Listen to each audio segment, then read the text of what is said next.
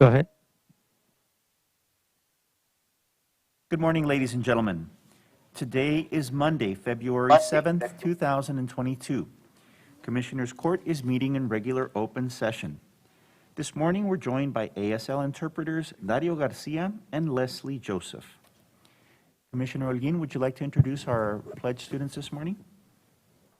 Yes, thank you, Cesar. Good morning, everyone. I'm very, very proud to welcome Ms. Olivares' third grade class, who is with us today and is going to lead us in the pledge and in the Texas pledge. They are from Dr. Sue A. Shook Elementary School, and I would particularly like to thank Mario Herrera, who was the student who volunteered his class for today's pledge. So thank you, Mario, and thank you, Ms. Olivares' third grade class.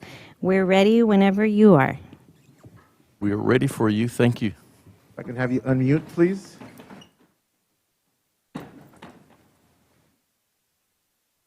Can you unmute, Mrs. Olivares? Yes, can you all hear me okay? Yes, ma'am. We can. Okay.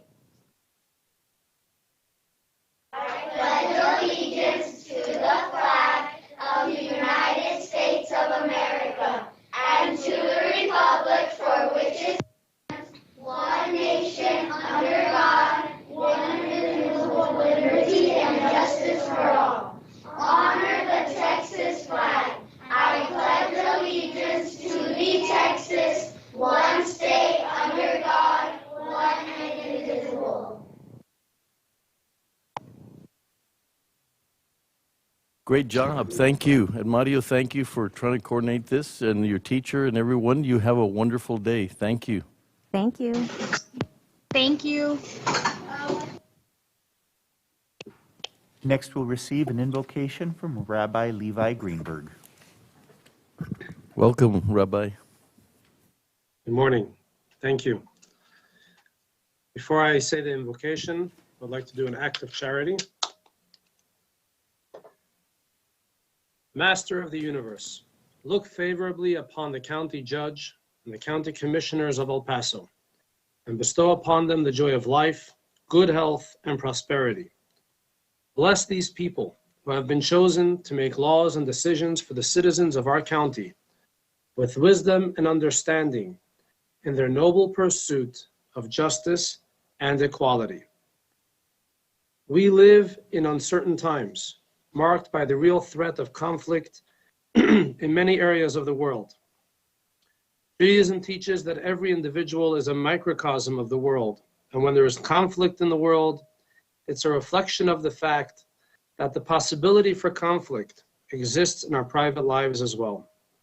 While the underlying causes for conflict may seem natural and embedded in the human experience, the biblical prophets declared thousands of years ago that one day it will all change, and every one of us can be a partner in creating that change. Isaiah proclaimed that in the future, they shall beat their swords into plowshares and their spears into pruning hooks. Nation shall not lift up sword against nation, nor shall they learn war anymore. The famed 12th century sage Maimonides declared that one single good deed, spoken word, and even thought can usher in the messianic era of world peace envisioned by Isaiah and the other biblical prophets.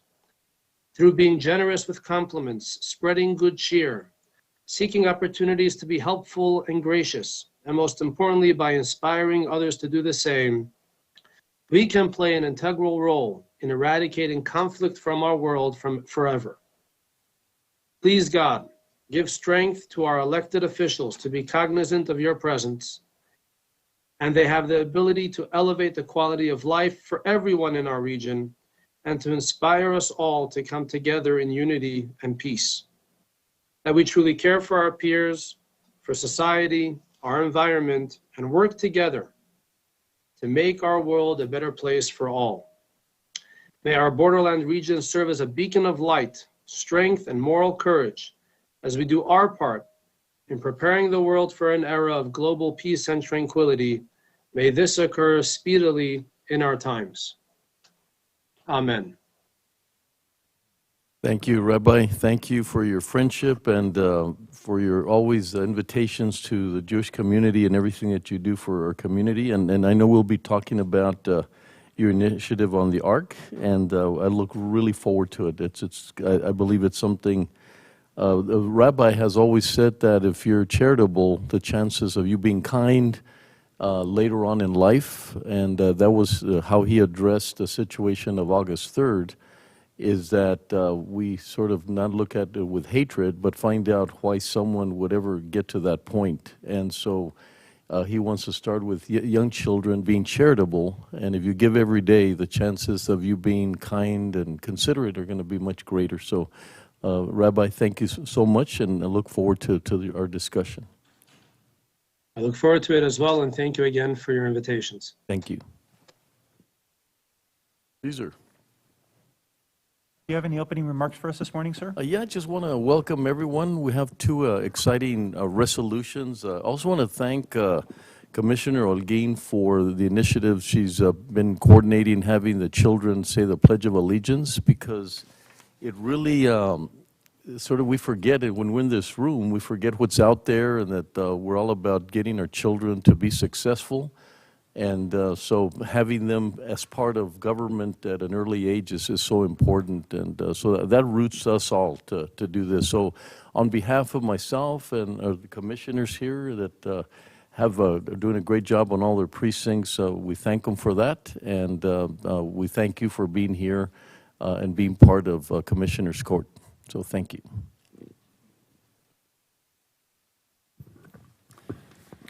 This brings us to the consent agenda, composed of items 4A through 4AC.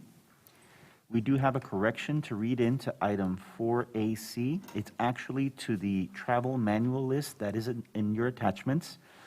The travel manual list should be corrected to reflect Judge Brian Haggerty at $1,000, not $0. It's $1,000 for Judge Brian Haggerty. Are there any other items or any other items that members of the court or the public would like to pull for individual discussion? Commissioners? So moved? The rest? You have one? Move to approve. Oh, okay. Second. Second, thank you.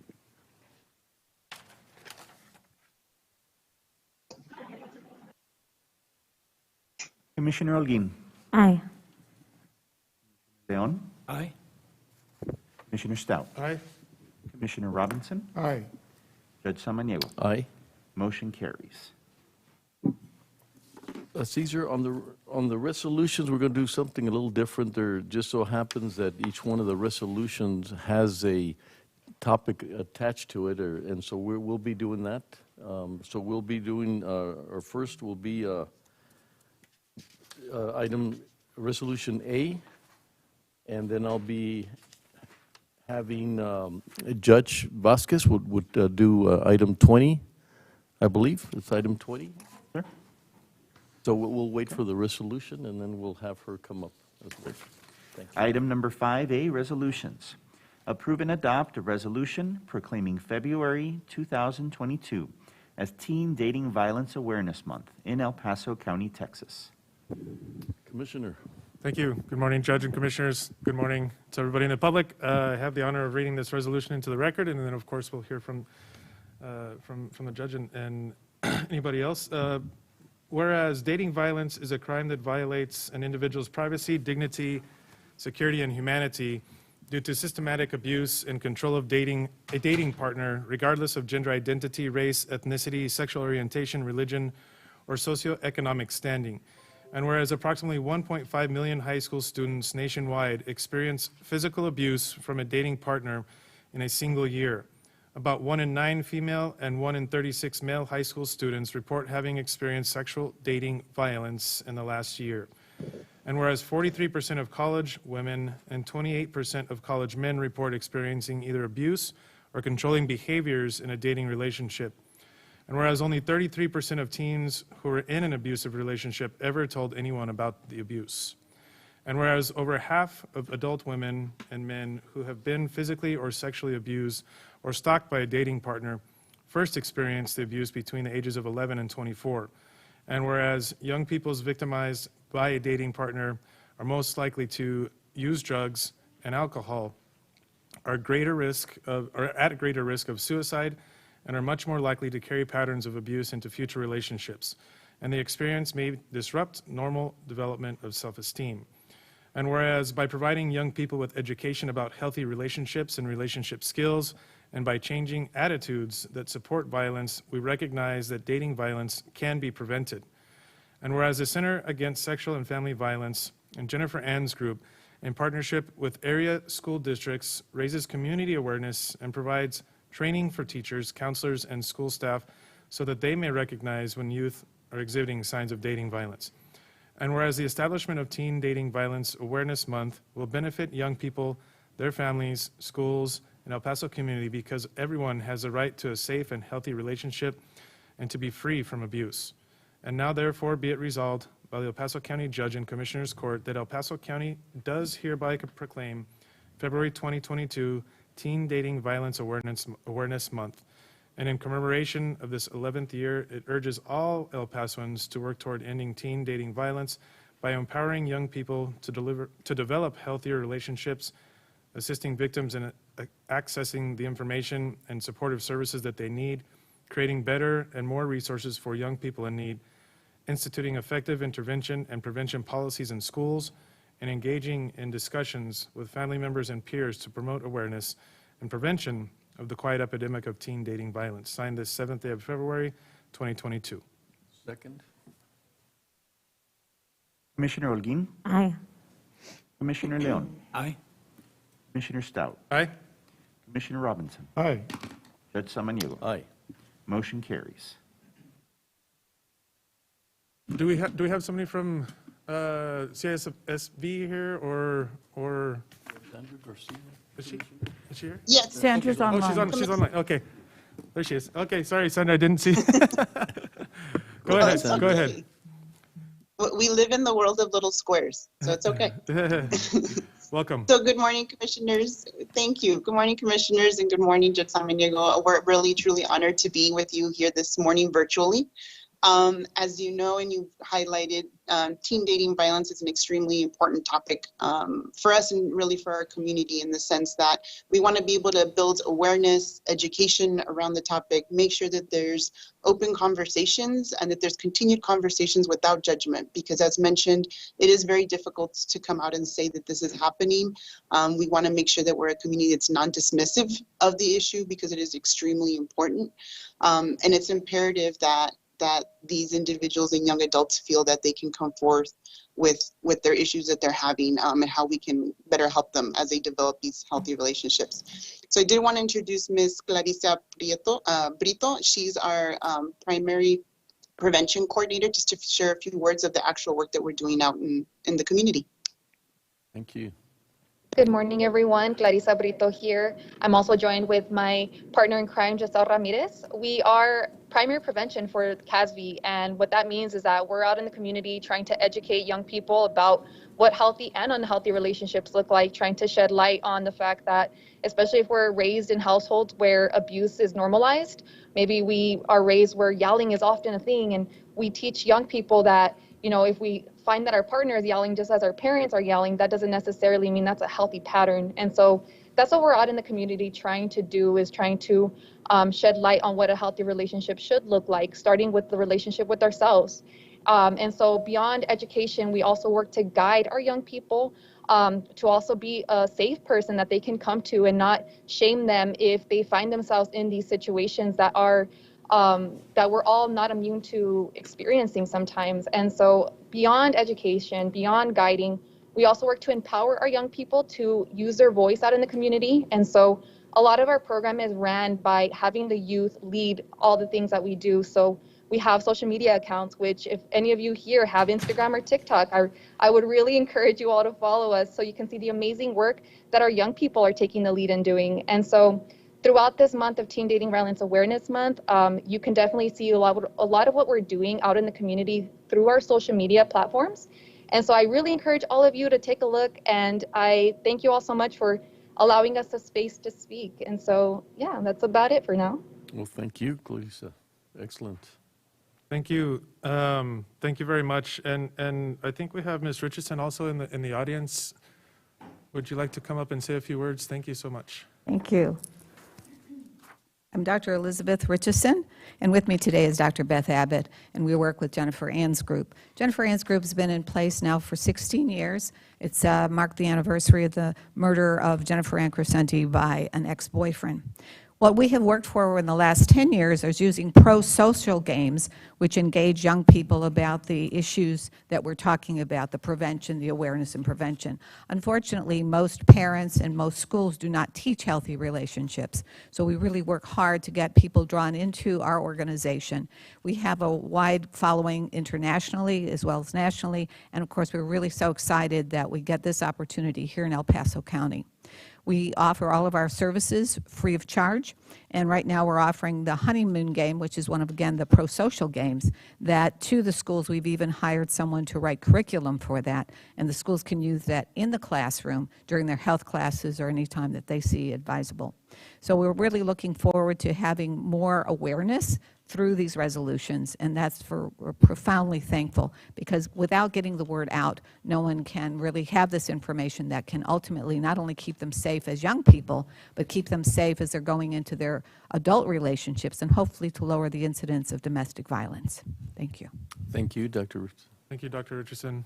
Was there anybody else from the Center Against Sexual and Family Violence that wanted to speak on this item? Sandra, you have some guests? You're muted, Sandra? You're muted, Sandra? You're muted, Sandra?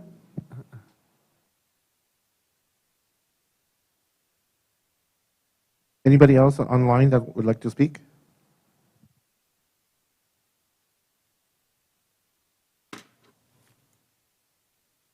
Okay. I guess we didn't have anybody else that wanted to You've speak. got, I think, Or do we? Ramirez, Ms. Ramirez, or you've got on the screen there, would you like to say something? Hi. So my There name you is go. Giselle Ramirez. I'm also a partner with Clarissa in our empowerment project to, lead our students to healthy relationships. But I also wanted to highlight Perla and Marlon, who are also here in the room with us, who do the intervention work with us. So we come as a package deals to the high schools, and it's been a great turnout so far. So thank you so much for recognizing Teen Dating Violence Awareness Month this month. Thank you. Thank you, Giselle. Thank you.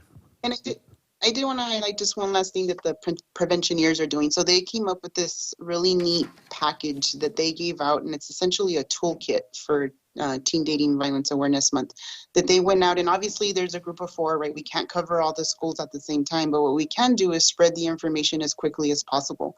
And so they came out with QR codes, packaging, things that you can do in your own campus that really gives them the structure and kind of first steps forward and being able to provide this information to their community. And hopefully engage in, again, focusing on having the young adults in our community lead the charge, if you will, and kind of spread the word as much as possible.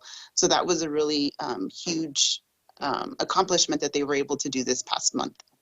Thank you, Sandra, and thank you, Commissioner. I keep emphasizing that things have changed, and because of the pandemic and isolation and things that it's a scary world out there for a lot of our children, that things are going to sort of catapult a little on us, and we're trying to make sure that those challenges are out there.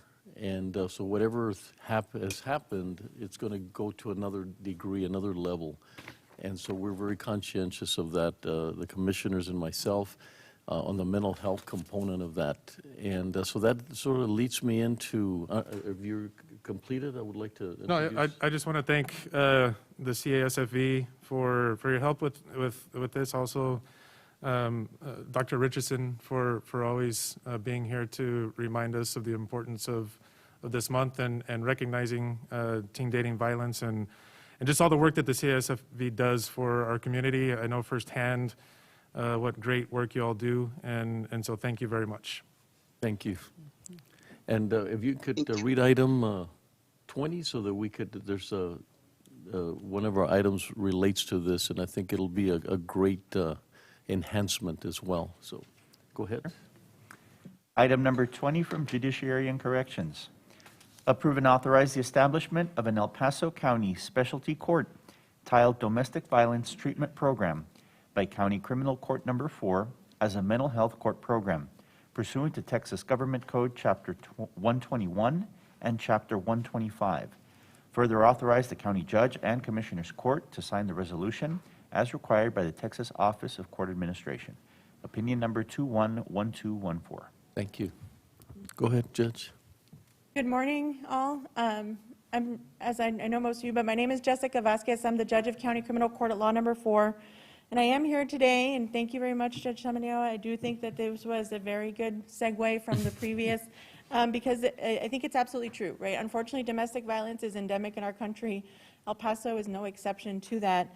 And I do think that domestic violence in our judicial system presents a very unique challenge because at the conclusion, the person accused has to return to their community, which often includes the very person that accused them of domestic violence in the first place. And I think that would be difficult for any of us, right? Any of us to try to reintegrate in a healthy way to that relationship. And it's even more difficult for somebody who faces a mental health condition that, in so many times, right, they never get taught about what the best way to deal with not only a healthy relationship, but also to address any mental health illness concerns that they have.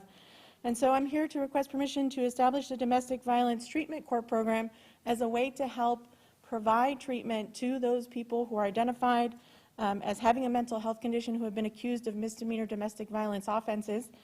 And then through the court program to try to give them not only, not an alternative path to just normal adjudication, which is what they have right now, by having treatment programs incorporated in the program to address whatever mental health needs they have, but also to give them some of the information that just isn't really provided in our community on how to have a healthy relationship, how to resolve conflict in a way that doesn't resort to violence, and also incorporate financial counseling if needed, parenting classes if needed, to have family counseling for those that do end up having to reintegrate into the community or into the relationship that led to the violence incident in the first place. And so that's why I'm here. I've actually spoken to some of our would-be partners. Ms. Garcia, who's on the phone. I have the support of Joanne Bernal from our county attorney's office as well. And I believe that Kelly Childress from the public defender's office is on as well, who all see a great need for this program in our community and who are willing to help me along the way. Excellent. Anyone would like to say anything? Joanne, anyone that would like to? Yes, thank you. Good morning, Judge, Commissioners. Joanne Bernal, County Attorney. I just want to applaud the judge for bringing this program forward. It will be the first of its kind in El Paso if you all approve the application process.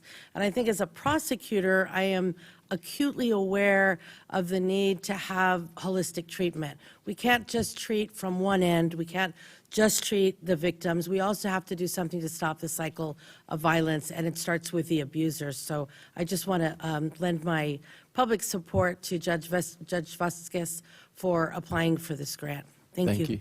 We have had so much success with our specialty courts because they'll focus on an area that sometimes is forgotten or goes through the legal process. And of course, anything, as I said earlier, anything focusing on mental health as we move forward is going to be, and right now it's just an application. We're not approving the actual program. We are conscientious that there might be, an impact to the county as far as employees and so forth, but that'll be brought after the application is accepted. So I want to move to approve. Second.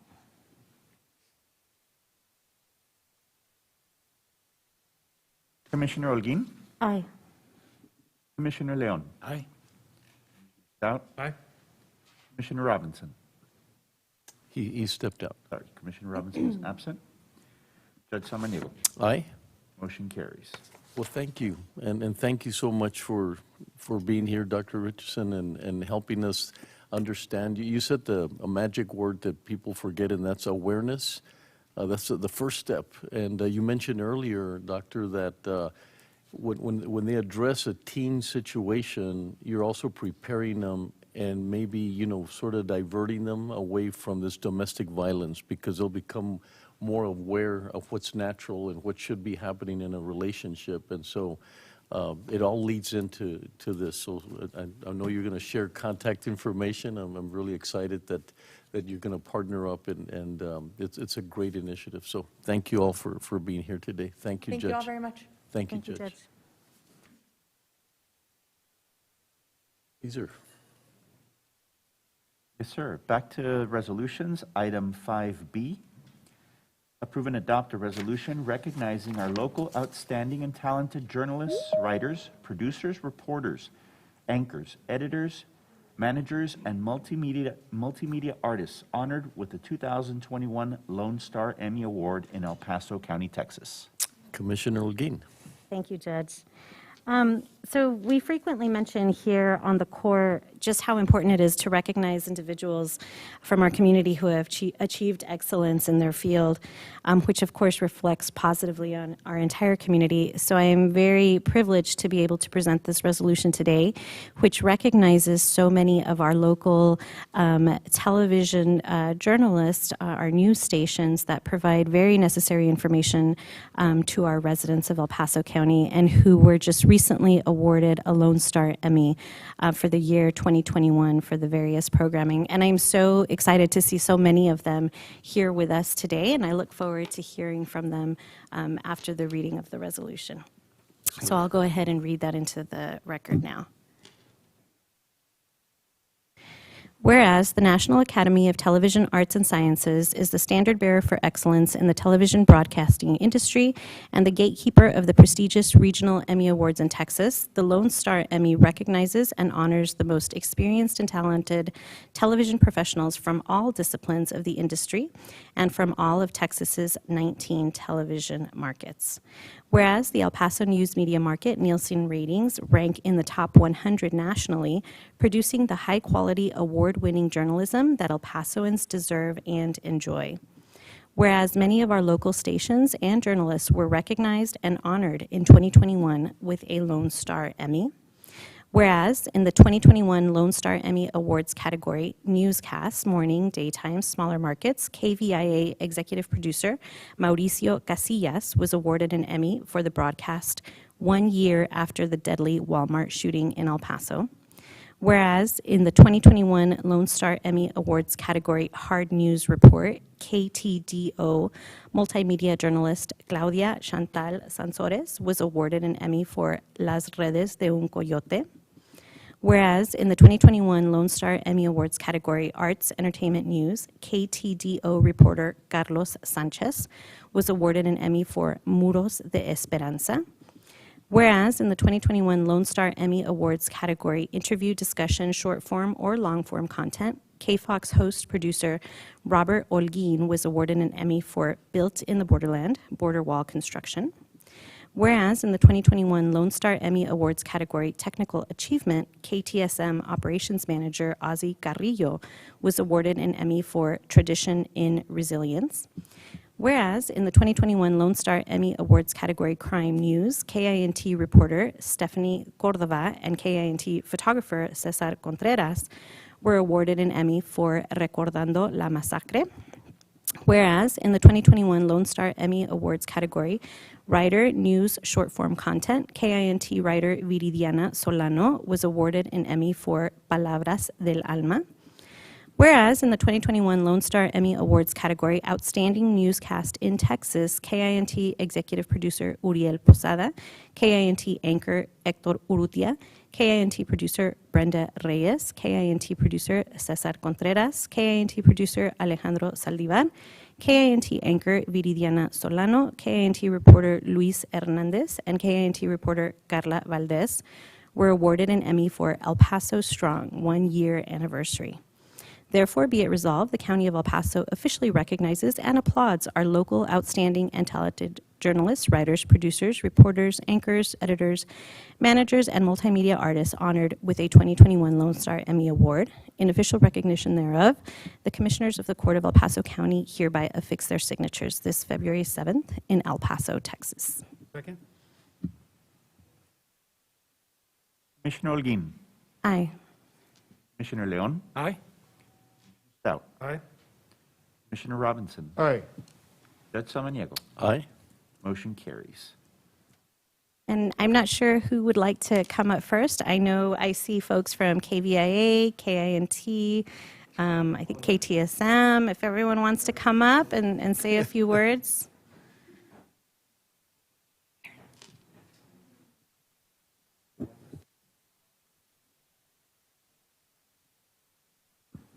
Yeah.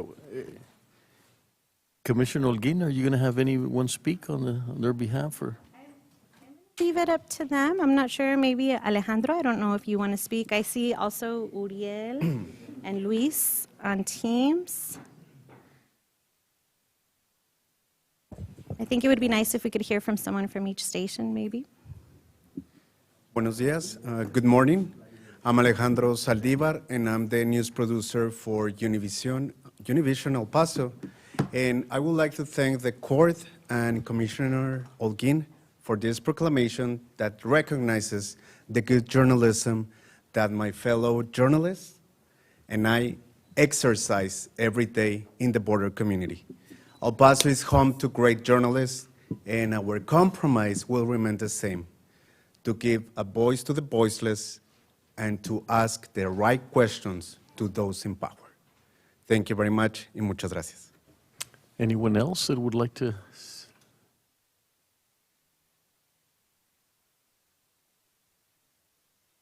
Good morning.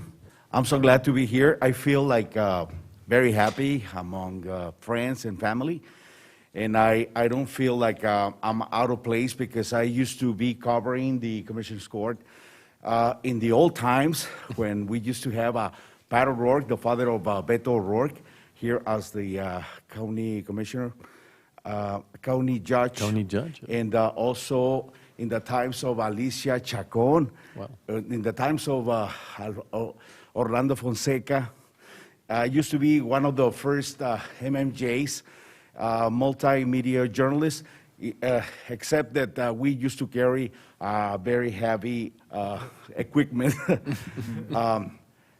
But I feel that this moment is a crowd, has been crowning this effort to the team of Univision 26 to be named the best newscast at 10 o'clock in Texas in our division, and something that we share with our friends in El Paso, that they've been awarded for the Lone Star Emmy, and we feel and we share this happiness and the impact that we have with our community at the border.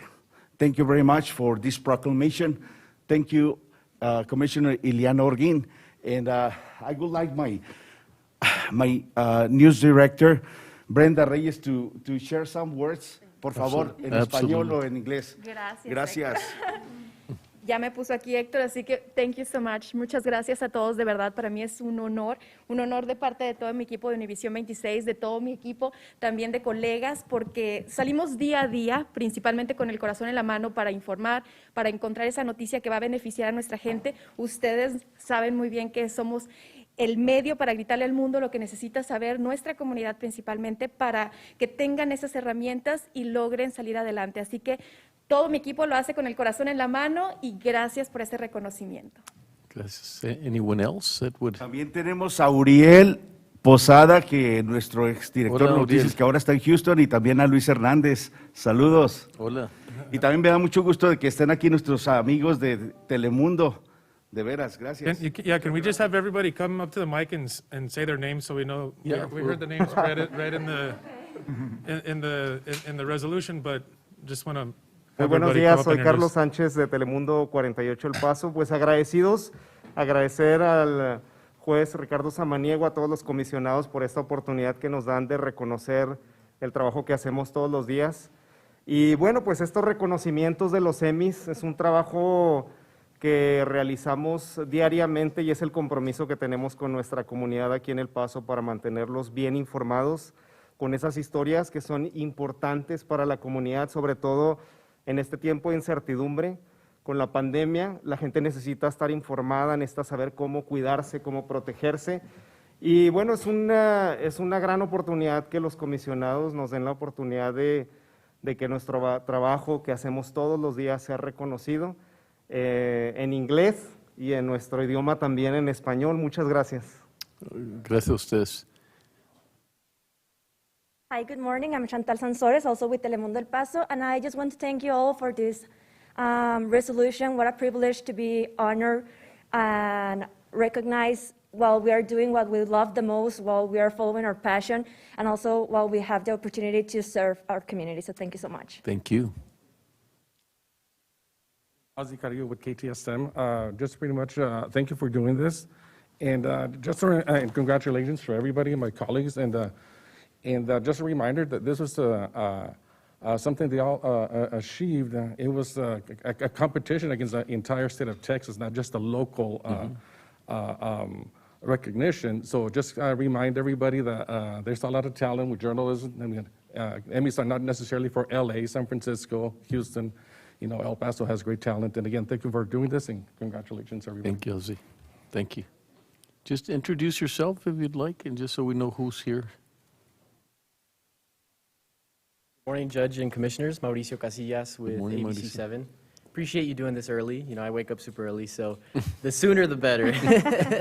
No, but thank you all so much. I mean, this is an incredible recognition, and I'm accepting the honor on behalf of my morning team. They're incredibly talented. They show up at midnight to deliver the news every morning and start working on it.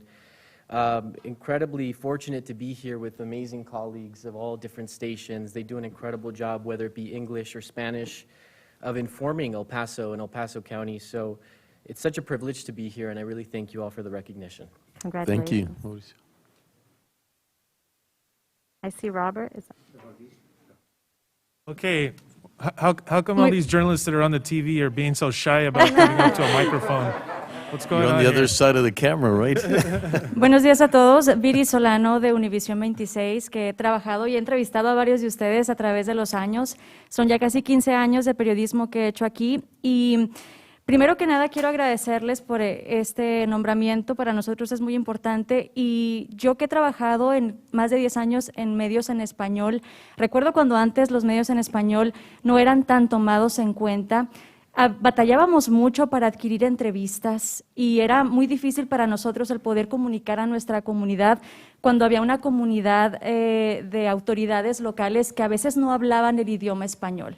Yo les agradezco porque muchos de ustedes, la mayoría hoy en día, ha hecho ese esfuerzo por hablar un poco más el idioma español, por también estar interesados en comunicar a su comunidad en su idioma, en español. Somos una población que es casi el 80 o más del 80% hispana y necesitan líderes así, que hablen español, que nos puedan dar entrevistas en español, y me encanta que hoy en día ya no somos los rezagados que a veces esperábamos hasta media hora para poder obtener una entrevista en español. Era la realidad.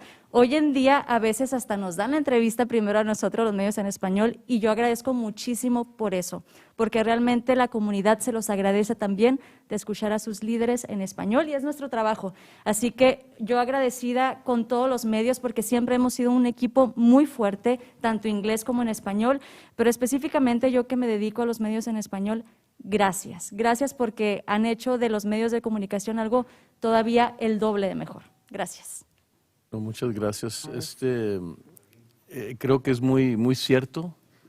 Creo que me reconocen más a mí en Juárez que en El Paso. Entonces sabemos que vamos por ese camino. So, a ver quién I think we sigue. haven't heard from Robert yet. Buenos días a todos, Stephanie Córdoba, reportera de Univisión 26 El Paso. ¿Qué les puedo decir? Igual, agradecida con todos ustedes, como dice mi compañera Viri Solano.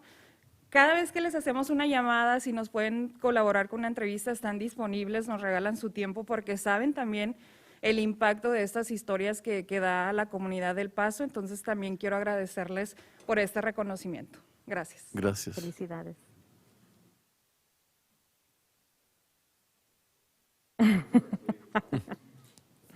Valdés de Univisión El Paso, y también les quiero agradecer mucho por este reconocimiento, ya que, como dicen mis compañeros, salimos todos los días para tratar de informar a nuestra comunidad, y el que ustedes estén disponibles para nosotros para poder llevar ese mensaje es muy importante, y vamos a seguir trabajando día con día para llevarle la mejor información a nuestra comunidad, y muchísimas gracias otra vez. Contrario. Felicidades. Gracias. Robert. I'll be brief. A couple of things. I probably should have worn a suit. I also want to shout out those who brought their trophy. Like, that's a power move. And I never thought to do that, to just put it on here. It's great to see all of you in person. It's great to see my colleagues in person. I don't get to do that a lot these days, so it's wonderful to be in everyone's company today for this. I want to thank you all for recognizing the work that journalists do. I want to thank you for your transparency. Commissioner Holguin, thank you so much for bringing this to the this honor here, to this resolution. We're not related, but Holguins always have great ideas, so keep that in mind. Once again, thank you so much, everyone. Thank you. Thank you, Robert. Yeah. Do we want to hear Uriel, Luis? Yeah, any short comments? Yeah, whoever, Luis? Yes. Thank you, Commissioner Holguin and Connie Josh and Commissioner Scott for doing this. This for me is something very, very bittersweet, since I'm not living in El Paso anymore. But I'm proud to be in front of so many colleagues from Univision, Telemundo, KTSM, KDIA, KFOX, CBS, that they are doing tremendous job in helping the community. Now I'm living in Houston, but I'm proudly representing El Paso, El Chuco. Thanks so much for doing this. Thank you. Luis? Hola a todos, seré muy breve. Los extraño a todos, pero hay que seguir trabajando y hay que seguir luchando para que nuestro trabajo sea respetado e informar a la comunidad. Gracias. Gracias. Can I say something? I really wanted to finish with emphasizing about a magic word that we all share, my colleagues here in El Paso, my community. The magic word is care, because we really care. We really care for our values, and we really care for our children. We really care for our society, and we really care for the future. Thank you very much. Thank you. Just a quick comment, then I'll go to Commissioner Stout. I can't even begin to tell you, when we addressed a pandemic, and I hear about other places that are very different, where you collaborated, you helped us spread the word in the most proper manner. You didn't alarm people, you educated people. It was just an amazing process that I was very proud of. We never had that feeling that, we were being criticized. You brought the information out, and that was extremely helpful. The other one that is very important to me is that this collaboration between the English station and the Mexican stations, we talk a lot about this binational that we are, and I think it's finally coming together, that we really address things. Like right now, look at who's here. You've got both the English stations, the Spanish stations. When we did the torneo, you covered them both from the Mexican side and the U.S. side. I think it was one of the most incredible, incentives, because we're working together as if there was no border. And that's, I've always said, let's erase that border on most of the majority of things that we could do that. And we thank you for that, because that allows us to do much better, because people are promoting and understanding why we're doing something.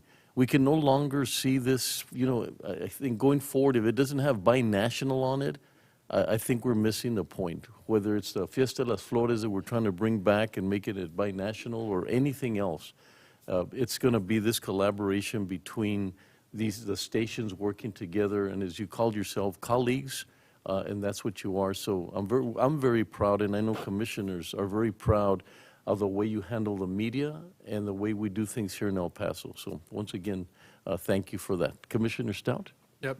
Thank you, Judge. And I also want to just congratulate all of you. I started a tradition a number of years ago to have a resolution on the Commissioners Court's agenda to recognize you all for winning Emmys, and I really appreciate you, Commissioner Holguin, for keeping that tradition up and making sure that we do this every year. And I did that because I used to be a journalist myself, and I remember how difficult the job can be, and more and more is asked of you all. When I was a journalist, I didn't have to worry about doing my own camera work, for example. I was not an MMJ. I actually had a cameraman that went with me most of the time. And that's changing. The job, now you all are reporters, producers, editors, cameramen, and doing everything. And so it's, I mean, plus you have to do social media, you know, just so much, you know, the job entails so much more. And, you know, I also remember a lot of times, so thank you to the news directors for allowing your folks to actually compete for these Emmys, right? Because I remember when I was a journalist, a lot of times our news director or the management didn't allow us to compete, and we had some really great stories that probably would have won a lot of awards. But so thank you to the news directors, you know, Uriel and like Uriel and like you, Brenda, for allowing your staff to compete for these, because as you can see, every year this community wins more and more Emmys, and it's really great because all of those stories that are done here locally at the border get some really great statewide attention. They go to these competitions, and other people in other communities get to see what you all are working on here and doing the great work. So I really appreciate all that you do, and muchísimas gracias por también reconocer a los que hablamos español y tratamos de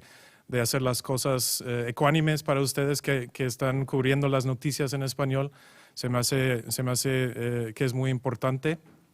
You know, I do miss working in journalism, mostly my colleagues. I mean, I worked alongside Héctor Urrutia, and I worked with Viri and with Brenda at Univision, and you know, I miss working with y'all. I do, and so thank you very much for all you do, and to all the newcomers that are starting. I think it's you know, it's great to be able to start in this community.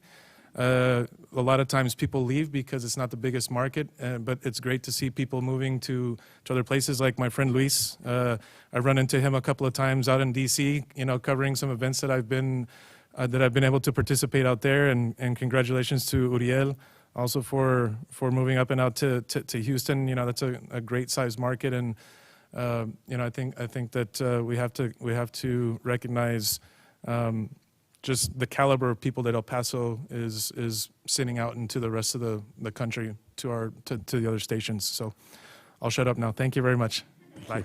I'm going to ask for one more, if you guys could stay as a request from Commissioner Holguin. Our next item really needs to be promoted, and it has to do with balloting and mail balloting. We got these great superstars here in front of us that are going to help us convey that message. So when we conclude that, if you could wait, and then I'm going to bring up item 7B with Alicia Weiss, and hopefully you can help us get that information out there. So, but if you guys could come over Yes, if before everyone sits down, Judge, if we could get a photo with everybody. Yeah, that's what we would love to do, so. Oh, yes, we need to. Did we already? We voted? Oh, yes, we did. Yeah, we did. Judge, can I say something? Judge, can I say something real quick? Yes, all right. I'd like to hear from Commissioner Leon. Yes, I wanted to thank you all for being here, and a reminder that when I hear your news stories, you usually do not put a spin on it, and that's so important. And a reminder that what you do really is the difference between a free society, free human beings, as compared to an oppressed society. That is what we're talking about today. So thank you for doing a great job. Thank you, Commissioner. ¿Cómo le va? Gusto de verlos. Felicidades. Early mornings, man. I see you in the morning. Felicidades. Todo.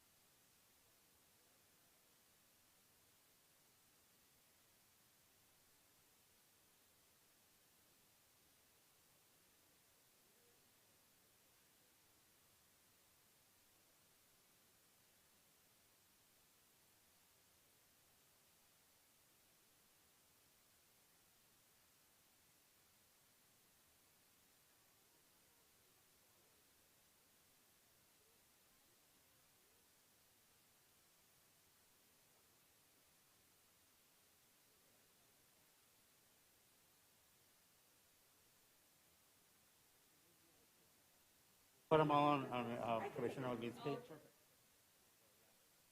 But if you want them, you,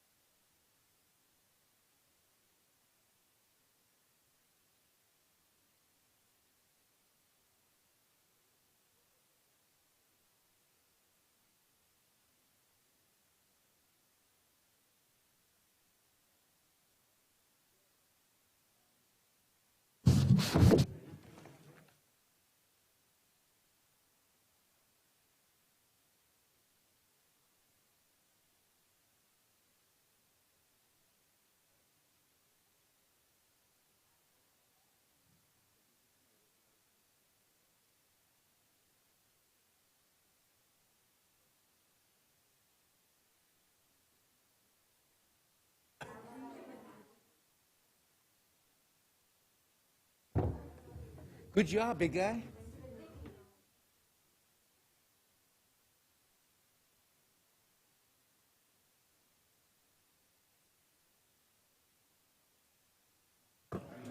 Yeah, if we could read the item, and then before you leave, please. Go ahead, Caesar. Yes, sir. I was just going to say, Judge, maybe we should have a resolution for the media every Monday so we can have so many cameras here. Get some publicity.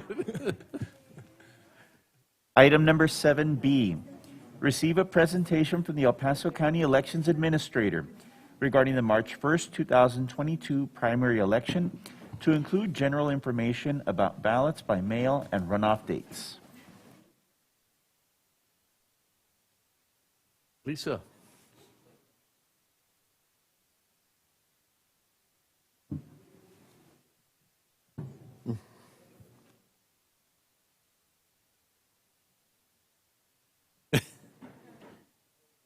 Yeah, could you wait a little while so you could hear this particular one, because I think it's important for the community.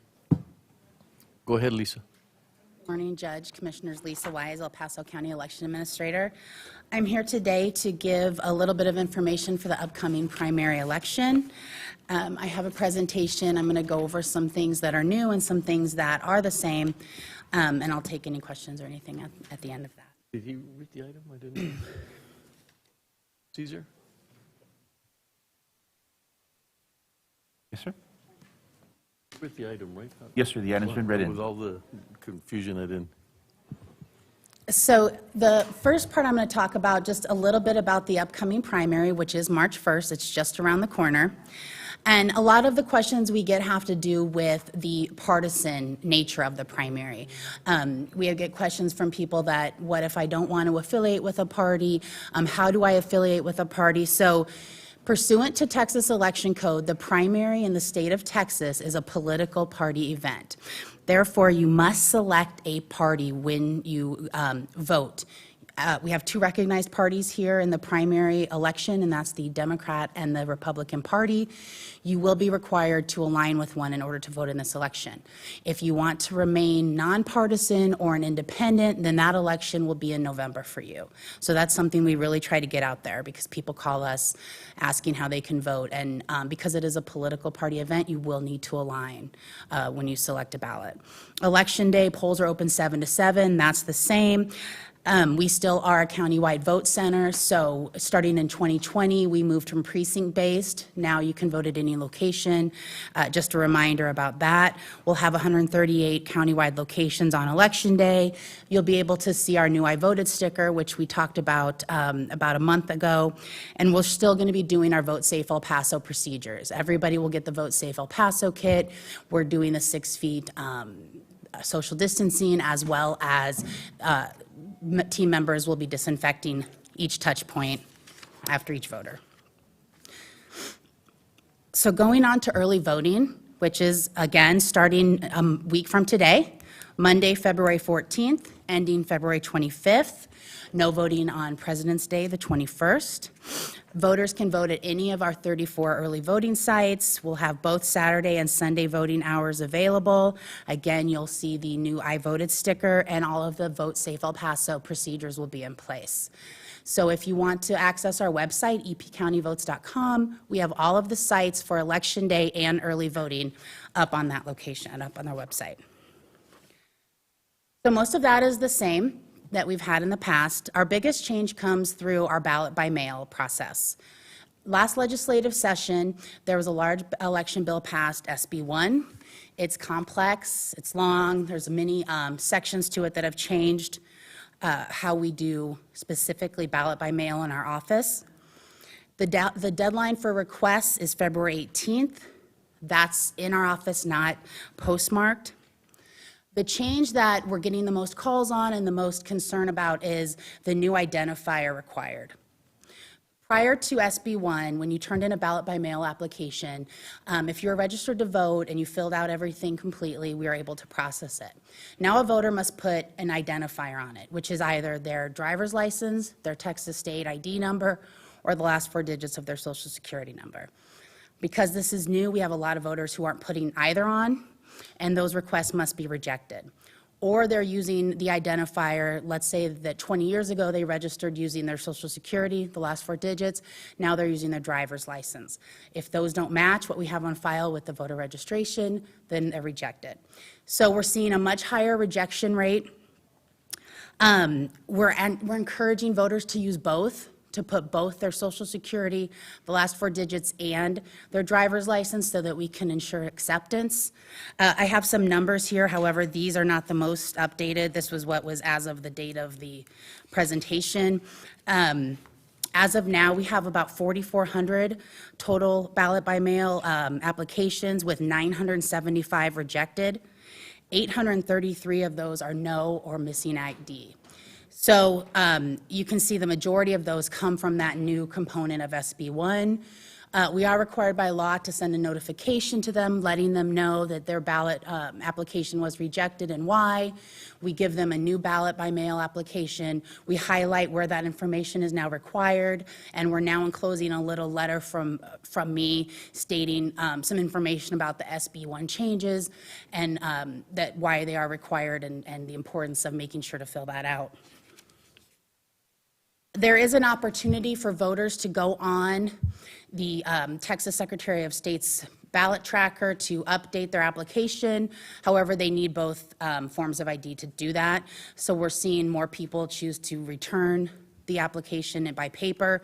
But they are able to do that either on the Texas Secretary of State's website at texas.gov, or they can come on our website and we have a link to the tracker, that if they either need to update it or even if they want to track their application from receiving to then the ballot, whether or not it was approved or rejected by the Signature Verification Committee, that's available this year. That's new. That's also part of some of the legislation that was passed last year. The other part of the identifier is that identifier will be required on their carrier envelope when they return their ballot. So you want to make sure that if you're putting it on your application as well as when you return the ballot. There's a little bit more wiggle room on how we can contact voters who have defects in their carrier envelope, which would be by phone, by email. That's written into the law. The Signature Verification Committee can do that. So you want to watch for your carrier envelope and make sure you fill it out completely. I know there's a lot of information on there, but we cannot emphasize enough to fill out every box on there.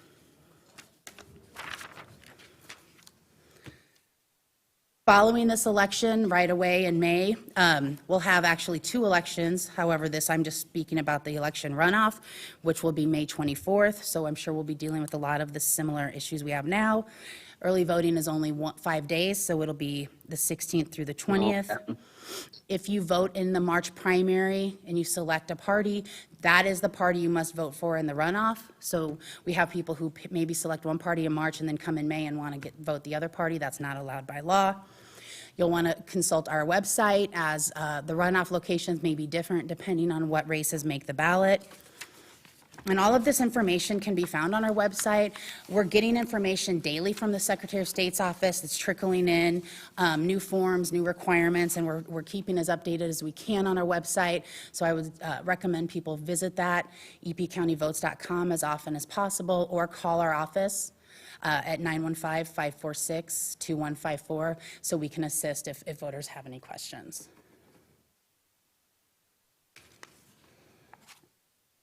Yeah, Commissioner?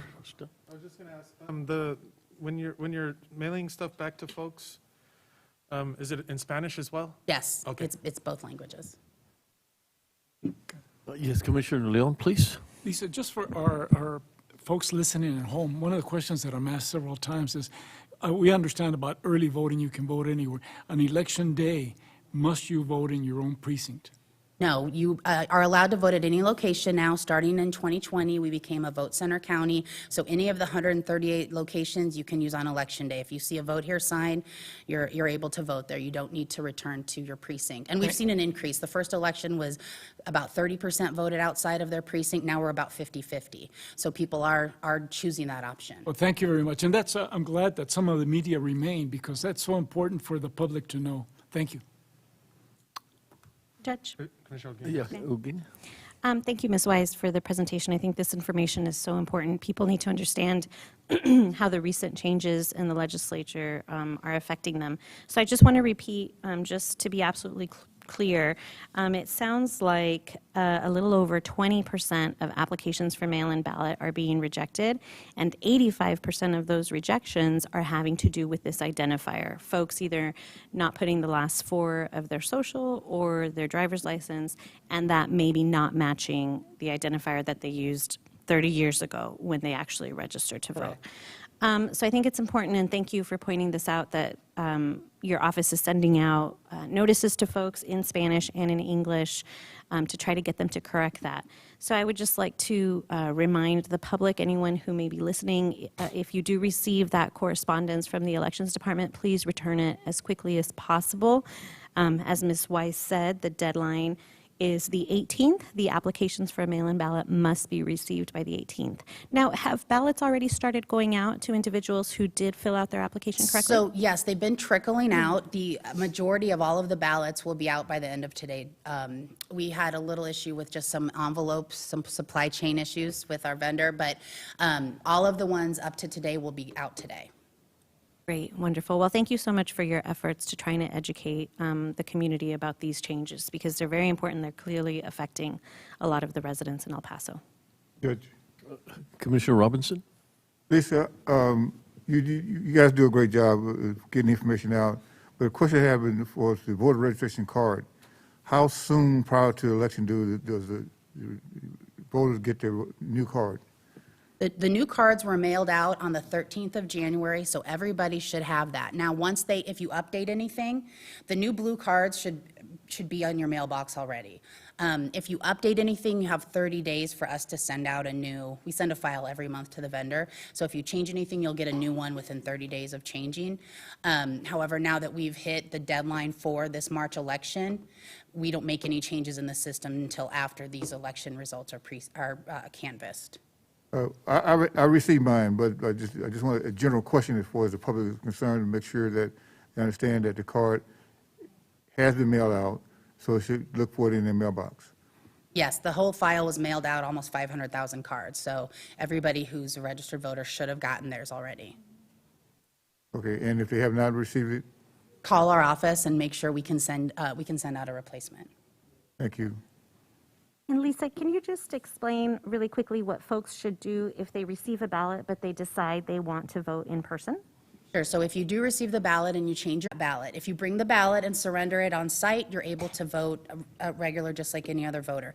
If you decide you want to vote in person but you don't have the ballot, you'll have to vote provisionally just so that we can ensure by law that that ballot by mail hasn't been returned and won't be returned. So it's important not to throw the ballot away if you decide to vote in person. Correct. You have to It's a take much faster process if you bring the ballot with you to surrender on site.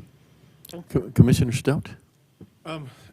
I had one more question. So if somebody sent in an application for a mail-in ballot, say like 2 months ago and hasn't received anything, should they go ahead and re-up and like send another request or? If they haven't received, I would say if they haven't received anything by Wednesday, everything should be out by the end of business today. Then they can call our office and we can check on it, but every single ballot should be out by close of business today that we've received. Yeah, and I just want to add on to what Commissioner Holguin was talking about. I mean, we can see that the reason why these laws were passed was to suppress the vote. When we have 20% of our ballots being rejected here because of this crazy new rule, I just hope that incenses people here and makes them want to get out there and vote earlier and vote more often, because I mean, this is a community, as we heard earlier from our media partners, with more than 85% Hispanic population, and that's what they're trying to do here, is to silence the voice of people of color and people in our community. So please, let's get out there and vote in these elections. Yeah, no, sadly, this law was specifically passed to make it harder and for people to vote in communities like ours. And so we need to do whatever we can to make sure that the community is aware, so that we don't let them dilute our vote. So thank you, Lisa. Thank you for all you're doing, yeah. Yeah, Lisa, it's the two things, the changes and voter participation. We had worked so hard at starting from, our commissioner here was the chairman of the Democratic Party, that really pushing hard on voting and getting people out there to vote. And now we have these things like the information and making it a little bit more difficult. So we thank you thank you for the media. If you could help us tremendously with getting that information out there. So thank you very much, Lisa, and thank you. Thank you. Thank you.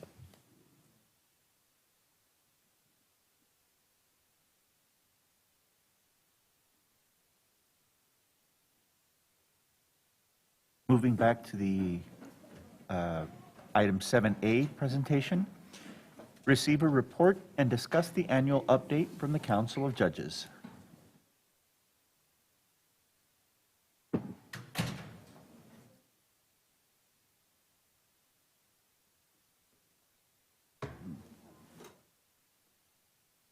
Good morning. For the record, I am Mike Cucaro, the Executive Director of the Council of Judges. El Paso Judiciary is completing its 2021 annual review, and the Council of Judges would like to share with you some highlights. Our council is comprised of 17 district court judges, 11 judges of the county criminal courts and courts at law, and 2 probate judges. Our judges are supported by the jail magistrate court, several appointed associate court judges, the Council of Judges staff, and district and county court administration. We are fairly unique in Texas in the way that our judges meet and work together as a whole. 2021 was a challenge for the courts for reasons that you hear about each week and probably every day. The pandemic looms over everything. But more than issues that we've faced, there's a lot of positive news.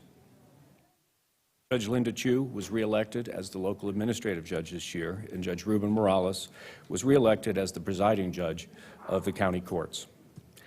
The Council of Judges was able to update its indigent defense plan not once but twice last year and continues to study refinements. The failure to appear in our courts rate, which is a constant concern, has declined significantly with the use of virtual hearings. And the courts have been able to hold some jury trials, although not as many as our judges would like. Following the advice of Dr. Ocaranza and Angela Mora of the Department of Public Health, we have limited jury trials when our health safety protocols were not sufficient to protect against spikes in the pandemic risk to our community. We are adapting, and the courts are now pushing forward to become more efficient and more effective using lessons that we have learned during the pandemic. The following slides are aggregate numbers for all cases in a given category. Each month, judges receive a dashboard of data that helps their court see the big picture of how they're doing and where they may need to focus their attention. Most of the following charts show filings, which are cases coming in, along with dispositions, which is cases going out.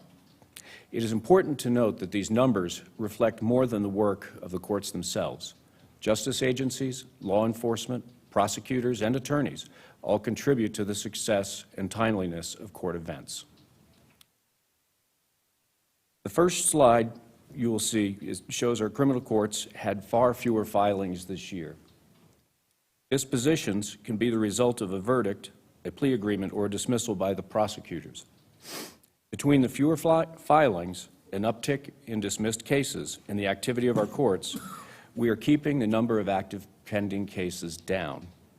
There are still many of the more difficult cases that must be addressed, but the felony and misdemeanor courts are not overwhelmed. Furthermore, the judiciary continues to examine ways to manage the caseload and get cases to trial. Important among these efforts is the renovation of Liberty Hall, where we will soon be able to accommodate larger numbers of jurors and still maintain social distancing. Next slide, please.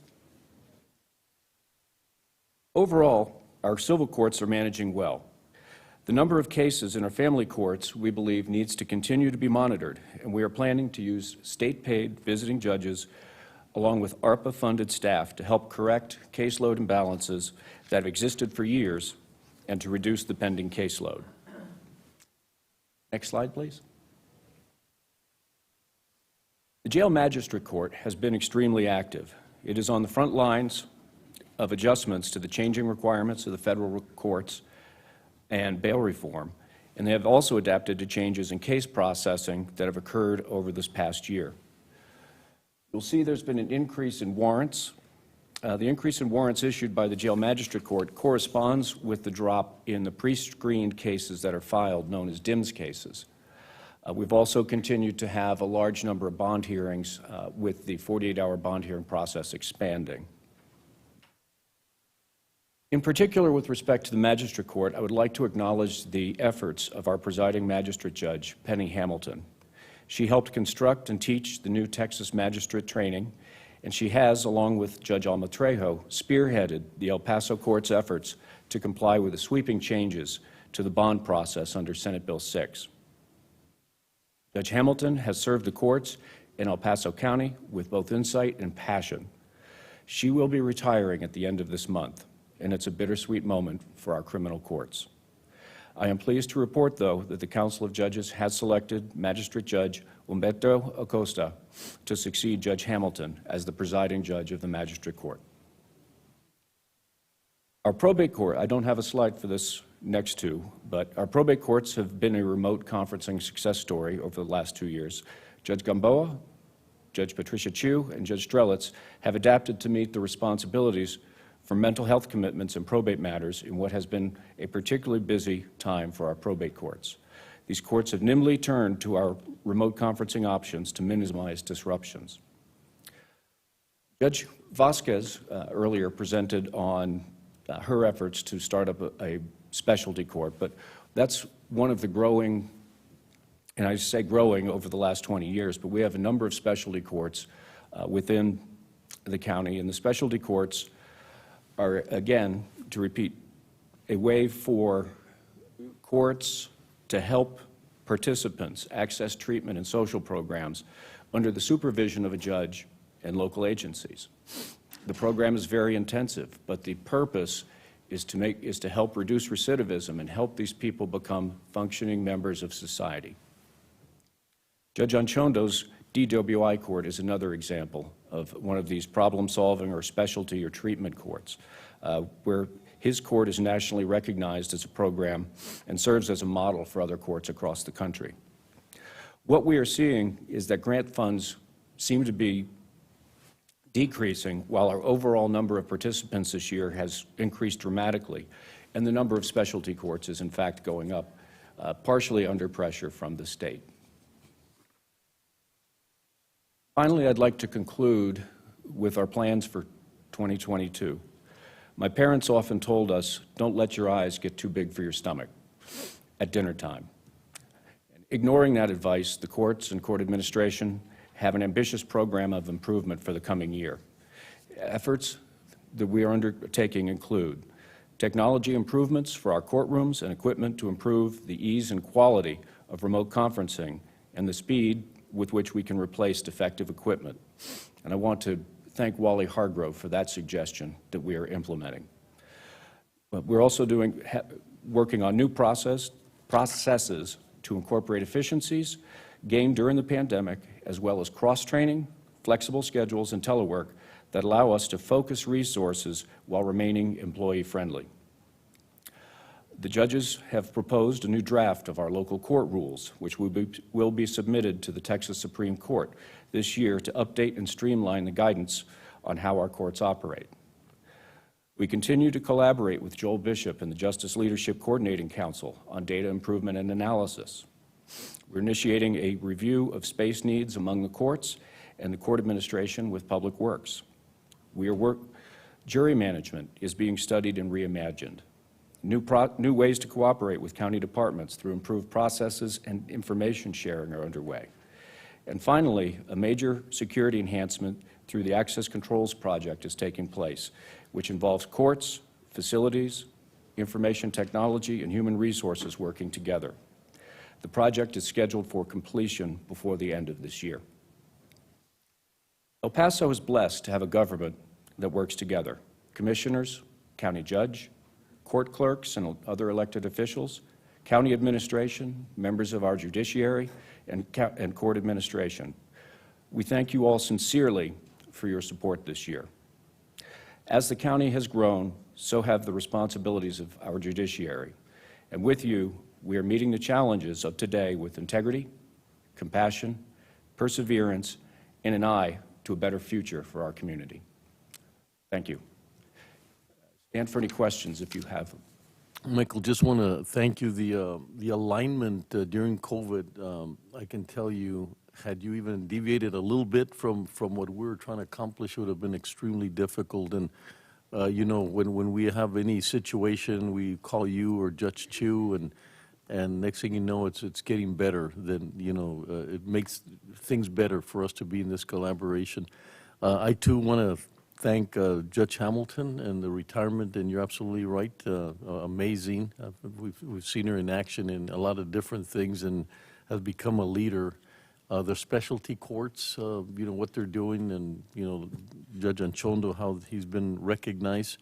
The probate, people don't realize that a lot of difficult things happened during the pandemic, and the probate courts, Judge Gamboa and Chu are just amazing, kept things going. Didn't do a lot of remote during the year because they were having to deal so many face-to-face. And so I know we all want to thank the courts for this alignment. It's not a, it wasn't always like that. I can tell you that things have gotten so much better and greater. Thank you for your participation and coordination. So once again, we thank you for that constant support in everything that we do here at the courthouse. So thank you, Michael. Thank you, Judge Samaniego. Thank you.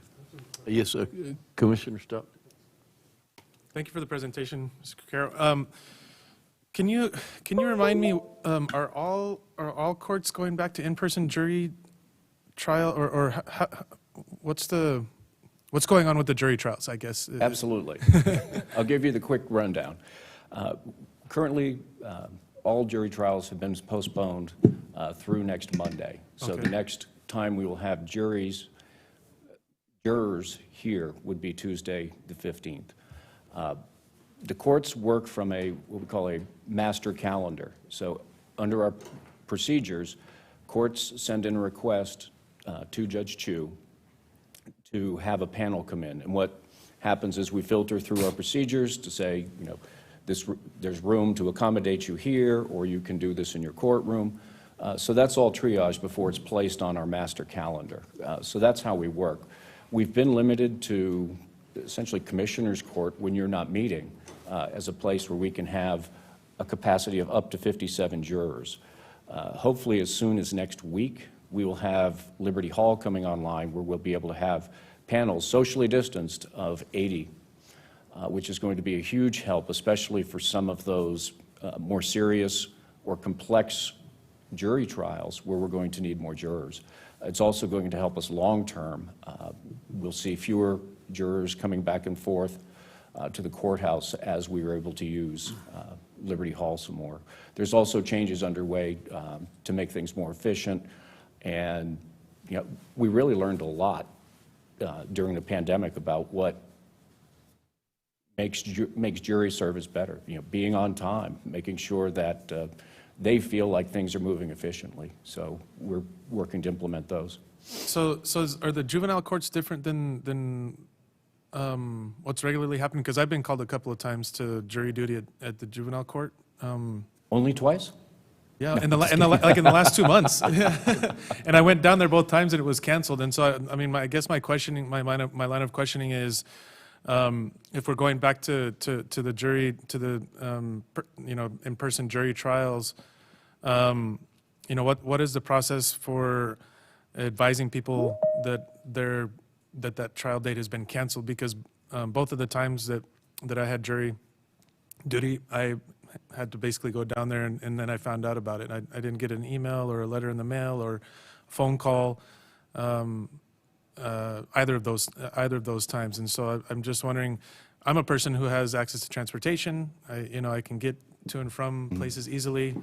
My job is very flexible, but when it comes to other folks that are on those juries, they may not have the same situation that I do. And so I was a little bit worried about the fact that there wasn't communication, and it may not have happened with everybody, but we can look into what's occurred. Generally, what will happen is a court will notify.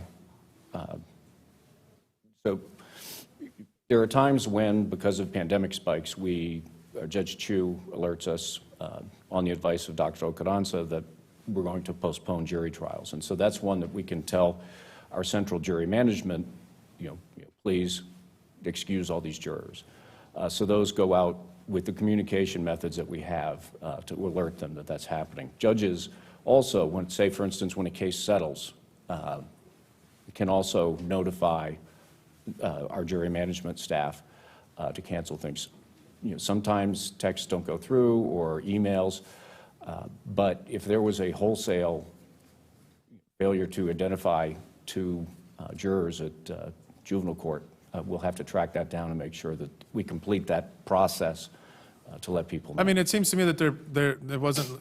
There were probably 5 or 6 other people there the last time I went, so it probably wasn't everybody that was not notified. But I know that folks have to worry about work and transportation and things like that. So I was just worried about that. But thank you. Thank you. Yeah. Like I said, we'll take a look. So always happy to try and do better. Yeah. Thank you. Absolutely. Thank you, Michael. Last thing I'd like to let you know is we are completing the annual report. We didn't print it last week because the county was teleworking, but we will bring by all of your offices a printed copy of the finalized annual report. Thank you. Once again, thank you for your partnership. Thanks. Thank you very much. Thank you. Caesar. Item number 7C, receive a community update from the Hospitals of Providence. Mr. Tejada. Mr. Tejada is the CEO for Hospitals of Providence, and I thought it came from him, and so I thought it was extremely valuable. As you know, we've had quite a relationship with the private hospitals and UMC, and it's just been incredible. So I thought it would be very nice to have the hospitals tell us a little bit about what's going on with them and what are some of the challenges that they have, and maybe there's things that we need to understand a little bit better ourselves. So, Mr. Tejada. Well, thank you, Honorable County Judge Samaniego. Thank you, Commissioner Holguin, Commissioner Leon, Commissioner Stout, and Commissioner Robinson, and of course, Chief Administrator Keller, for having me here this morning. I was going to say thank you for allowing me to talk, but I must be honest with you. Sitting here and watching and seeing what I've seen, that's really what I want to say thank you for. My family and I moved here 6.5 years ago, and I've always said it was the best decision we've ever made. But then I see here individuals who are fighting for families, fighting for voting rights, telling the story in the media, and it reaffirms why we like it so much here. It means the world to us. So thank you for allowing us to take a few minutes and letting me take a few minutes to talk about the Hospitals of Providence, what we're up to, and then take any questions you have. It's really all I want to do today. So I'm not controlling the slides, so I'll ask the person to go to the next slide. So here you have us and our humble beginnings, each of our 4 acute care hospitals. The story, of course, doesn't begin in 1949. The story begins in 1902. Some people might not know Dr. Michael Schuster came here as a Vienna-born physician, came to work at a company here, the predecessor of ASARCO, to open a physician clinic, and then it became Providence Hospital Association. And then over time, next slide please, that became this. And you have the 4 acute care hospitals, plus the 2 smaller hospitals in Horizon City and the Northeast, and of course our Children's Hospital. We've attempted to be what the community needs us to be, and we're very proud to be that. So next slide please. And that commitment is to the El Paso community. So I won't bore you and read every single point. I'll just emphasize certain points along in these slides. First one, of course, is that we're the largest private employer in El Paso.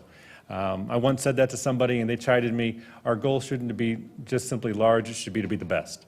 And we aspire to be that every day. We fall short and we try to come back the next day even better. And it's particularly challenging now given the staffing problems that we all know plague every industry, including healthcare. We have over 50 access points, and that's really a reflection of a very important point. We're owned by Tenet Healthcare, a national company, and every year, much like any large company, we have to fight for investment in El Paso. Much like any industry fights for investment compared to Austin or San Antonio or Houston, we do the same. And year after year, we have the confidence of Tenet to invest here. And since 2000, you've seen about $1.1 billion of investment in those hospitals that I just showed you, plus equipment inside the hospital. This coming year, in 2020, we anticipate at least another $30 million. And that'll be in all of our districts here, spread out through all of our hospitals, making sure that we expand access for the community. Recruitment of physicians, you know better than anyone, El Paso has half as many physicians as the national average. Half as many. And of course that leads to the issues of long wait times for appointments and the clinical impacts of that. But what people often don't see is the issues as it relates to research and other medical education efforts. Because the physicians who are here are so busy, it's all they can do to keep up with patient demand, which means we fall further behind in research and other efforts, which leads to issues of equity. So us recruiting physicians along with our other hospital system in the community is so important to bring people from outside here. And then finally, I'll say the last piece is we continue to strengthen our investment with our community partners, and you'll hear more about that as we go through. So next slide, please. I love this slide. As we grow, the community grows and vice versa. So on the left, Commissioner Holguin, you'll know that your district very well. In 2007, you see the construction site for the East Campus, and a few short laters, you see our East Campus and all the activity around it. We've seen it time and time again. Hospitals across the nation are anchor institutions, and we're no different here. We see the same thing unfolding in the far west with the Trans Mountain campus. So I always love showing that slide. Next slide, please. Here's examples of just investments over the last 5 years, just to put some specifics to that $1.1 billion I mentioned. I dare not go through all of these. Some of these words are too big for me to say, but they are fancy technologies that didn't exist either in our hospitals before or didn't exist in the sections of the community where we introduced them. Very, very strong investments. It's unique to hospitals that we can have one bullet point here, that first bullet point, master plan renovations as an example. That's $250 million. But in hospitals, things cost more, investment costs more. So all of these is at least $1 million, if not more. We have a strong investment with our community partners. Never been more important to partner with UTEP, El Paso Community College, Southwestern University, Western Tech, and others. I also mentioned here, interestingly enough, the El Paso Chihuahuas. Why did I call that out? Our community's wellness is dependent on investment that happens everywhere. This is just one example. Wellness goes well outside the four walls of the hospital. The Chihuahuas brings happiness, brings families together. We're proud to be partners of things like that. So I just wanted to call that out. To the right, you see something that's very, very near and dear to us, and that's our partnership with Texas Tech University Health Sciences Center. We work very closely with them across all of our hospitals, but particularly at the Trans Mountain campus, where we've introduced new residency programs. Remember, of course, that we're medically underserved. What we do there will be very important because every physician that we train and retain who stays has the fundamental chance to change generations of lives here in the community. And the residencies we have live right now are internal medicine and psychiatry, And if we know psychiatry, we know we're trying to address the major issue we have with mental health and behavioral health issues here in the community. Next slide. Here is just a pictorial of the 50 access points we have here. The point is we are everywhere our community is. We're looking at much more investment in the Northeast and Far East and Horizon City and beyond and in between. We always want to see how we can better serve the community. We do serve over half the patients in El Paso come through our doors. So it's very important that we consider where the community is growing and where the deficits are. Next slide, please. I'm sure you've seen these in other presentations, all the accreditations that hospitals can receive. We're very proud for every single one here. I don't have the time to go through them all, but the important piece to this is behind every bullet point, behind every designation is our team. It's the people. It's not someone like me, it's the nurse, it's the leader at the bedside who want to become better and earn these designations, and they do it year after year after year, and we're very, very proud of that. Next slide. Just a few numbers here. Some of these might have context, some of them might not. In a nutshell, because of the number of access points we have, essentially most all of these are going to be the most of any healthcare system in El Paso. We're very large. I always love the number deliveries, 6,000 new lives begin every year within our hospital's walls. And we all know someone who was born in our hospital. So very, very proud of that. COVID, of course, I'll come back to here in a minute. But we saw the majority of COVID patients, especially inpatients in our hospitals. And we are a very large provider of charity care and uncompensated care across the collection of our hospitals. Next slide, please. COVID. So I truly could have spent this entire time talking about the COVID response. From the beginning, we were very, very proud to be an essential part of this. We worked in lockstep with the county, with UMC, with HCA, and with the city to make sure that we could do everything we could to make sure our community could get through this. And of course, while we're still going through it, I'd like to think that we all have something to point to that we should be proud of. And in the Hospitals of Providence, at the beginning, we were focused on being a vaccination provider to adult and children, but particularly to the underserved areas. We knew that was our mission, working with the state. That's how they gave us our allocation. I remember Commissioner Holguin again at the East Campus as we began that journey together, and then we moved it to the Trans Mountain Campus to focus on Canutillo and Westway and everywhere in between. So we were very, very proud of that. Antibody therapy, you've all heard about that. I'm very happy that we introduced another alternative a few weeks ago, but for the vast majority of time, we were the sole provider of antibody therapy in our community, and very, very focused continuing that mission. And finally, just in the last example, a pulmonary rehabilitation program. We know that long-term COVID is going to have a lasting impact on our community and our patients. So we want to introduce programs that help them over time, and this is one example of that. Next slide. So we believe in the community. I've mentioned that already. Over in the last 3 years alone, over 20 organizations that we've invested in, including CASV. So I was very happy to see them here today. We have leaders, and I'll talk about our leadership here in a minute. We have leaders who serve in roles there that help shape these community organizations in years to come. Probably the program I'm most proud of is our Project Search program, in which we take individuals from local high schools with disabilities and we bring them into our hospitals and immerse them in the environment, and then they just become something special with our team. And oftentimes they come and become employees later. So Project Search is very happy. We're very happy to have that. As far as taxpayers, you know already that we're amongst the largest taxpayers in El Paso. So everything that we do that helps fund our police and our firefighters and our streets, we're very proud of, because that's our role here to do that. We partner with ISDs, of course, with the County of El Paso. We have a partnership through our Accountable Care Organization for Healthcare, and of course we partner with several large employers. Next slide, please. Okay, this is the stuff where it's really exciting to me, but you might not see. Everything I've said so far, you kind of can see.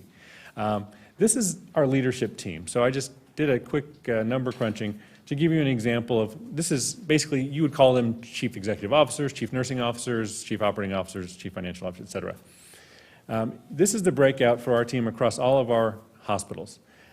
Nationally, and you can see, I won't read the left-hand column, but to the right, nationally, 11% of executive senior leaders are minorities. In the Hospitals of Providence, it's 84%. 84%. Nationally, 20% of women hold senior leadership roles in our nation's hospitals. In the Hospitals of Providence, it's 60%. 73%, and this is what I think makes us sustainably a solid organization, 73% of our leaders are from El Paso. I feel kind of bad because I'm the exception to that, but I still feel like I love this community, like I'm from here. 73%, and it goes beyond our leadership, our governance as well. 61% are minorities, well, compared to the national, 14%. And 4 of our last 5 promotions have been individuals from the region. And I'm proud of that. I'm a member of the board for the American Hospital Association. So I get to see the context on a national scale. And I can tell you that what we have here in talent, not just in the Hospitals of Providence, but in all healthcare systems here in town, it's remarkable. We really should be proud in this community for the people who have chosen to go into healthcare and be leaders in our hospitals. We're very fortunate here. Next slide. Finally, I'll say this. So this is about the future and where we go from here. A few things that we have as shared challenges, and I don't have these bullet points, just more for me to speak to. We have staffing. That's the major issue. So people often ask me about COVID, and COVID continues to be our focus, but really the challenge comes down to staffing. If we had the staff, all hospitals in this city could manage the current load, but we don't. And so we have to continue to focus, us, HCA, UMC, on bringing in staff from outside the area, becoming more attractive as a community, so they want to come here, move here, and serve our hospital systems. We also have to look at physicians, always, of how we can retain the ones who are here and train new ones for the future. Final thing I'll say is, well, 2 more things. This is a little bit more policy wonky, but you know we have to focus on the instability of the 1115 waiver program. That's a shared challenge we have as a community, so as much focus as you can give to that is certainly appreciated. And finally, we have this unknown of transitioning from a pandemic ultimately to an endemic, whenever that occurs. I'm not a clinician, so I'm not here to tell you when that's going to occur, but at some point it will, and we need to be prepared to help serve the community in that time. So, and the picture I had there was, it just speaks to the favorite expression I have. It's on the wall at the Trans Mountain campus, and it's very relevant to you as leaders. The mark of a great society is having leaders who plant seeds for trees whose shade they'll never enjoy. And that's what you get to do every day, and I'm envious, and I applaud you for what you get to do. It's a very good thing. So thank you for letting me speak. I'd gladly take any questions you have. First of all, there's a lot of insight. You know, there's sort of a paradigm that, you know, these private hospitals don't take care of the underserved, or that, you know, it's all insurance driven. And so, you know, periodically, I've had an opportunity to be with Mr. Tejada in my office, and you know, he shares what's going on, and it's just 2 things really are close to me. One, that he reminds me of the incredible work of the healthcare workers, and not only that, it's when the pandemic leaves, what they've gone through does not, you know, and there's a little bit of a sort of for us to understand a little bit of, you know, it's a traumatic what they had to go through, so many things that they had to go through and live with, and it was just remarkable what they've gone through. And I'm going to be very blunt, a lot of the reason that they chose other careers is because they didn't feel the appreciation at times from the community, and you know, they felt that we overlooked them, and more concerned about economic development, or that the businesses stayed open while things were very difficult for them. And so I want to make sure that, we do recognize how important that is. The other one that Mr. Tejada makes me feel better about is my community, because he's an outsider a little bit. It used to be you had to be here like 30 years before you were recognized as an El Paso, and we're a lot better now, you know, and so he is an El Pasoan as far as I'm concerned. But just his love and the way he sees our community and how he appreciates it, and can choose. I can guarantee you a young man at his caliber can choose a lot of other opportunities, and he chose to be here in El Paso. So very proud of that. Very proud also that he has a great communication with Jacob. And one of the things that was very important that he mentioned is that there's some shared things that we need to look at. The things that we do for our county hospital or UMC are things that impact And that's the things that I wanted him to share, like what are the common things? One of them obviously is staffing, and what do we do about training and getting people ready and enticing people to come into this? And the others are just legislative matters that keep them from being as successful as they want to be. So I really thank you for being here today. And I don't know if anyone else has any comments or? I'll defer to Commissioner Holguin, and then I'll. Okay, Commissioner Thank you, Holguin. Commissioner Stout. No, Mr. Tejeda, I just wanted to thank you for all of the Hospital of Province's efforts when we were trying to vaccinate our community. I can't believe it was a year ago when you and I were having those discussions about how we could get vaccines out to the outer parts of the county. And I want to thank you and your incredible staff for the vaccination clinics that y'all organized that help us. It helped us really target folks out in the Montana Vista in the far east El Paso area. So I apologize, I don't remember if I had thanked you personally before in the craziness of this year, but I do want to thank you for those efforts. And, you know, I address issues related to the growth in far east El Paso every day pretty much, but seeing that one slide that you showed, I have to tell you, is shocking to see just how much we have grown. But again, I just wanted to thank you and particularly your staff for just the amazing work that they do on behalf of our community. Well, thank you for saying that. I will take back to the staff because really it's the staff who all volunteered. About our vaccination clinics, every single clinic we had was a volunteer employee or a leader who was there. We didn't hire anyone. Everyone was already there, and out of the kindness of their heart, they wanted to participate, which is great. So thank you. I'll take that back to them. Thank you. Commissioner Stout? Thank you very much for the presentation and for being here. Yeah, I echo the sentiments of the other members on the court. You know, I thank you for what you did during COVID and what your staff has done to take care of the community. And you know, I a lot of times have people, you know, give me a hard time because I go to ribbon cuttings, you know, that I get invited to for openings and things like that at Providence because they say, oh, well, you know, they're UMC's competition, you know, why are you out there supporting them? And I mean, as you've stated, we're a very medically underserved community. And so in my opinion, anybody who's expanding access to healthcare is going to have my support. So, you know, I appreciate that work. And along those lines, you know, I was looking at the map that showed the access points.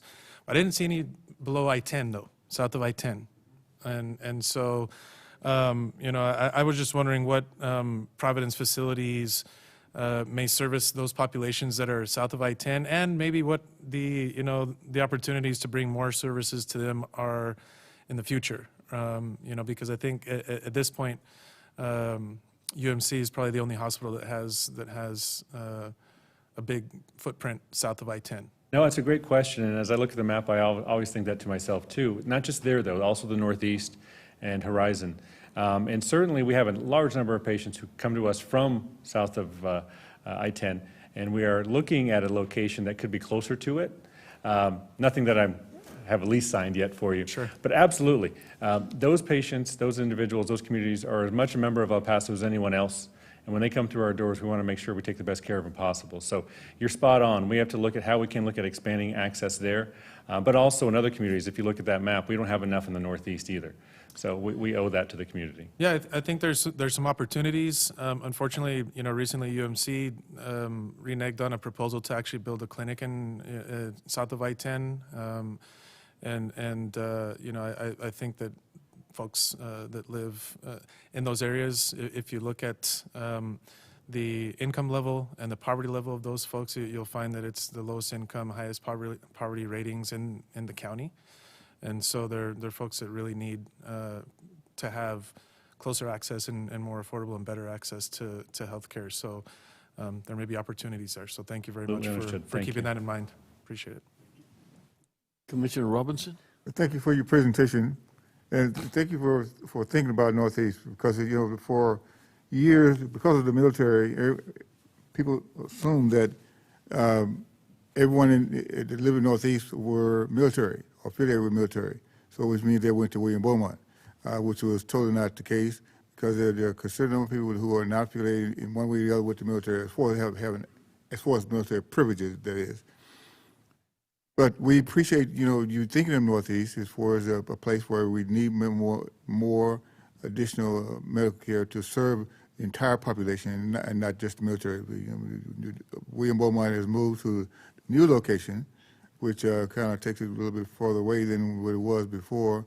So therefore, those who are, irregardless of the fact that if they're affiliated with the military or not, we have a considerable number of people in Northeast that need that medical care, and appreciate your service to the community. Thank you.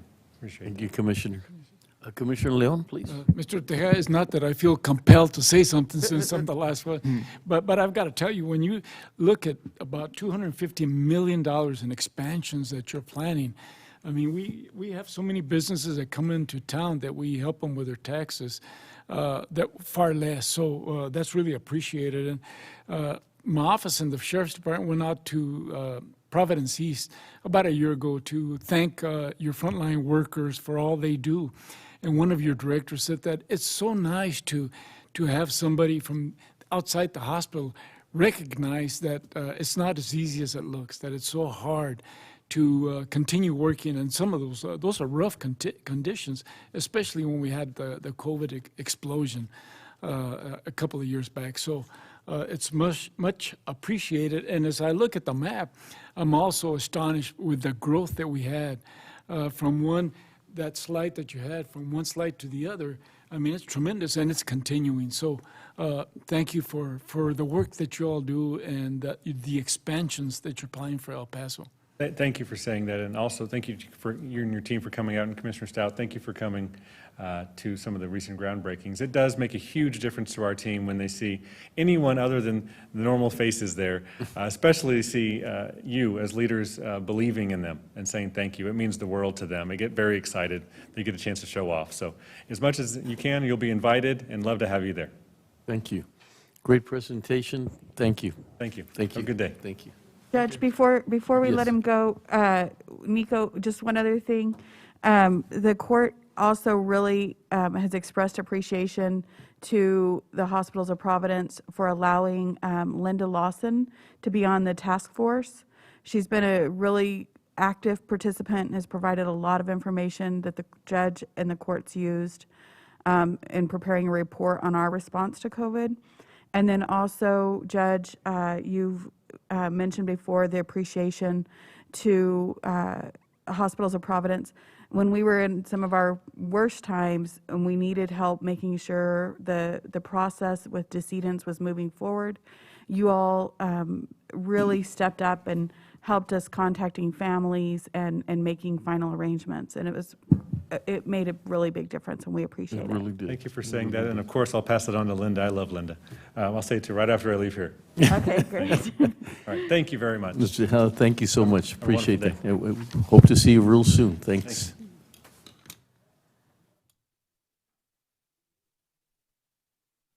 Caesar? Thank you, sir. Item number 6 is public comment. At this time, we have no members of the public who've signed up to speak, so we'll take no action on item number 6. Brings us to item number 8 from Commissioners Court. Discuss and take appropriate action to eliminate entrance fees for Ascarate Park, except for special events. Commissioner Stout? Thank you, Judge and Commissioners. We've been talking about this for a while and looking at the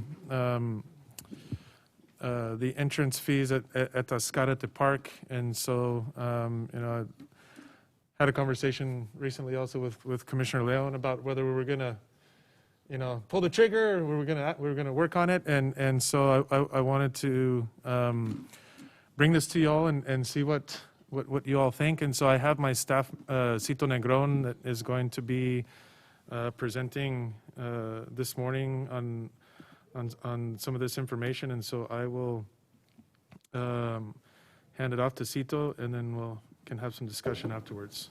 Thank you. Thank you, Commissioner. Commissioners, Judge, for the record, my name is Cito Negron. I'm a policy advisor in the Office of Commissioner Stout. Before we proceed, I just want to make a quick correction here. These are not entrance fees, they're parking fees. Sorry. And so I incorrectly put on the notes here the word gate fees and entry fees, but it's parking fees for the park.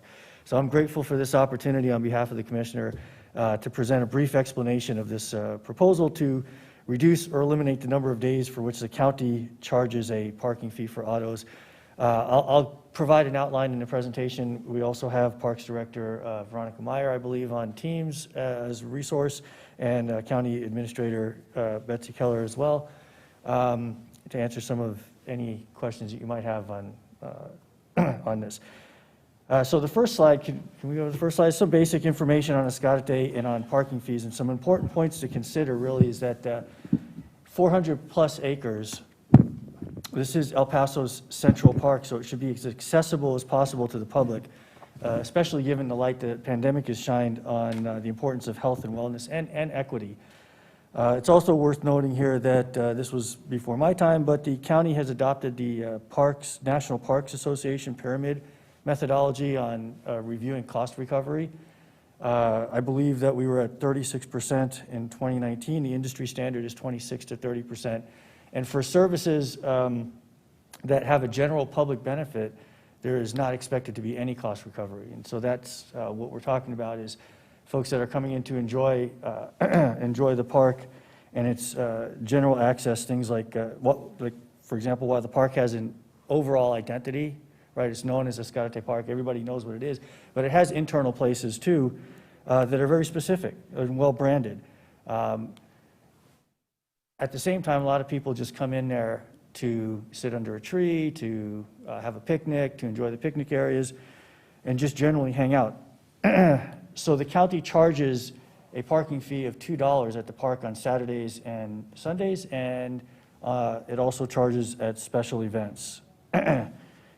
So, I meant to say this. While the slide indicates a recommendation to eliminate this fee except for special events and holidays, that's a starting point for discussion. So the court could consider eliminating the fees in whole, and you'll see as we go through what the numbers are. Next slide, please. Again, we mentioned this, parks are essential community recreation services. The county has identified Escalante as a vital component to increasing tourism and upgrading its infrastructure, and also the need to identify the underlying health conditions that were a factor in the death rate for our community, as we all know. So removing the fee is breaking down one of the barriers to this vital access to our community park. Next slide, please. So gate fees and staff. As you can see here, these are some of the numbers. The parking fees are heavily dependent on special events and holidays. Making the park more accessible for the vast majority of weekends would help our ongoing efforts to raise its profile and draw people, which would have a multiplying effect as we move towards our master planning and concessions development efforts. And you can also see there on this slide some of the long-term mental and physical health impacts as an investment in the community, and also efficiency and performance gains from reassigning staff. We've been doing a lot of work, and that's the multiplying effect through our master planning and concessions efforts. We know that the park staff has helped out with, and increasingly is doing so with events such as the cameras that we had in the Alameda property in December. Next slide, please. Finally, this slide indicates a proposed effective date. This is all based on the will of the court, which always has the option of being more aggressive on the timeline or on the proposals. But with that, the presentation's done, and I appreciate the opportunity to present on behalf of Commissioner Stout. Thank you. Veronica, are you on the call? Judge, I had a couple of comments before we have discussion. Thanks to my staff for work on this, and to county staff for your help. I don't think this is a new concept. As I said earlier, we've discussed this in strategic planning in the past, and you know, I really want to make sure that we have this discussion. You know, I know it's in precinct 2. It's a community asset, and many people who live elsewhere in the county also, you know, grew up in the community and around Escárate and have fond memories of the park and continue to go. We have an event around the new signage coming soon and the master planning sessions that are open to the public on March 12th and 16th that are coming up. We also have the All Ability Playground underway. And so I'm really excited about all of this activity and eager to keep moving and to open Escárate even more to the community by removing the fees. I know you all probably have questions, and as Cito said, we have Veronica and Betsy here, but before we go into the discussion, you know, I wanted to make sure that you all had that information. So we'll go ahead and hear from, if you all have questions, or hear from Veronica or Betsy, and then we can go for it. Yes. Just real quick, and I touched on it with Betsy sometime, but on those employees that are directly affected by this, I just want to make sure that they're reassigned and that no one loses their job because of the action we take here. Yes, sir. We would be currently Veronica Myers. I'm sorry, Parks and Recreation Director. They currently help at the front desk as well to do field rentals, swimming pool rentals, pavilion rentals. So during the week, they do work in the office. And oh my gosh, if we could have them to continue to help us, especially at the golf course when we have tournaments out at the sports park and special events hops, that would be amazing. Definitely, we could use them. Thank you. Good. Yes, and I just want to add on that, Commissioner Leon. You've seen that we're using our special events. You all have seen we're using our special events team more to help us have better quality county events. The Alameda project is an example. We relied on the parks team, the special events team, to make that happen. And realistically, we've staffed that with one position, special events. And so right now, you're talking 2 days, a couple staff for 2 days that are already working. They would just those hours would be spent on those other types of projects when we don't have a special event type of weekend that they'd have to work on. Thank you. Veronica, the only thing that has concerned me is how prepared are we? It's going to draw a lot more cars in there, and we have a lot of things for children. We want people to ride their bicycles. We have all these activities, and I want to see, how prepared do you feel? I mean, I don't know if it's going to happen like it did before, but that $2 eliminated people just deciding to just go around the park and go back out without really enjoying the park. And I know in my days, it was like jammed with cars because, I mean, if you could go somewhere else, but you have to pay $2, maybe it does, deter a little bit of wanting you to do that. How prepared are we that if we do draw a lot of cars that not necessarily take advantage of the park, that we're prepared for that? Because we really, I mean, I tell everybody, go ride your bikes. You don't have to ride them in neighborhoods that are dangerous. Come in. And then if we have traffic, is that going to offset that idea of that safety of being able to have a little kid in his bicycle and not have to worry about a lot of traffic? That's the only thing that comes to mind right now that might offset, not offset, but that we get prepared for it. So two things, we would definitely prepare for that. There's a lot of things that we can do. And in the long term, our master plan calls for us to, and it's one of the concepts, that we remove the main road from traffic. And so one of the things that we would do to protect that is, again, to line, if you know, when you go to Escárate, there's no line it's not lined for cycling or even running. We just use the roads for that. But we are considering that in the near future to do that. And maybe this is the time that we do something like that now to ensure that safety. We could definitely consider that. Betsy, because I'd like to coincide that if we do drop the charge, that at least we're prepared for that. Any comments on that? Like, because it's an additional cost, right? We're going to have to line, bicycle lanes and all that until we sort of figure out But any ideas as to how we could coincide, going forward, but also making sure that we do have safety there?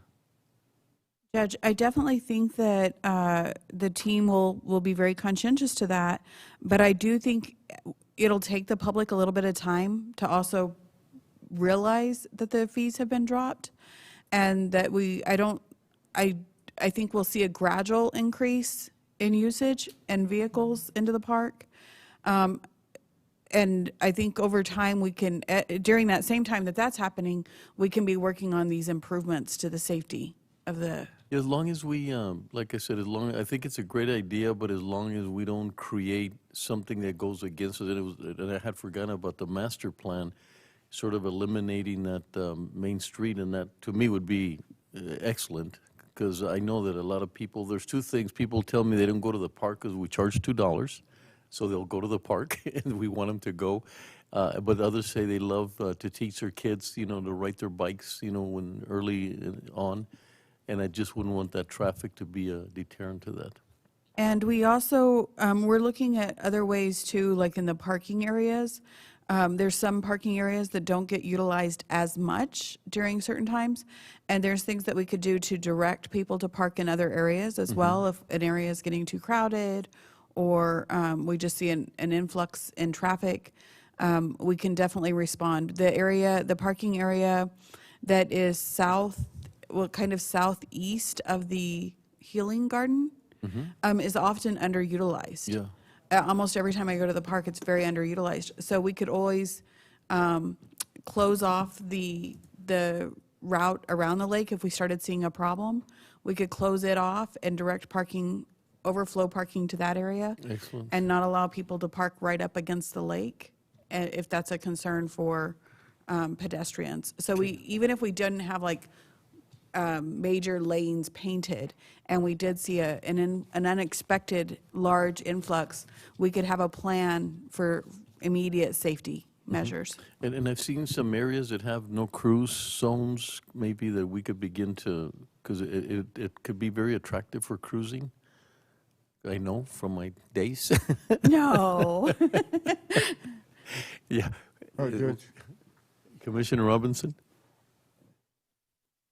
I guess my basic question has to do with the fact that the fees that we are charging are part of our budget. So how is this going to impact on the budget as far as what offset would you have for the budget? Because the thing is that, fundamentally, I wouldn't have a problem with dropping the fee, but by the same token, we plan our budget, and this was part of our budget. So what impact is going to have on the budget? And then let's deal with that portion of it first. Yes, sir. So we do expect, obviously, once the fee is dropped, that will be a revenue that will no longer go away. I do believe that the offset will be salary savings immediately. So we have 5 months of this fiscal year. And when I say salary savings, it's from vacancies we've already had or vacancies we'll have the rest of this fiscal year. So I do believe we'll have about 5 months, depending on the effective date that the court approves this. We had proposed, I believe, April 1st. It could be sooner if the court wants to do it sooner, but those revenues from that date will obviously go away. But we do have salary savings from vacancies, and we expect to have additional vacancies throughout the year that we'll have salary savings from that would help offset those lost revenues.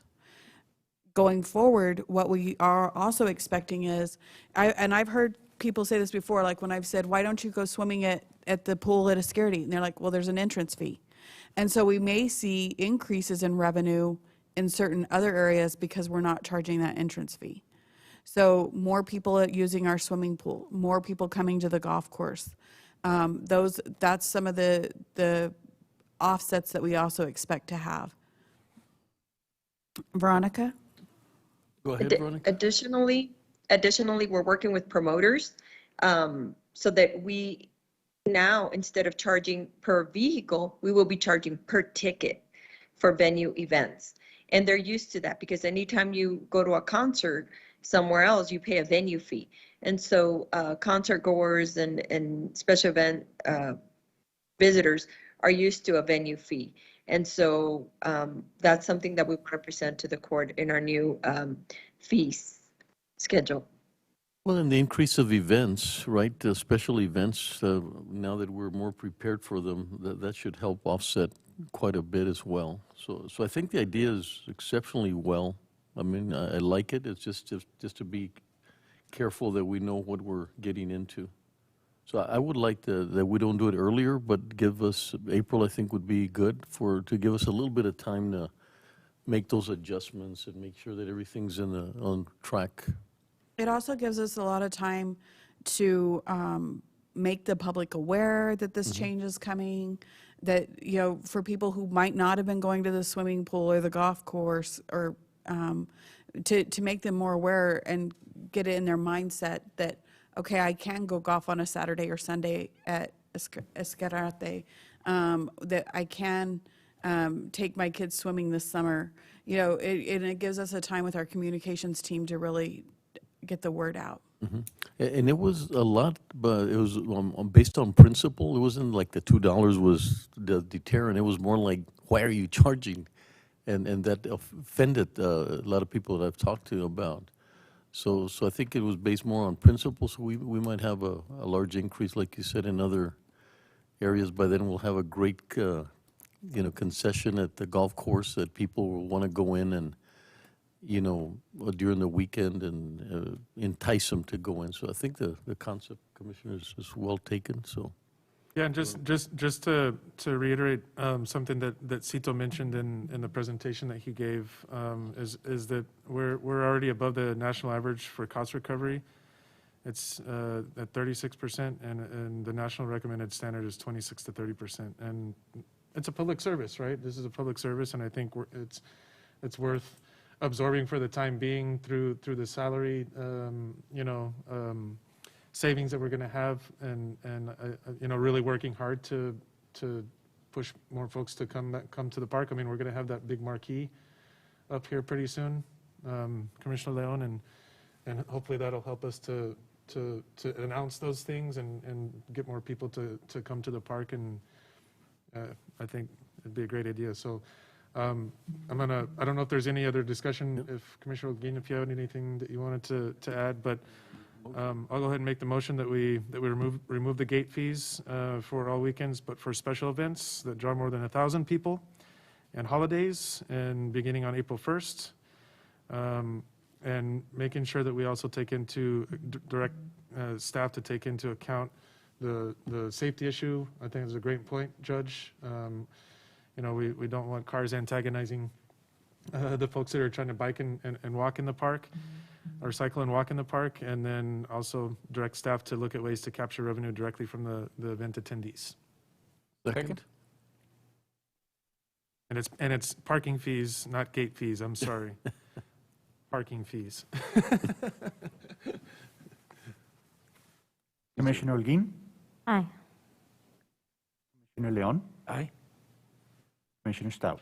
Aye, and thank you again to Betsy and to Veronica and your teams for your help on this.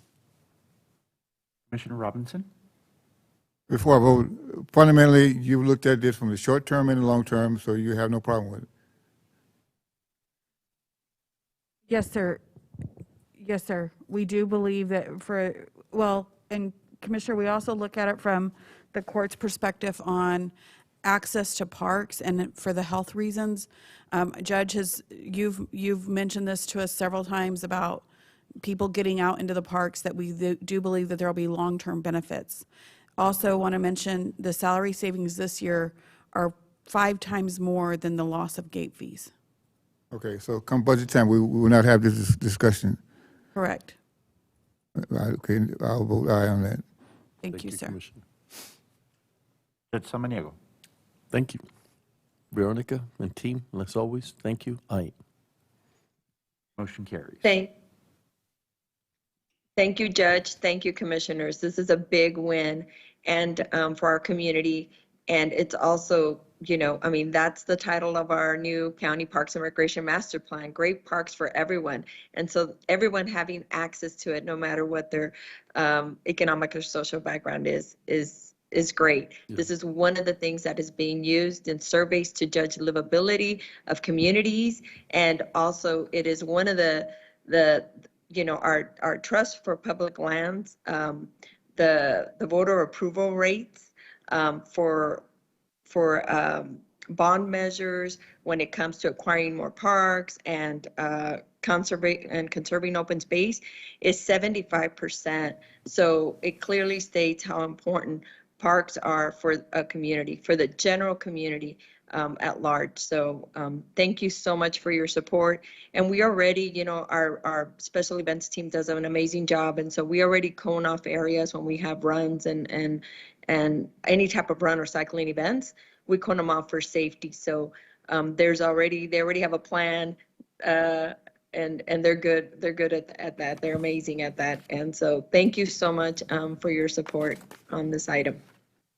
Thank you. Thank you. Betsy, what can you, so we can take a break at 12? Yes, sir. What fits in there for you? Yes, sir. If we would like to go to, if you'd like to do items 9 and 10, we could do items 9 and 10. Sure. Yes. Yes, that would be good, Judge. We have the chief here who's been waiting Yes. for those items. So, yeah, let's do 9 for sure. Item number 9, discuss and take appropriate action regarding a request for ARPA funding from Emergency Services District Number 1 for the purchase of essential life-saving equipment. You want to read both items? Sure. 9 and Item 10? number 10, discuss and take appropriate action to authorize the use of ARPA funds for payroll reimbursement to Emergency Services District Number 1 employees exposed to COVID-19 and out on leave. Further authorize funding for reimbursement for 8 department members to assist at 4 COVID-19 vaccination events. We'll start with Commissioner Robinson. Yes. It's your. Well, life-saving is very important to our community. When you think about the fact that someone has an emergency, needs artificial respiration, for example, well, in the environment we're in now with the virus, would you? I wouldn't know if I was trained to do that job to save someone's life with artificial respiration. I'd be hesitant to perform that duty because of the fact that I don't know if that person has the virus or not, and then subjected to myself and then to other people to that. So I'll let Chief talk, but I want to make sure that we understand that this is for life-saving for our entire community. Good morning, Judge, Commissioners. My name is Chris Menendez, Fire Chief for Paso County Emergency Services District Number 1. The item placed on the agenda is a life-saving piece of equipment.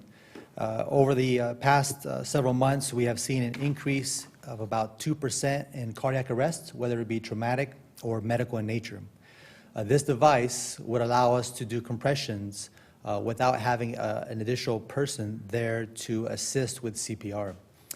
We have found through studies and through the documentation listed through the AutoPulse, which is made by Zoll, they have seen a 10.2% increase from survivability to discharge.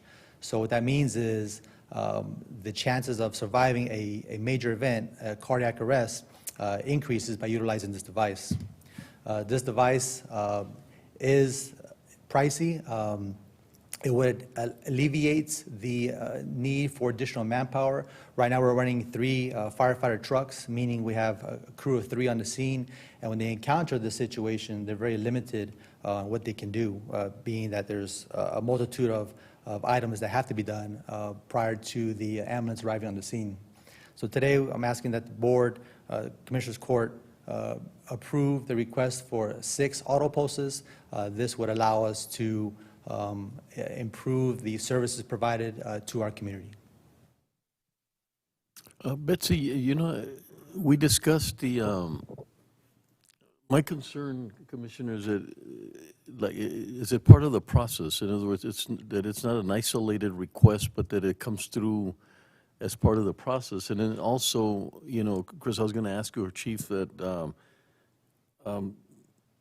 just your participation. Tell us a little bit about what you did in COVID matters or COVID-related, whether it was the vaccination or the testing, or so that the court can understand your participation during the Yes, sir. actual COVID. So during the COVID pandemic, we assisted with the COVID testing at our station. We tested over 900 community members for COVID. Since we have done several, or partnered with Dishes, which is the state agency, and partnered with them to give COVID vaccines. We have done, off the top of my head, roughly about 4 clinics or vaccine clinics. We also have 4 additional clinics scheduled, which I just did a press release with the media.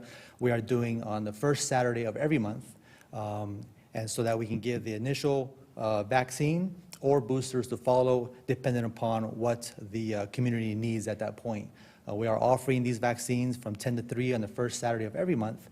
And the last month for January, we saw over 800 community members come to our station to receive either the initial vaccine or a booster that included kids from the ages of 12 and up.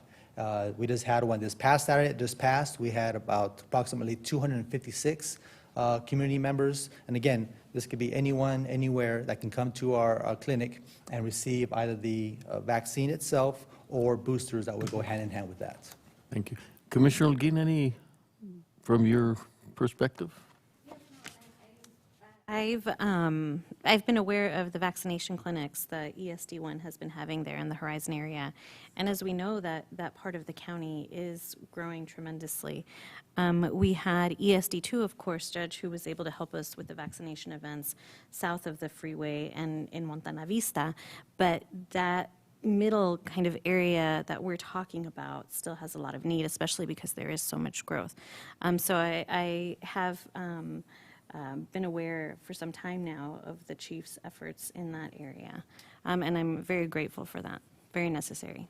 And the request sort of not being part of a bigger picture, what's your thought? on Well, my questions were going to be, because I noticed that it's through the ARPA funds, so my questions were going to be whether or not we know which specific project ID we're talking about, and I don't know if that's something that Commissioner Robinson, information that Commissioner Robinson has, or I don't know if Jose is on the line, but just to see if we've already identified that project ID, where the funds would come from. Judge, Yes, Commissioners. Jose? Yeah, good morning, Judge Commissioner. So Neros with County Administration. There is a line item that's currently in there. You can see an agreement later on in your agenda that is specific to some of the staffing needs that Emergency Service District Number 2 actually has. And that was included as part of the original portfolio that was adopted in October. This is this is a similar request that at this point, I think we would need to just ensure that we have a chance to evaluate, recognize the need that of ESD number 1 in this case, but there's no funding specifically set aside within the portfolio at this time. So our recommendation would be that the court allow us to evaluate this, work with the chief and his staff to evaluate what the request is, what the needs are, come back with a recommendation. There may be other items that help to cover some of the costs that the ESD is incurring as part of their vaccination efforts and their testing clinics that our staff can help identify for them and be a resource for them. But if we could have a few weeks or a couple of weeks to make that evaluation, we could then bring the item back to the court for action at that point in time, just to ensure that this is consistent with the vetting that some of the other projects that the court has already approved go through. Yeah, and legal also wanted an opportunity to see how it aligns with, Christina, you want to comment on that, please? Attorney.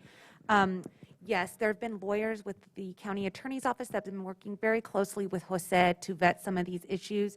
You know, on first glance, obviously life-saving equipment, and then talking about the reimbursement to COVID-19 directly related to that. But we do a further evaluation in consultation with the ARPA team.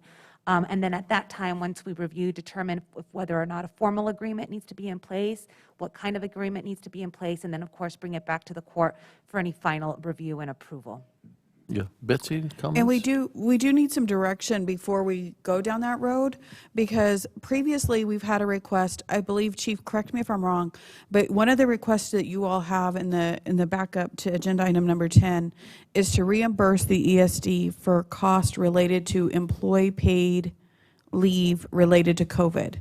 And in the past, the court has not approved us doing that with outside agencies. You specifically declined it for another outside agency. And so if you're going to consider doing it now, we need that direction. Otherwise, we normally would have said the court has not supported this kind of reimbursement. Yeah. I would feel a lot better that we do what Jose's requesting, and that is sort of understand a little better what we're needing to do, and then also looks like maybe funding from other sources that are available. And I think also to keep an eye out on that money, that if we were to have any kind of a spike or anything else like that, we're not all that prepared from that funding. I think would be in a little bit of a difficult situation if we use too much of that money. So I think if we look at it from every perspective, I think we'll feel more comfortable as a court, I think, is that matter. Well, Judge, I look from a standpoint of we're talking about equipment that will save people's lives. Do you err on say, well, we'll wait and wait? How much is a life worth? If we can save a person's life by the equipment that we're requesting, is paramount. One life is not worth the amount of money that we're talking about. So we say to save that person's life, if you say just one, our money is well spent. So if we're not concerned about saving lives, then we'll defer. But the longer you defer something, the less possibility that you may be able to save someone's life. Can you address that? Because, I mean, that's pretty harsh, that if we don't provide it now, that you would be in a situation where a life would not be saved. Is that how critical it is, or So at with this point? piece, I'm sorry, Judge. With this piece of equipment, it will allow us to enhance services provided. To put some stats to the discussion here, approximately 2% of our call volume, which is about 80 runs out of 4,000, are cardiac related, meaning some type of cardiac arrest. So out of that 2%, this piece of equipment, based upon studies that were given, would increase the survivability from the time that we encounter, make patient contact, to the time they are discharged from the hospital of about 10%. So in essence, of the 80 potential cardiac arrests that we run, 8 would be able to walk out the door, potentially based upon the studies that were given by the manufacturer that they did at other hospitals throughout the region. And so at the end of the day, this piece of equipment is a piece of equipment that would assist us with providing CPR in regards to when we have limited manpower. Kind of goes hand in hand with item number 10. If I can elaborate a little bit on that. At one point, in 3 weeks, we had 17 of our firefighters exposed to COVID. That's 1/4 of our department that was exposed. Mind you, we're all volunteers providing a service to our community. And so we had 17 of our firefighters that were quarantined at home during the 2.5-week period that we had to bring in other personnel and kind of reduce our staffing to provide service to the community. Services were never stopped, by no means, but we didn't just have the same amount of people that were there. And so after the 2.5 weeks were completed, those personnel, thank God, came back in good health and were able to continue their job with our department. And so the city of El Paso utilizes the auto pulse. I work for the city of El Paso, and it has been very beneficial, and it is a proven item, and so hence the reason why we're requesting it for the county in our area, so that we can utilize this piece of equipment, because it does improve the chances of survivability. I cannot guarantee that someone's going to survive, but any piece of equipment, any type of medication, anything that we can do to improve that, I think is very beneficial. Jose, is there any way that, would you recommend carving out those things that are from the life-saving and those things that we could vet a little bit better? Yeah, Judge Commissioners, again, even if the court gave us direction to approve this, we would still need to go and work with the county attorney's office to ensure that we draft the subrecipient agreement. And given that the court doesn't have a meeting next Monday, the soonest that the court could potentially act on this would be at the February 17th special session that's scheduled for next week. Excuse me, we could bring it back on the 14th. I apologize. I got my dates mixed up. All that said, we still would need a chance to evaluate this, come back with a funding recommendation to determine if the court wants, at this point, the only funding available would be to dip into the reserves, the unallocated and unappropriated reserves. So that's always an option that the court has in taking action today, to direct us to remove some of or reduce some of the funding in that reserve for these types of requests. But ultimately, everything would still need to be vetted, determined if there's a subrecipient agreement that needs to be executed for any of these. And then we would have to bring that back for the Commissioners Court to review and to approve those agreements. Christina, is Monday of next week feasible, or we still have to do that, but I think Commissioner Robinson's point is well taken. How much time would we need? We can review it as soon as we start working with Jose. So if the court is looking for something on Monday, we can work our best to make sure that happens for Monday. Okay. Commissioner Holguin? So just to make sure I'm understanding, we're talking about really three separate requests or amounts. So it's about $95,000 for the life-saving cardiac-related equipment, and then it's about $10,000 is the request for staffing of the 5 clinics, and then it's about a little less than $6,000 for the leave pay, which may have some issues, it sounds like. So maybe we could focus first on the life-saving equipment, that $95,000 amount. Maybe we could direct staff that seems to be the most urgent, and then that'll also give more time, I think, to try to work out the pay-related issues. Yes, Commissioner Leon? Chief, just a quick question. Yes, sir. Insofar as Pulse, if you were to receive that equipment today, how long would it take your staff to train to be able to use it? We could have the equipment, if we were to receive it today, I would say no more than a week to 2 weeks, depending upon availability of the staff to come in and do the training. It's a quick 4-hour training. It's how long it took us when we did it here. And so we would have it out the door in no more than 2 weeks. So 4 hours per person? Yes, sir. Okay, thank you. I've got a question. So are we going to set a precedent here of just bringing items up and using like scare tactics to try to, set aside things in the budget that weren't budgeted for? I think we need to be careful. I understand the need for certain equipment. There's lots of needs for many different things that we could spend money on. But we set up a process for a purpose. And it does sound terrible to saying, well, if we don't vote for this, then we're against saving lives. That's ridiculous, first of all. I resent that statement. If you don't vote for this, you're against saving lives. Or, I'm probably paraphrasing, but I don't think that's a fair statement to make. We have a process set up for a purpose, and so if we're going to set a precedent to where every week any of us can come up and bring items that are going to be that we don't have funding for, that we don't have set up in the budget, we need to be very careful about that. Well, Judge. Commissioner Robinson? I resent totally when you say scare tactics. I never bring anything forward to scare anybody. As a matter of fact, that they need the equipment. It's essential to the livelihood of our community, whereby the equipment will save a life potentially, whereby if we didn't have the equipment, what would the chances for those personnel be?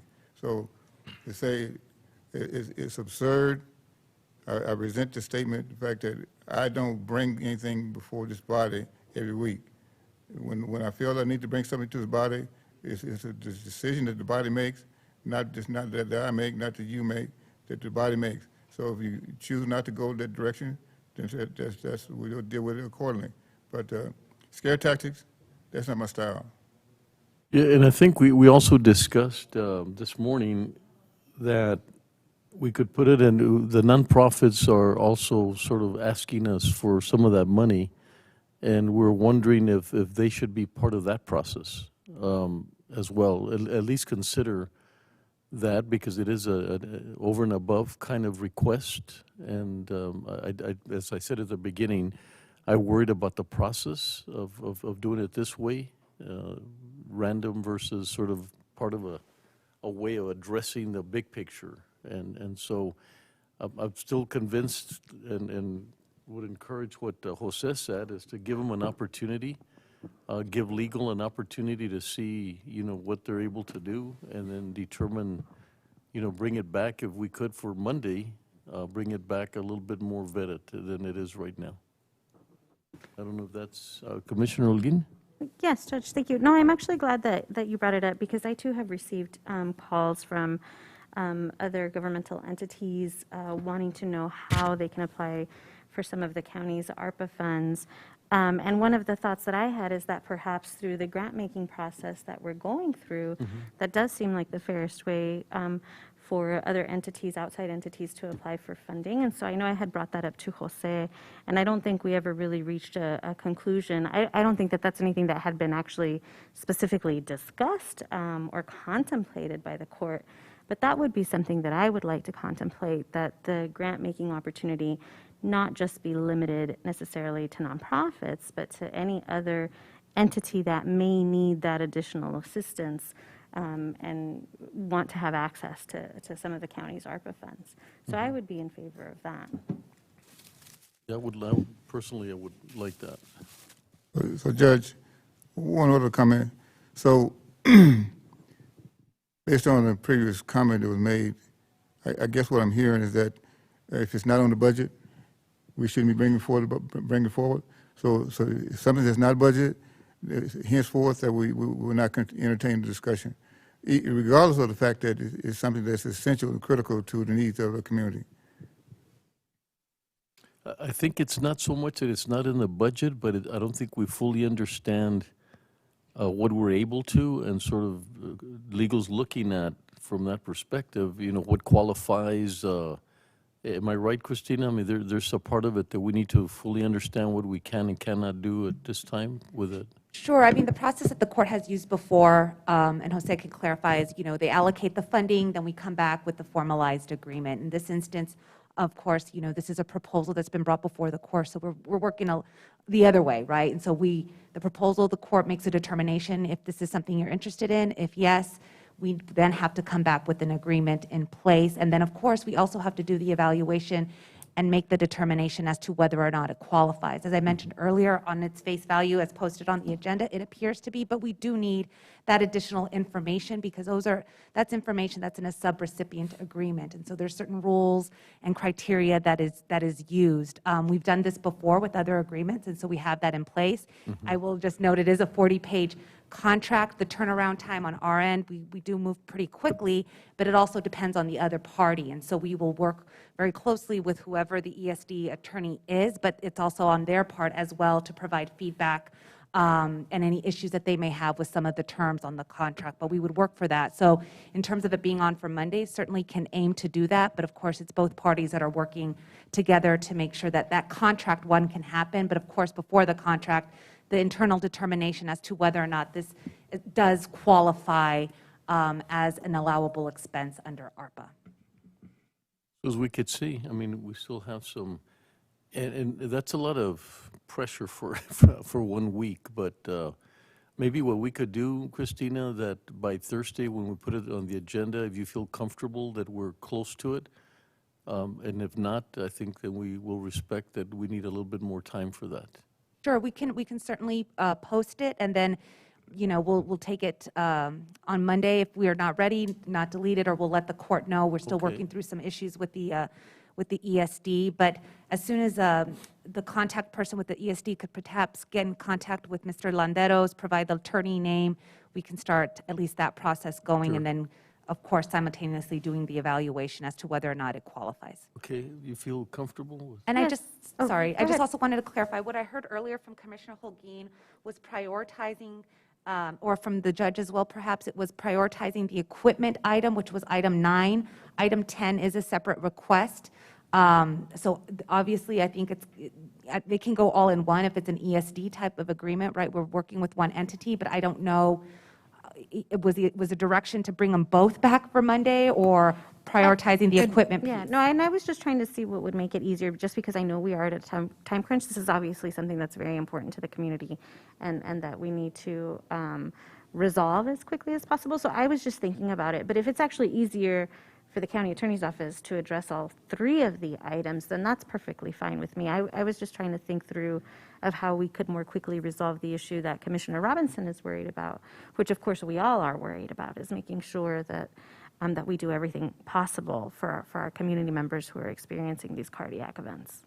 So then for clarification from the court then, because the equipment piece, of course, we will vet and look at it, but the second piece is a question that I believe Ms. Keller had posed earlier as to whether or not the court's policy and position is going to be to allocate and is interested in allocating leave then, something that the court has not taken the position on previously. So we do need that decided as a policy perspective from the court today in order to have that direction to review it and move forward if we want to put that in the, if you all would like that in the agreement.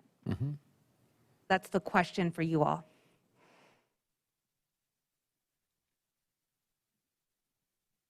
I guess I'm wondering if we may need to discuss that a little bit more, because I'm not as, I don't know if I've ever been involved in specific discussions about the county policy and whether we do or we don't do this as a practical matter.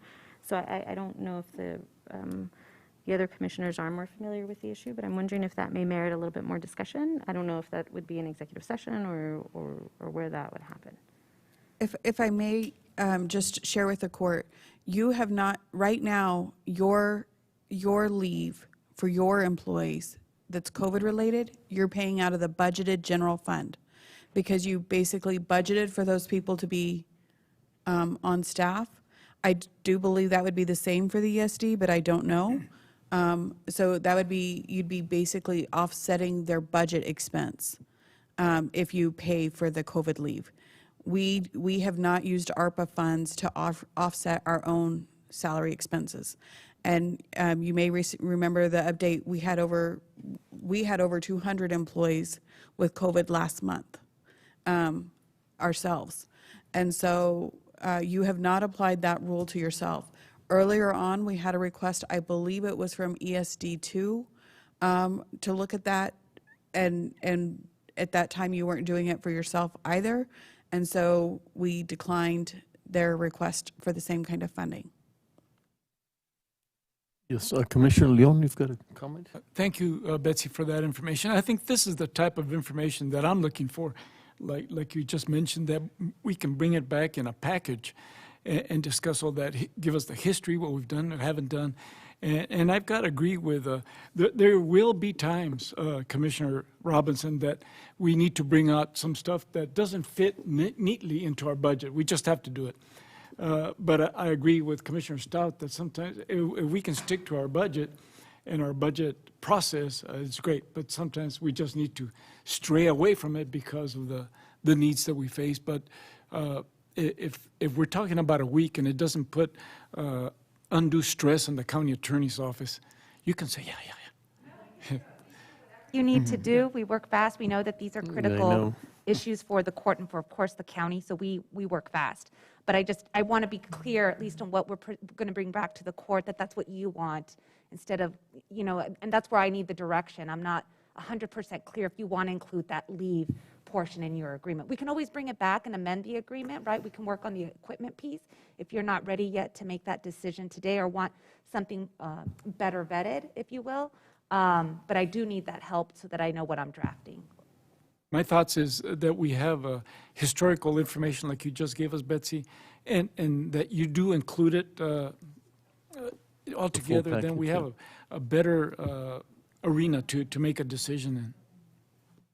Commissioner, if I may just ask a question. So would that historical assessment and analysis of where we are yield like a recommendation, and would that information potentially help inform the Commissioners Court about whether they want to proceed?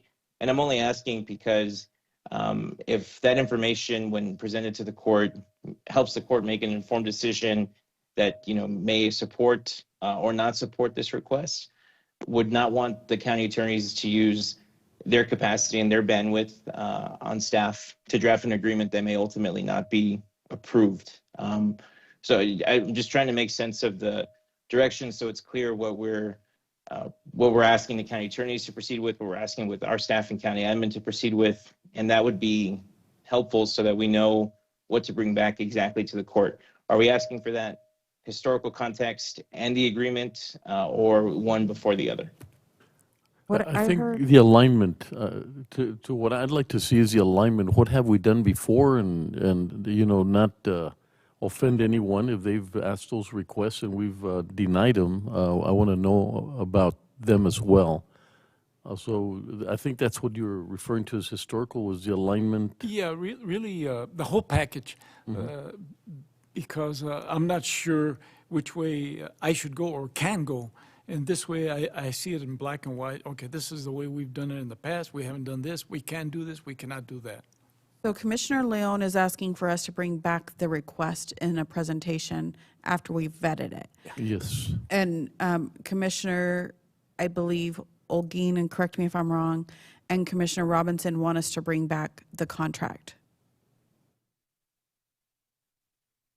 Yeah. No, and I think Okay. we do need all of that information. Okay, so bring back the request with all of our information. Exactly. And then if you all approve, we'll move quickly on the agreement.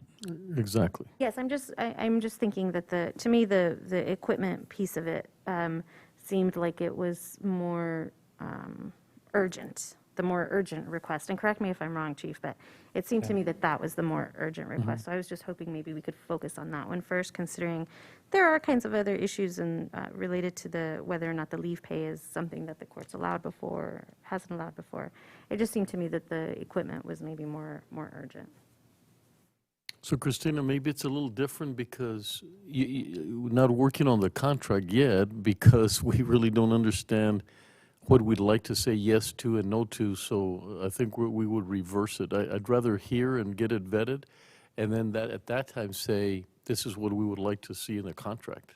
Yes, sir. Okay, yeah. Understood. And just so the court knows, these are important, these are priorities. We turn around as quickly as possible. Yes. So I want you to be assured of that. Okay. Thank you. Judge, Consensus.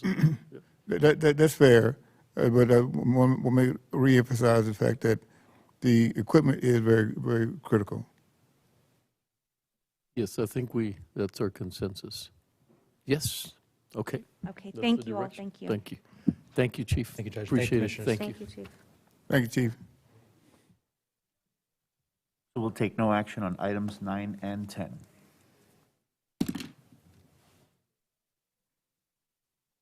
Judge, would you like to break for our afternoon recess? Yes. Yeah, we'll take a break now, and I did understand sometimes I've been cutting it short when we go over 12, but I also understand that people have a hard time getting their meals, and because we don't have a cafeteria, so we're going to push that. So we'll go ahead and convene in 1 hour.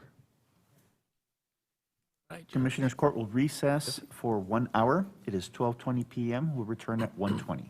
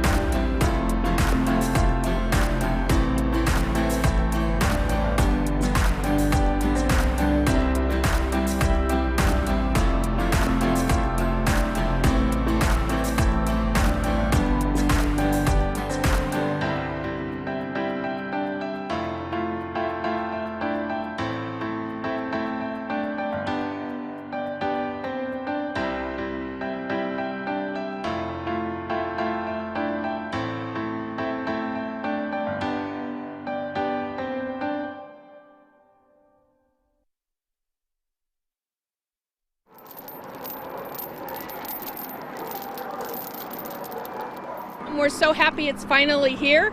This is the Safe Outdoor Act. We've been working on it for many years. All animal shelters, advocates understand that no longer will animals, dogs, canines specifically, be allowed to be contained or housed on a chain.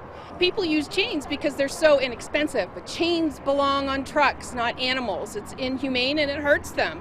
So shelter is a necessity that they must have, food and water, and a trolley system of some sort. So we'll help you set that up.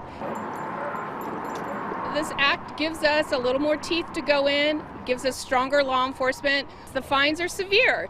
The first citation is $500, the second is $2,000. Your information will go into our database, including your address. We will know that you have been cruel to animals, and we will pull animals and restrict you having one.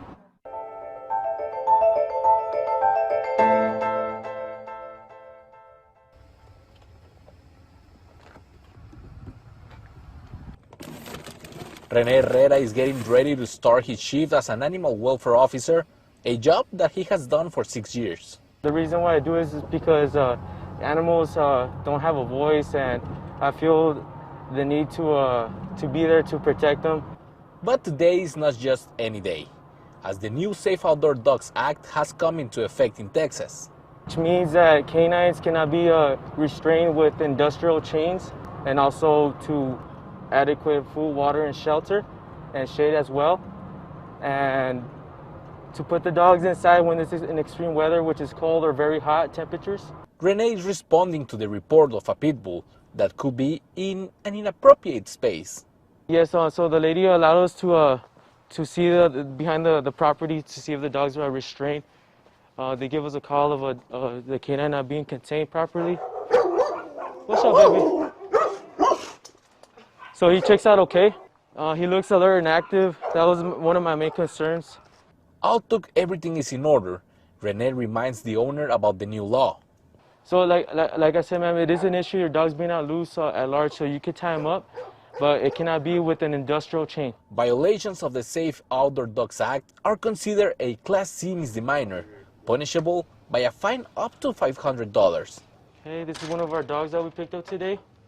He's going to be taken to the shelter because he was straight loose at large for not being restrained. And although some may complain about this new law, for Renee, the most important thing is the safety of the pets.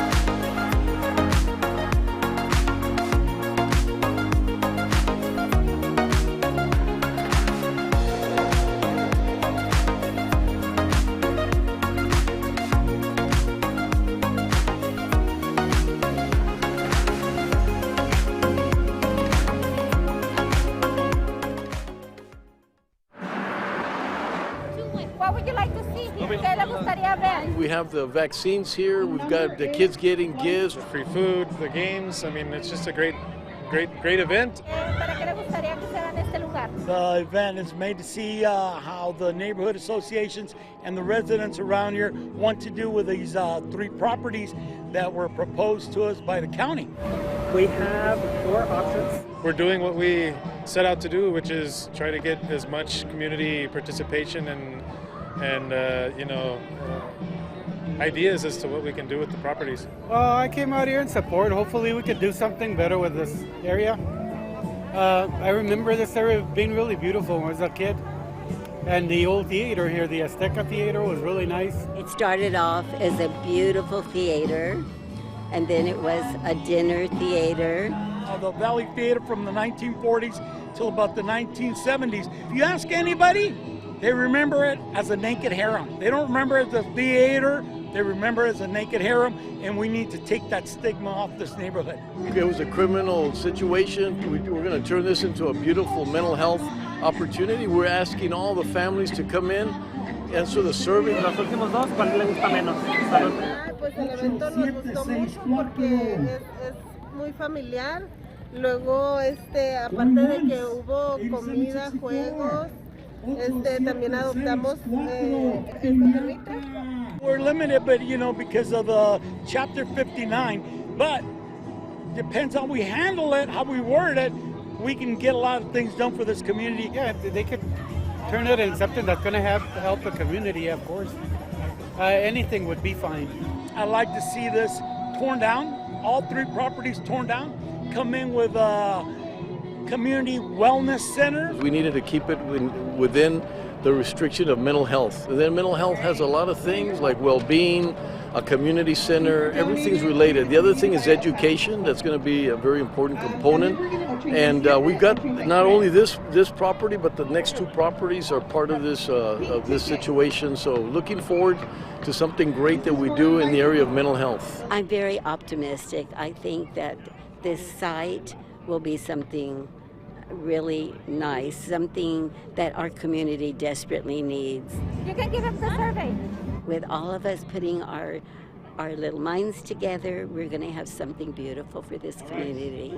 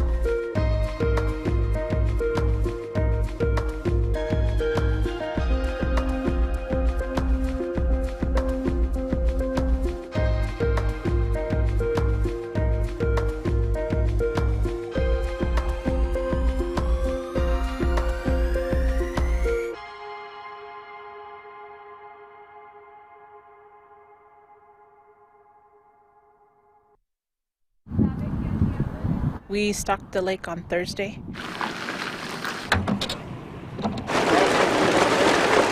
$1,528 all rainbow trout. Kept the lake closed till this morning. Today we have our winter trout reeling. You just rub garlic down the tail. Well, you put it starting at the head, just rub it down the tail. Right now we're using the fake worms. You try to replicate whatever they'll naturally eat. We had 52 pre-registrations, and this morning we had another 25. There's a lot of people out today, so it's pretty neat to have a lot of people come out. Just a couple of nibbles, that's it. But nothing yet. I'm just practically putting it in a little ball, just to put it right here on this triple hook. Wait here for 2 hours, and then that 1 second of catching a fish, man, there's nothing that beats the thrill. I was hoping to get more. This is a family event, just to kind of have fun. That's it. We catch something, we don't. Just having fun. Mine! They'll have until 11:45 to catch the longest trout. A little bit bigger. Oh yeah, it's a little baby. The weather's cooperating, and I think people are just anxious to get out, and it's nice weather, and we're outside, so we can be safe and have a good time. I know it's like a meditation type deal, so takes you out of the real world, I guess you could say. It's real nice out here just to be out here enjoying the view. It's a nice little park. So. It's like one of the bigger water holes, in our area. The more attention we can get to it, the more fishermen, the more people buy licenses. We will have another one of these in July for our camp out, and that'll be a catfish tournament. So follow us on our social media pages to make sure you stay ahead of what's happening coming up with parks. If we don't catch anything, I don't care. We're just having fun. Fishy.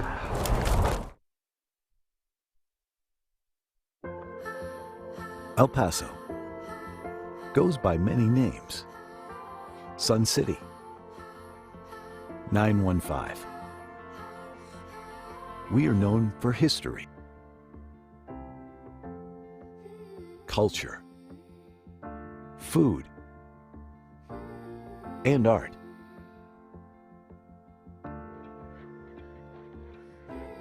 In the early 1900s, development and commerce in El Paso revolved around mining and trade. The nationally recognized mission trails are just one example of the many historic sites that portray our region's rich indigenous and colonial history. Since then, El Paso has evolved, and so has its people. We take great pride in nourishing a skilled and capable workforce, with 72% of our population being bilingual. We stay competitive among other large U.S. cities. The region's border location boasts a major trade port. It allows competitive local manufacturers to produce at maximum capacity. Fleet systems are capable of worldwide distribution of parts and products. Our state-of-the-art higher education systems are nationally recognized. The Texas Tech University Health Sciences Center El Paso, the nation's first comprehensive health sciences institution on the U.S.-Mexico border, provides students the opportunities to become doctors, nurses, and researchers. The University of Texas at El Paso offers 74 bachelor's, 74 master's, and 22 doctoral programs. Local government agencies and other economic development organizations help industries become established and expand in our community. The County of El Paso is great for business,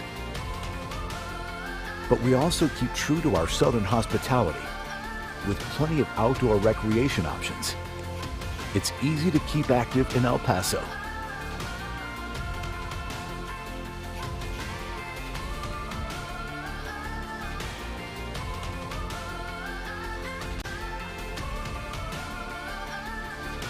We are constantly looking for new industries interested in expansion. We want to offer our help and support in the process.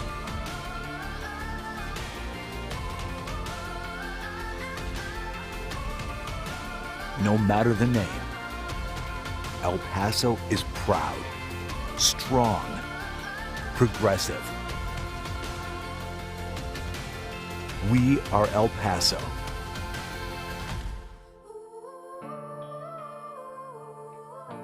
Come see what we can do together.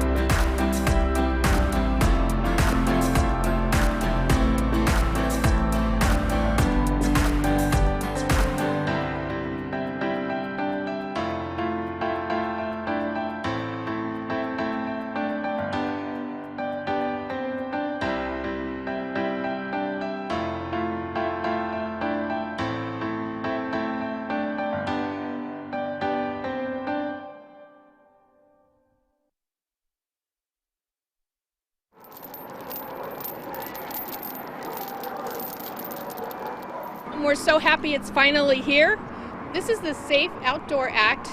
We've been working on it for many years. All animal shelters, advocates understand that no longer will animals, dogs, canines specifically, be allowed to be contained or housed on a chain.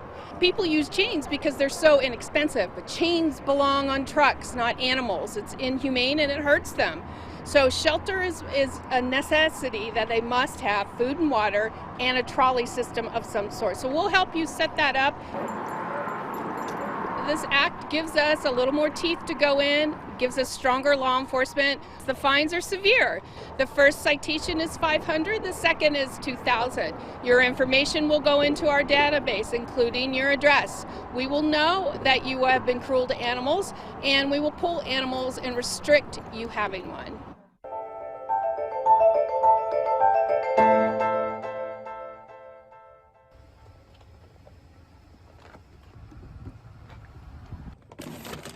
Rene Herrera is getting ready to start his shift as an animal welfare officer, a job that he has done for 6 years. The reason why I do this is because animals don't have a voice, and I feel the need to be there to protect them.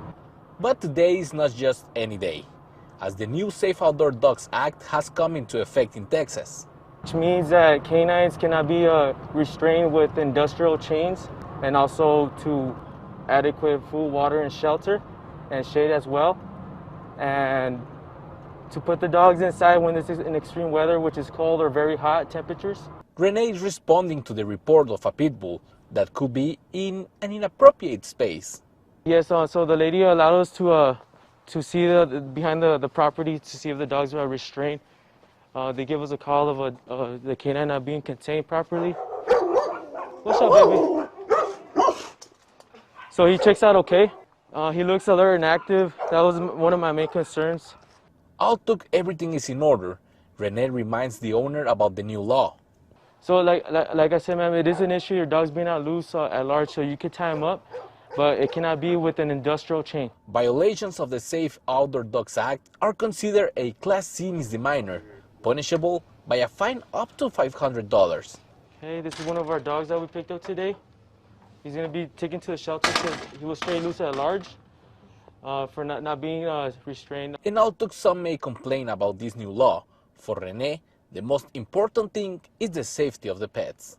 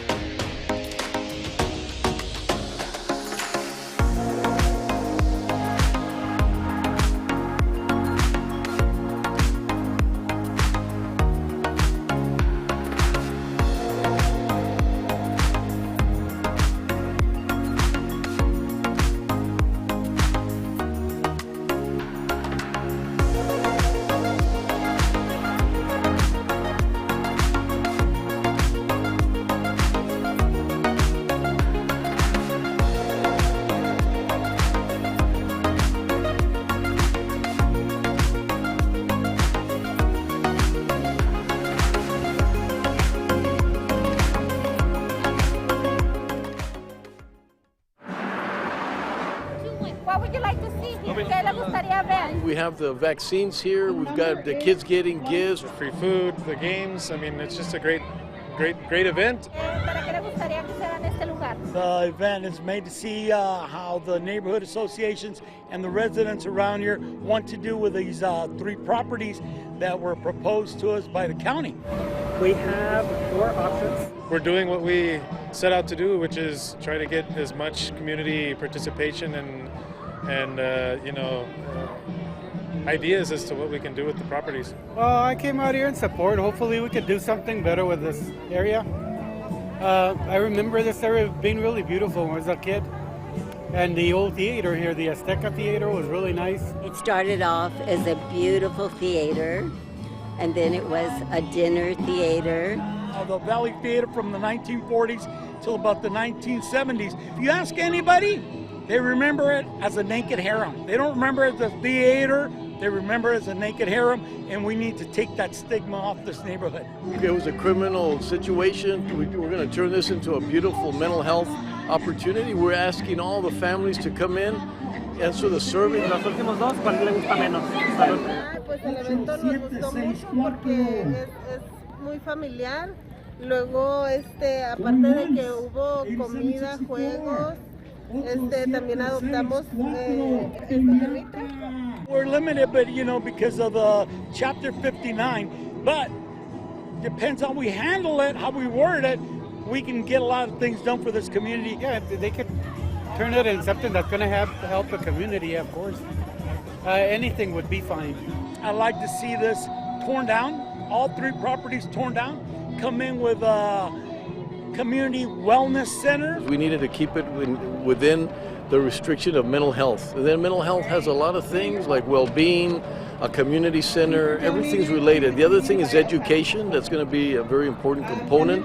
And we've got not only this property, but the next 2 properties are part of this situation. So looking forward to something great that we do in the area of mental health. I'm very optimistic. I think that this site will be something really nice, something that our community desperately needs. You can give up the survey. With all of us putting our little minds together, we're going to have something beautiful for this community.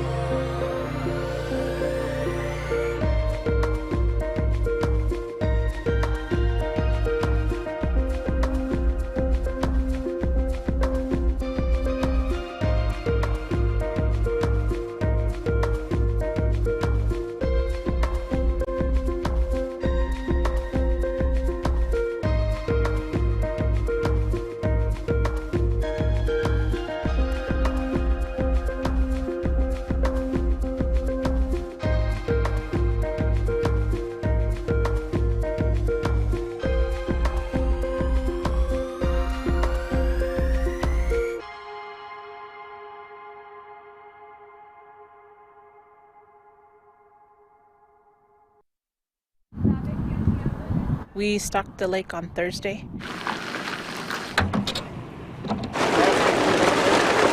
1,528 all rainbow trout. Kept the lake closed till this morning.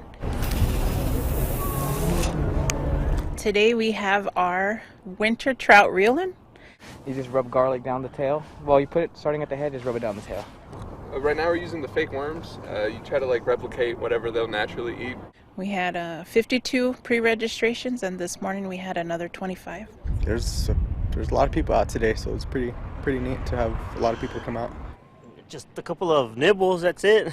But nothing yet. I'm just practically putting it in a little ball, just to put it right here on this triple hook. Wait here for 2 hours, and then that 1 second of catching a fish, man, like there's nothing that beats the thrill. I was hoping to get more.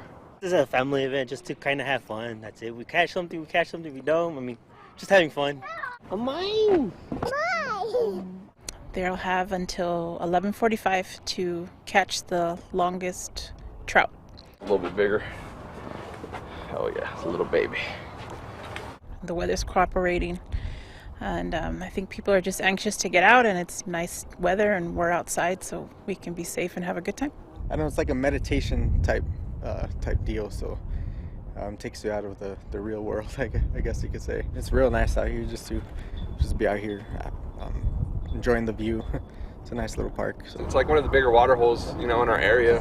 The more attention we can get to it, the more fishermen, the more people buy licenses. We will have another one of these in July for our camp out, and that'll be a catfish tournament. So follow us on our social media pages to make sure you stay ahead of what's happening coming up with parks. If we don't catch anything, I don't care. We're just having fun. Fishy, fishy.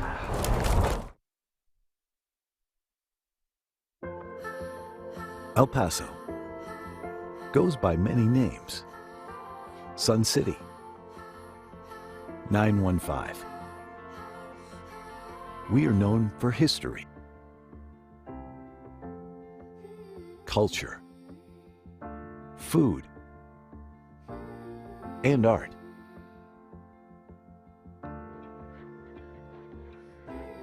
In the early 1900s, development and commerce in El Paso revolved around mining and trade.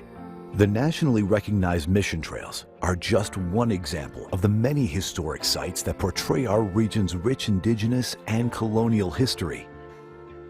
Since then, El Paso has evolved, and so has its people.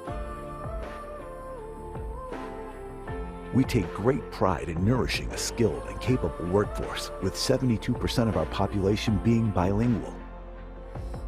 We stay competitive among other large U.S. cities. The region's border location boasts a major trade port. It allows competitive local manufacturers to produce at maximum capacity. Fleet systems are capable of worldwide distribution of parts and products. Our state-of-the-art higher education systems are nationally recognized. The Texas Tech University Health Sciences Center El Paso, the nation's first comprehensive health sciences institution on the U.S.-Mexico border, provides students the opportunities to become doctors, nurses, and researchers. The University of Texas at El Paso offers 74 bachelor's, 74 master's, and 22 doctoral programs. Local government agencies and other economic development organizations help industries become established and expand in our community. The County of El Paso is great for business, but we also keep true to our southern hospitality with plenty of outdoor recreation options. It's easy to keep active in El Paso.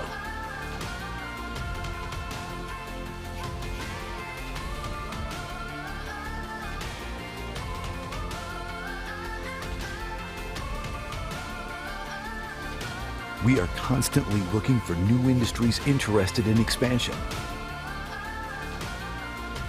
We want to offer our help and support in the process.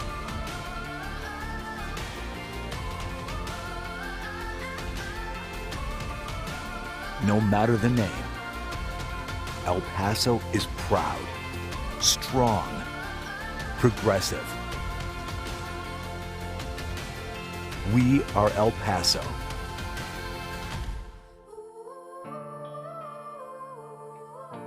Come see what we can do together.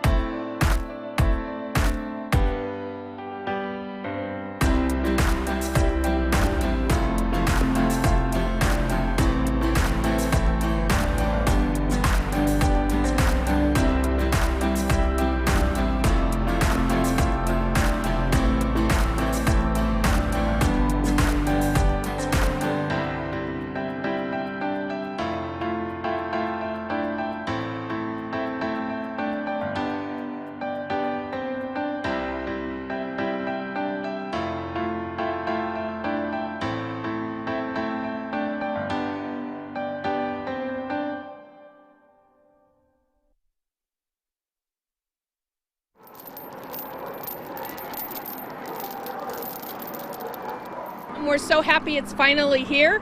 This is the Safe Outdoor Act. We've been working on it for many years. All animal shelters, advocates understand that no longer will animals, dogs, canines specifically, be allowed to be contained or housed on a chain. People use chains because they're so inexpensive, but chains belong on trucks, not animals. It's inhumane and it hurts them. So shelter is a necessity that they must have, food and water, and a trolley system of some sort. So we'll help you set that up. This act gives us a little more teeth to go in, gives us stronger law enforcement. The fines are severe. The first citation is $500, the second is $2,000. Your information will go into our database, including your address. We will know that you have been cruel to animals, and we will pull animals and restrict you having one.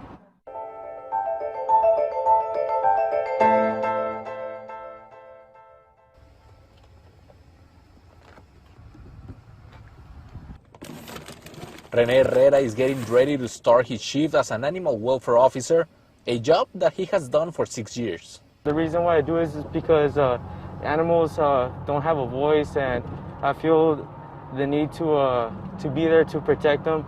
But today is not just any day, as the new Safe Outdoor Dogs Act has come into effect in Texas. Which means that canines cannot be restrained with industrial chains, and also to adequate food, water, and shelter, and shade as well.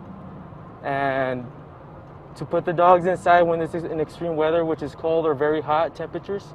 Renee is responding to the report of a pit bull that could be in an inappropriate space. Yes, so the lady allowed us to see behind the property to see if the dogs were restrained. They give us a call of the canine not being contained properly. What's up, baby? So he checks out okay. He looks alert and active. That was one of my main concerns. Although everything is in order, Renee reminds the owner about the new law. So like I said, ma'am, it is an issue. Your dog's being out loose at large, so you can tie him up, but it cannot be with an industrial chain. Violations of the Safe Outdoor Dogs Act are considered a Class C misdemeanor, punishable by a fine up to $500. Okay, this is one of our dogs that we picked up today. He's going to be taken to the shelter because he was straight loose at large for not being restrained. And although some may complain about this new law, for Renee, the most important thing is the safety of the pets.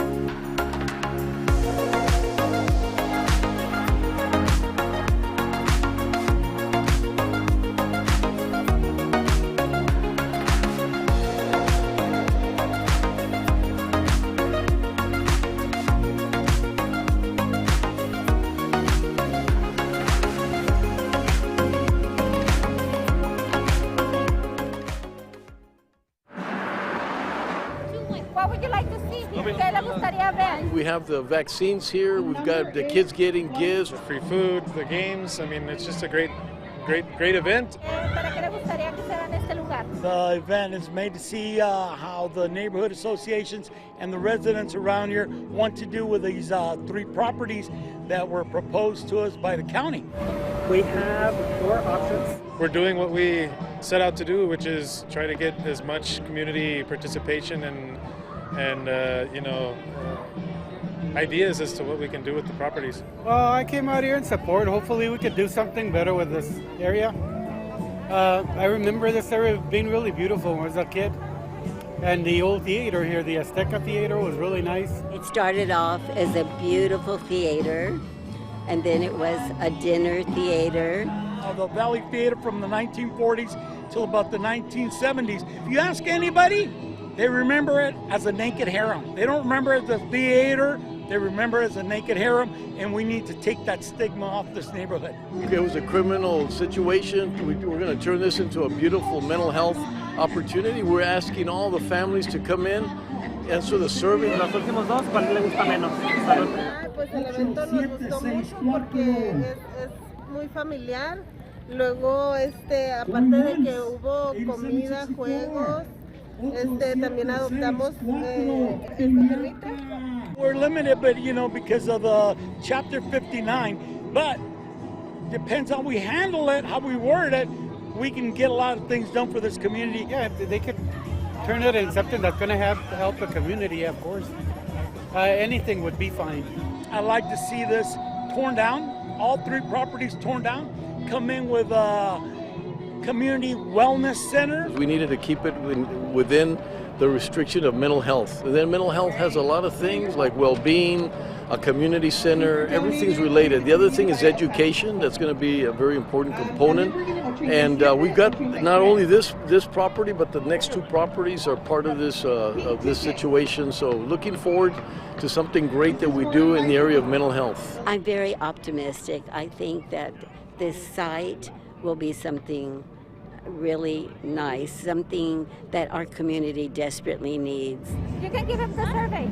With all of us putting our little minds together, we're going to have something beautiful for this community.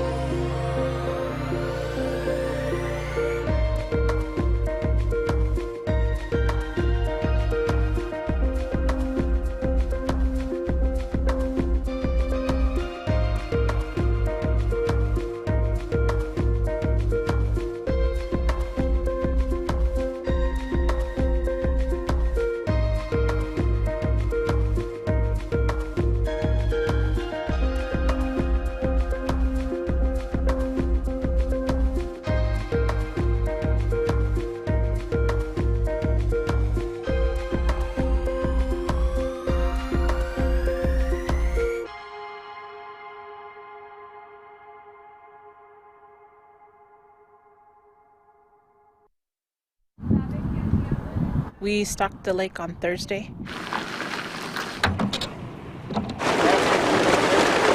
1,528 all rainbow trout. Kept the lake closed till this morning. Today we have our winter trout reeling. You just rub garlic down the tail. Well, you put it starting at the head, just rub it down the tail. Right now we're using the fake worms. You try to like replicate whatever they'll naturally eat. We had 52 pre-registrations, and this morning we had another 25. There's a lot of people out today, so it's pretty neat to have a lot of people come out. Just a couple of nibbles, that's it. But nothing yet. I'm just practically putting it in a little ball just to put it right here on this triple hook. Wait here for 2 hours, and then that 1 second of catching a fish, man, like there's nothing that beats the thrill. I was hoping to get more. This is a family event just to kind of have fun. That's it. We catch something, we don't. I mean, just having fun. Mine! They'll have until 11:45 to catch the longest trout. A little bit bigger. Oh yeah, it's a little baby. The weather's cooperating, and I think people are just anxious to get out, and it's nice weather, and we're outside, so we can be safe and have a good time. I don't know, it's like a meditation type deal, so takes you out of the real world, I guess you could say. It's real nice out here just to be out here enjoying the view. It's a nice little park. So. It's like one of the bigger water holes, in our area. The more attention we can get to it, the more fishermen, the more people buy licenses. We will have another one of these in July for our camp out, and that'll be a catfish tournament. So follow us on our social media pages to make sure you stay ahead of what's happening coming up with parks. If we don't catch anything, I don't care. We're just having fun. Fishy.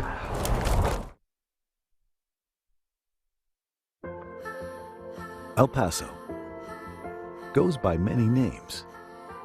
Sun City, 915. We are known for history, culture, food, and art.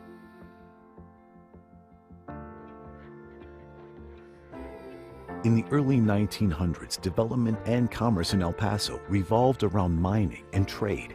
The nationally recognized mission trails are just one example of the many historic sites that portray our region's rich indigenous and colonial history. Since then, El Paso has evolved, and so has its people. We take great pride in nourishing a skilled and capable workforce, with 72% of our population being bilingual. We stay competitive among other large U.S. cities. The region's border location boasts a major trade port. It allows competitive local manufacturers to produce at maximum capacity. Fleet systems are capable of worldwide distribution of parts and products. Our state-of-the-art higher education systems are nationally recognized. The Texas Tech University Health Sciences Center El Paso, the nation's first comprehensive health sciences institution on the U.S.-Mexico border, provides students the opportunities to become doctors, nurses, and researchers. The University of Texas at El Paso offers 74 bachelor's, 74 master's, and 22 doctoral programs. Local government agencies and other economic development organizations help industries become established and expand in our community. The County of El Paso is great for business, but we also keep true to our southern hospitality with plenty of outdoor recreation options. It's easy to keep active in El Paso.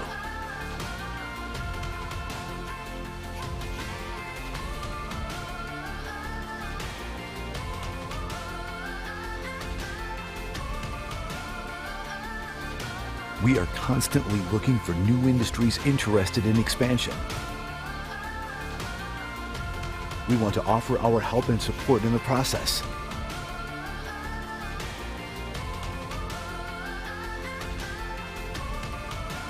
No matter the name, El Paso is proud, strong, progressive.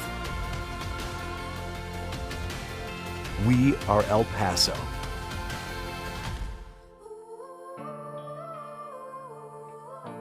Come see what we can do together.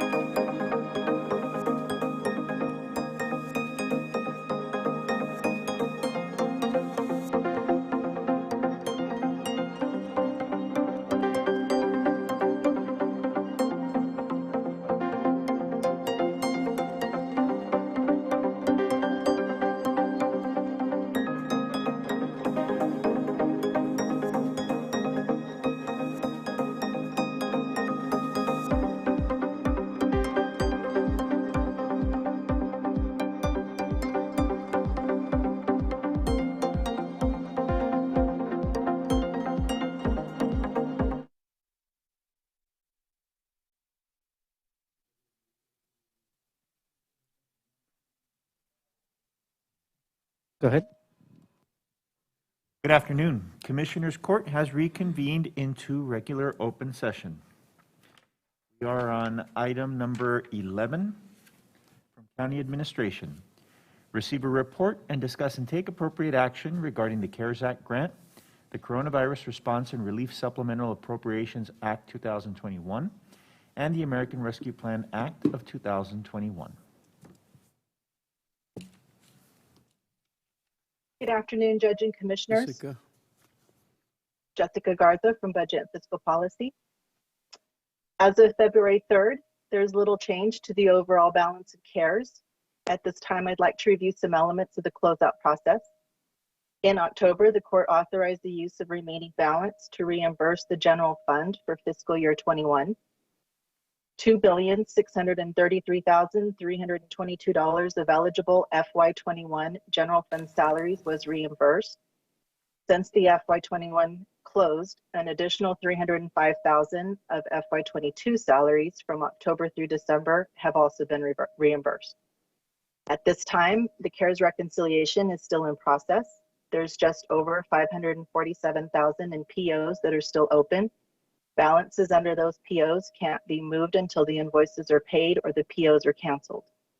Subrecipient documentation is also still in the review process, as are constable payrolls through 12/31/21. Final reconciliation of CARES funds is dependent on resolution of these items, which we hope will be complete by the end of March. We will be requesting authorization from the court at next week's meeting to clear out some of those line items and reallocate funds from reimbursed FY22 expenses. We do have until September to close out CARES. However, we hope to do that much sooner. We know the court wants to ensure all funds are spent due to the existing need, and we can assure you that we have a plan to do that. We will continue to update you and seek approvals as necessary to ensure all funds are spent on qualifying expenses. I'm available for any questions you may have. Thank you, Jessica. Any comments, questions? We do not have any, Jessica, at this time. For this week's American Rescue Plan Coronavirus State and Local Fiscal Recovery Funds Report, commitments including requisitions, purchase orders, and contracts total $1.5 million. Actual expenses total just over $21 million. Adjustments are still being made to the budget through object codes and projects. And this concludes today's update. I'm available for any questions on the Coronavirus State and Local Fiscal Recovery Fund Report.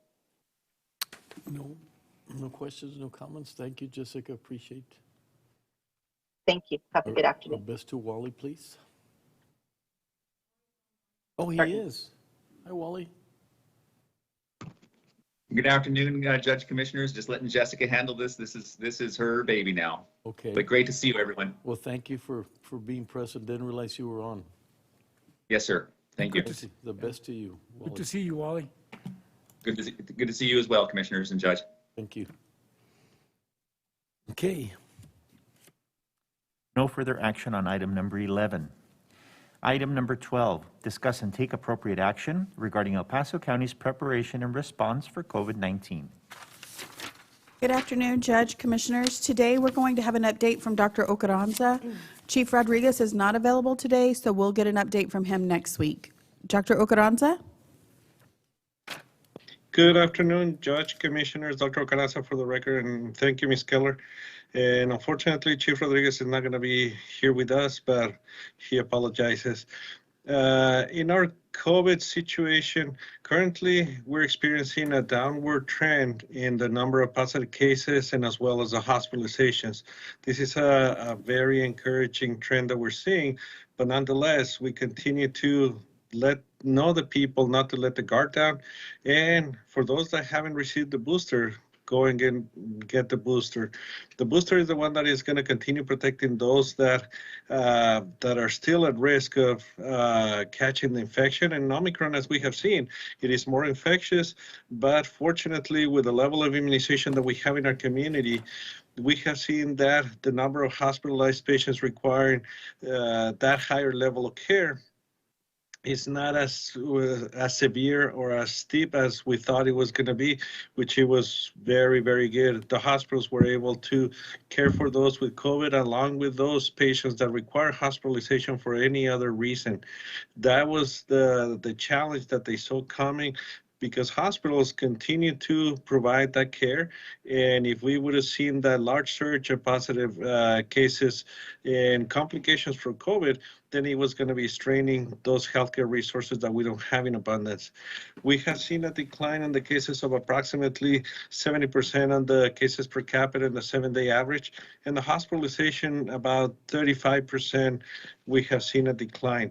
We're still in stage 2 because we haven't met some other indicators, and unfortunately, we're still seeing some of the fatalities that come with patients requiring hospitalization from COVID-19. That can happen because of all the vulnerabilities that we have in our community. We need to now look forward. What is it that we're going to be seeing in the very near future in regards to the COVID? And that's when we're going to be seeing those endemic levels that hopefully we can establish those limits. And unfortunately, COVID is going to be staying with us for a long time, but we need to continue sending that prevention message that we want to keep the community where they need to practice that prevention and know where the risks are and know how they can avoid those situations where they can get infected. There's going to be variants coming out. There will be new waves of the virus, but we're going to be able to determine when is it the virus going to be more active, whether it's going to be only in the winter and the spring, or is it going to be the year long. But definitely we're going to continue to be very vigilant how the virus behaves in our community. We'll continue to encourage people to get vaccinated because that's going to be the greatest tool that we have against the virus. And I'll be happy to answer any questions. Thank you, Doctor. Questions for anyone? Nope, we don't. Thank you very much. Thank you. You've been very consistent and sort of looking at it.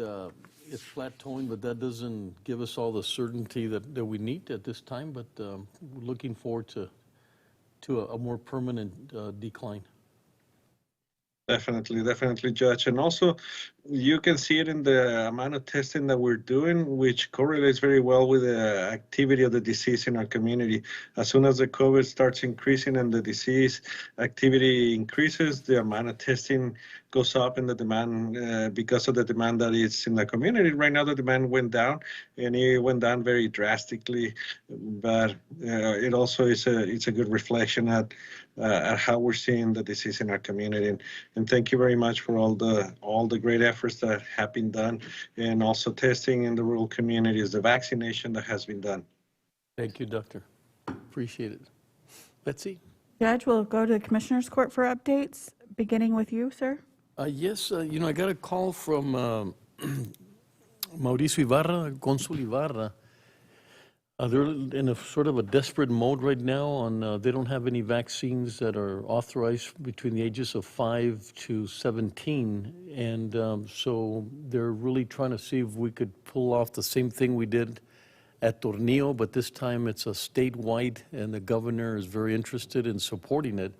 But we're looking at 150,000 kids, and then another 150,000 because it's two doses, because they're the only ones that are authorized as the Pfizer. So looking forward to see what we can do. Hopefully that's a big help for the entire state of Chihuahua. So looking forward to see if we could do that. The other, finally, as you know, District 2, ESD 2 has been extremely supportive. I know that you're going to be very happy to know that we are going to we're going to be out there. It's 9 a.m. to 4 p.m. on Monday, Wednesday, and Friday for testing. And then also at West Valley Fire Department, 510 East Vinton, from 9 a.m. to 4 p.m. Tuesday and Thursday. And we really obviously want to thank ESD number 2, Chief Esparza, and of course the constables that have worked really hard on that. And we do have a flyer that we handed out to the rural mayors to make sure that we do have, as the doctor was saying, and we've heard throughout today, is that it drops, the testing has dropped considerably, and we really need to understand, people getting tested properly instead of sort of going through, they feel ill, and then they'll go through it because it's not at a convenient site. And we don't want that to happen too often. So we're back into the rural areas, and I look forward to some success there. So let everybody know, each one of your precincts, that we're having it at those 2 sites starting this week. So that's all I have, Betsy. Thank you, Judge. Commissioner Leon? No new information. Commissioner Stout? Commissioner Robinson? Nothing at this time. Thank you. Commissioner Olguin? No, that's it. Okay. Thank you, And Betsy. thank you all. That will close this item. Take no action on item number 12. Brings us to item number 13, American Rescue Plan. Discuss and take appropriate action regarding implementation of the El Paso County American Rescue Plan Act Coronavirus State and Local Fiscal Recovery Funds Portfolio. Good afternoon, Judge, Commissioners. José Alneros with County Administration. This is your biweekly agenda item to discuss any moving parts associated with the county's implementation of the ARPA portfolio. Next slide, please. We wanted just to provide a very quick update with respect to 3 key areas that our staff has been working on in collaboration with members of Budget and Fiscal Policy, the Auditor's Office, as well as the County Attorney's Office, related to implementing the portfolio. The first is a public dashboard and public outreach. These are 2 critical initiatives that we've seen as a best practice from other agencies across the nation who have already stood up their portfolios or their local funds and are starting to make investments in some of the allowable areas authorized by the legislation. And part of that includes using a dashboard mechanism to let the public know where the money that their community received is going. And so we've worked on evaluating a few options, and we are working now with IT to actually expand the county's use of Invisio, which is the web app that we currently use to track strategic plan performance. They also use that same platform for this specifically.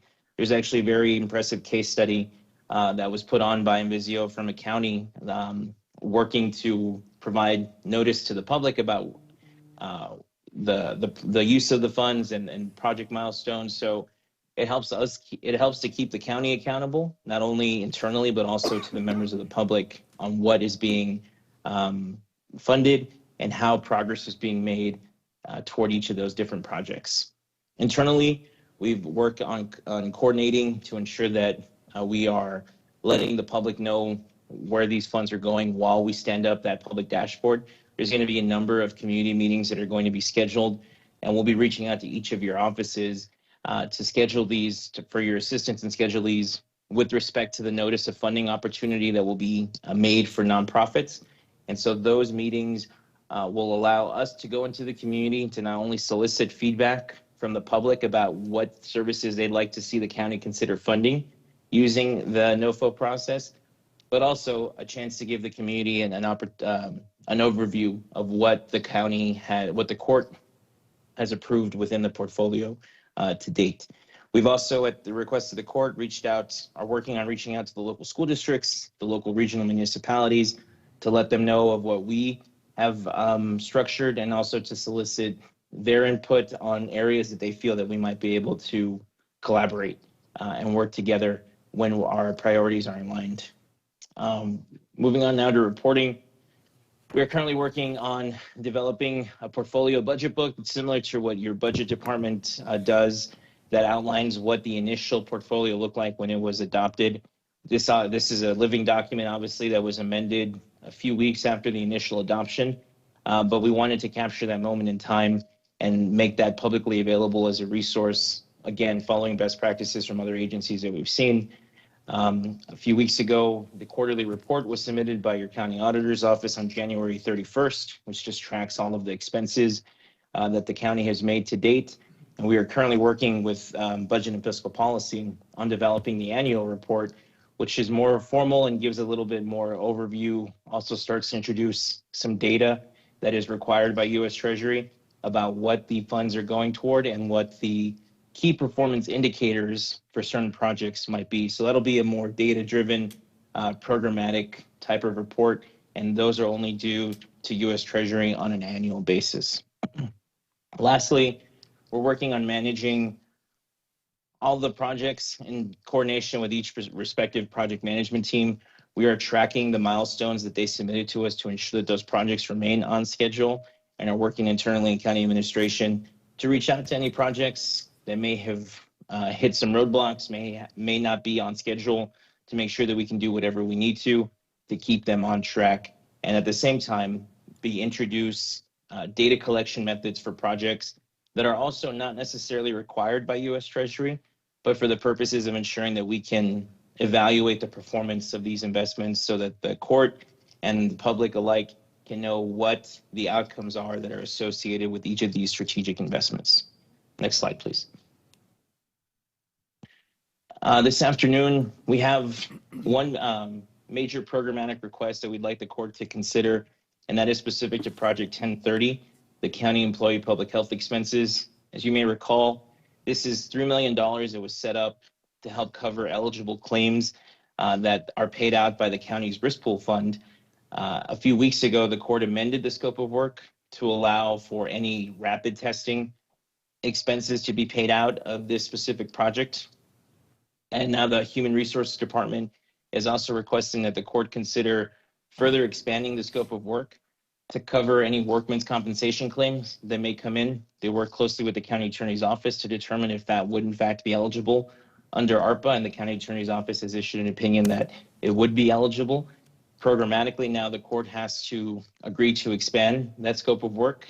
And believe Mr. Trujillo is on the line in case the court has any questions, but we're in agreement with this, and would recommend that the court consider expanding that project scope of work as we've presented. And Sam, I don't know if you're on the call, or Judge, Commissioners, I'm not sure if you have any questions specific for that project. Yeah. Sam, if you'd like to comment on that, please. Sure. Good afternoon, Judge, Commissioners. Sam Trujillo with the Human Resources Department. And thank you, Jose. Right now, workers' compensation costs are about $1.7 million each year, and we are averaging about 234 workers' comp claims per year, and roughly about 40% of those are COVID-related claims. So as we are looking at the eligibility within ARPA, we saw an opportunity to recover some of the expenses, the medical expenses associated with those COVID workers' compensation claims. And so what we would like to do is we'd like to just expand the eligibility of the budget that was already approved for $3 million to allow for the coverage of the medical claims in workers' comp. Right now, we've identified about $200,000 that is COVID-related medical claims, but not all of that would be eligible for this ARPA, as there are certain restrictions that might not apply to some of the claims that we've received. And so we've asked Jose if we could include this as part of the presentation for consideration from the court moving forward, so that we can include those costs and hopefully get the county reimbursed for those expenses. And Judge Commissioners, this helps the county by minimizing any impact to the risk pool fund, the general fund. As you all know, during budget sessions, that the more costs that fund takes, and the more payments that are paid out, the more claims that are paid out, the court either has to fund that through an increased contribution from the general fund or increasing premiums to employees.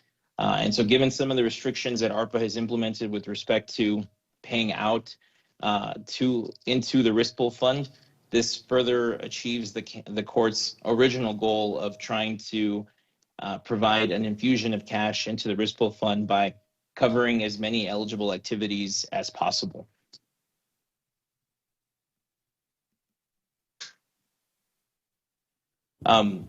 If there's no questions, we can ask the court to take action after the next two projects.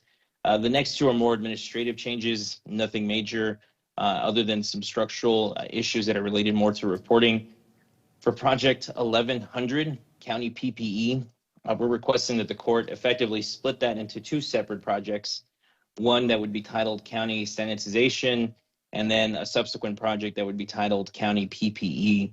And this is just because the scope of work that we're paying for county sanitization is reflected more in terms of hand sanitizer, surface disinfectant materials versus actual PPE like masks and gloves.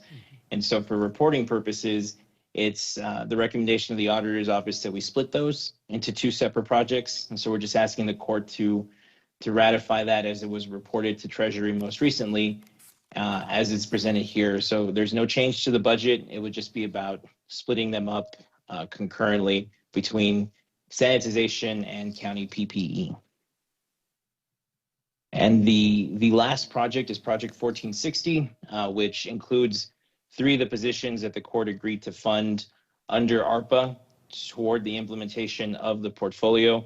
And so the recommendation here is to consolidate projects 1460, 1470, and 1480 into one single project, and then to report that as county, and to change the project name to County Administration ARPA Staffing, as opposed to the individual project positions as they are presented currently in the portfolio. So again, does nothing to the budget, doesn't change anything other than ensuring that we have a more streamlined process for reporting to the U.S. Treasury Department. That concludes all the information that we have, and so we're asking for the court to consider these amendments as presented by staff this afternoon, and I'm available to take any questions that you may have. Betsy, any further comments on that? I just want to clarify on the workers' comp one, that's actually a different fund from risk pool. The funding is all right now set up as if it would go to the risk pool, but the claims to date probably will not exhaust it all. So by covering workers' comp, it does help our general fund dollars go further. So, and it is an eligible expense as was described. So I would support or ask the court to support all 3 requests. Betsy, how do you connect COVID and workers' comp? Is it something that, how do you? The law, they're normally, so normally when someone gets ill at work or gets ill, an illness, you have to show direct causation from work.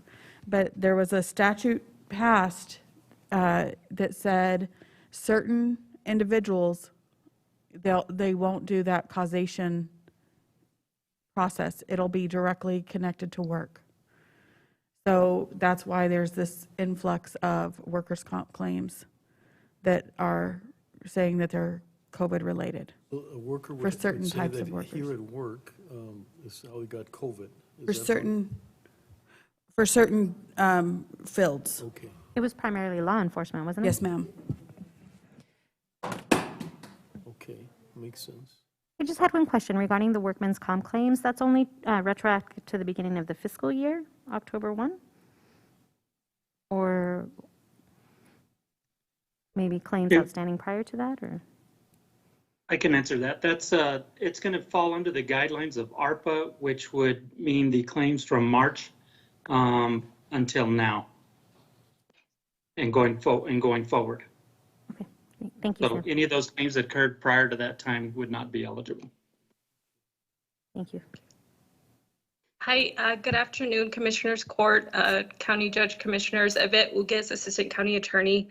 I just wanted to clarify in regards to how we got to the ARPA eligibility for the workers' comp. You are correct that it is for, there's a presumption similar to the what was under the CARES Act for public safety employees. And so what the ARPA guidance the Treasury has indicated is that this presumption can be extended to public safety employees, and you can presume that they are entirely dedicated or devoted to mitigating and responding to COVID. And so just somewhat of a distinction between CARES and ARPA is that ARPA basically states that it's only to the extent the employee or his or her unit is devoted or primarily dedicated to COVID. And so they further define, the guidance further define that definition to mean that half of the time that they're spending is dedicated to responding to COVID. So I've discussed this with HR, and they're working, I believe, with Aetna, correct me if I'm wrong, Sam, in regards to identifying the potential claims. In regards to the time frame and the period that is actually effective, that covers, it would be March 3rd, 2021 moving forward up until December 31st, 2024.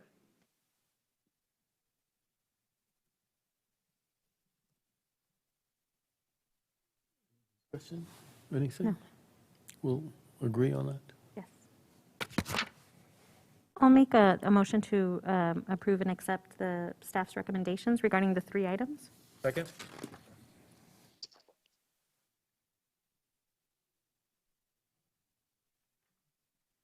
Commissioner Holguin? Aye. Commissioner Leon? Aye. Commissioner Stout? Aye. Robinson? Aye. Judge Samaniego? Aye. Motion carries. Item number 14, with a correction for the County Attorney's Office. Item number 14 should read, ARPA Project Number 1080. Approve and authorize the County Judge to sign the American Rescue Plan Act, Coronavirus State and Local Fiscal Recovery Funds Subrecipient Agreement with El Paso County Emergency Service District Number 2 in the amount of $160,000 upon final legal review and approval. Funding is available in special grant ARPA Plan 21 operating expenses. Contract number 2022-0115. Good afternoon. Again, Judge Commissioners, Jose Landeros, County Administration. This subrecipient agreement is coming forward to you from Project 1080 within your portfolio. The court had set funding aside for ESD2 staffing and supplies that might have been needed as a result of an increased demand for testing and vaccination. At the time that the court was making that decision, cases were down. Generally, things were in a positive place in the community. And so that funding was put aside but not allocated or acted upon. As increases for testing surged over the past few weeks, past few months, ESD2 reached out and requested we initiate developing the subrecipient agreement for the purposes of having them have sufficient staff in place for the various testing and vaccine sites that are being implemented across the county, including the ones, Judge, that you just mentioned in the Fabens and Benton community to serve both the far east and far west portions of the county. This was at the time the agenda item was posted. We were still working on finalizing the agreement, but in the interest of expediency, we wanted to place this on for the court's consideration. The contract has now been legally approved by the County Attorney's Office as well as counsel for the ESD number 2. And we would ask for the court's favorable consideration of this, and I'm available to take any questions that you may have.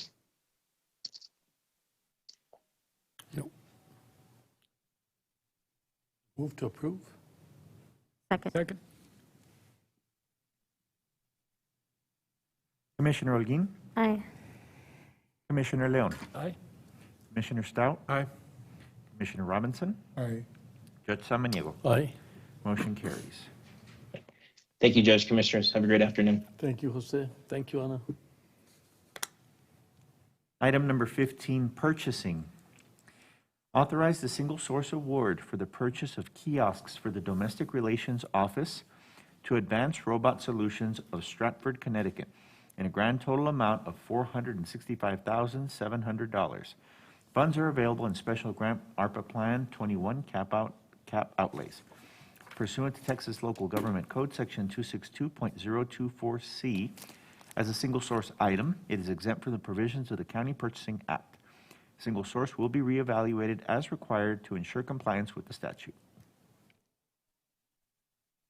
Good afternoon, Commissioners. Good afternoon, Judge. This is Karen Davidson, your county purchasing agent, and we are asking for your authorization to award a single source. This would go to Advanced Robotic Solutions. These are customer service kiosks for the Domestic Relations Office. The amount is the $465,700. That is a 4-year agreement. The first year we'll be deploying 8 of these kiosks, and the second year will be the additional 4. Advanced Robotic Solutions does have exclusive copyrighted software that makes this a single source, as well as a patent pending for approval on their kiosk hardware. And I'm available for any questions. Thank you. Brian, any additional comments? Good afternoon, Judge and Commissioners. Brian Stanley with the Domestic Relations Office. These kiosks are part of the ARPA, and they would be utilized not only for the Domestic Relations Office and Law Library, but there are already several departments when we applied for a grant from the crime victims that are very interested in being part of this. This would provide information for all departments that are interested in participating in utilizing these kiosks. They would be able to have an interface with their department if they wanted to have video interaction with the public. That's excellent. Excellent. Move to approve. Second. Commissioner Holguín, Aye. Commissioner Leon, Aye. Stout, Aye. Commissioner Robinson, Aye. Judge Samaniego. Aye. Motion carries. Thank you. Thank you. Thank you, Brian. Item number 16, approve the purchase of CJC pretrial services software, Tyler Supervision and Access for adult pretrial for criminal justice coordination using Sourcewell Contract 090320 TPI, awarded to Tyler Technologies Incorporated of Plano, Texas. Year 1 total, $287,353. Year 2, $90,107. Year 3, $93,762. Year 4, $98,816. Year 5, $111,432, for a grand total of $394,117 to include pricing index fluctuations according to changing market. Purchasing approved on January 26, 2022. Funding is available in CP County Capital 12 Equipment. Good afternoon, Judge and Commissioners. Karen Davidson, County Purchasing Agent. This is a cooperative purchase that we're asking for you to approve today. It is for criminal justice. We're buying it, the Taylor Technologies. It is for the $394,117, and that is for the 5-year contract. And we have vetted it through purchasing, and I'm here to answer any questions you might have. Move to approve. Second. Commissioner Holguín, Aye. Commissioner Leon, Aye. Commissioner Stout, Aye. Commissioner Robinson, Aye. Judge Samaniego. Aye. Motion carries. Thank you.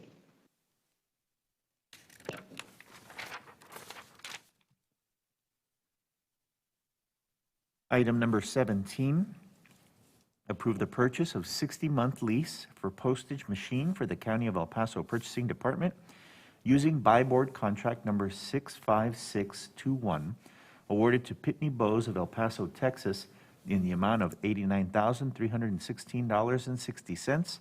Purchasing approved on January 26, 2022. Funding is available in general fund purchasing rent leases. Judge and Commissioners, Karen Davidson, County Purchasing Agent. This is actually a contract for purchasing department for our mail services. It will upgrade our equipment and give us another 5-year lease for Pitney Bowes. It is a budgeted expense. We're buying it off of a cooperative 5-board contract, and I'm here to answer any questions you might have. Karen, just tell me a little bit about that, like the why now, kind of, did we have it before? Just give me a little bit more of a understanding of this purchase. Absolutely, Judge. Pitney Bowes is the contract that we had before, and we've run off of their equipment for the last 5 years. The contract has expired, and this allows us to upgrade our equipment and sign a new lease. And what we're asking for is the 60 months for the next 5-year lease for that mail equipment for our mail room. Okay, thank you, Karen. Yes, Commissioner Leon? Betsy, is a 5-year lease standard? It seems kind of long for small equipment.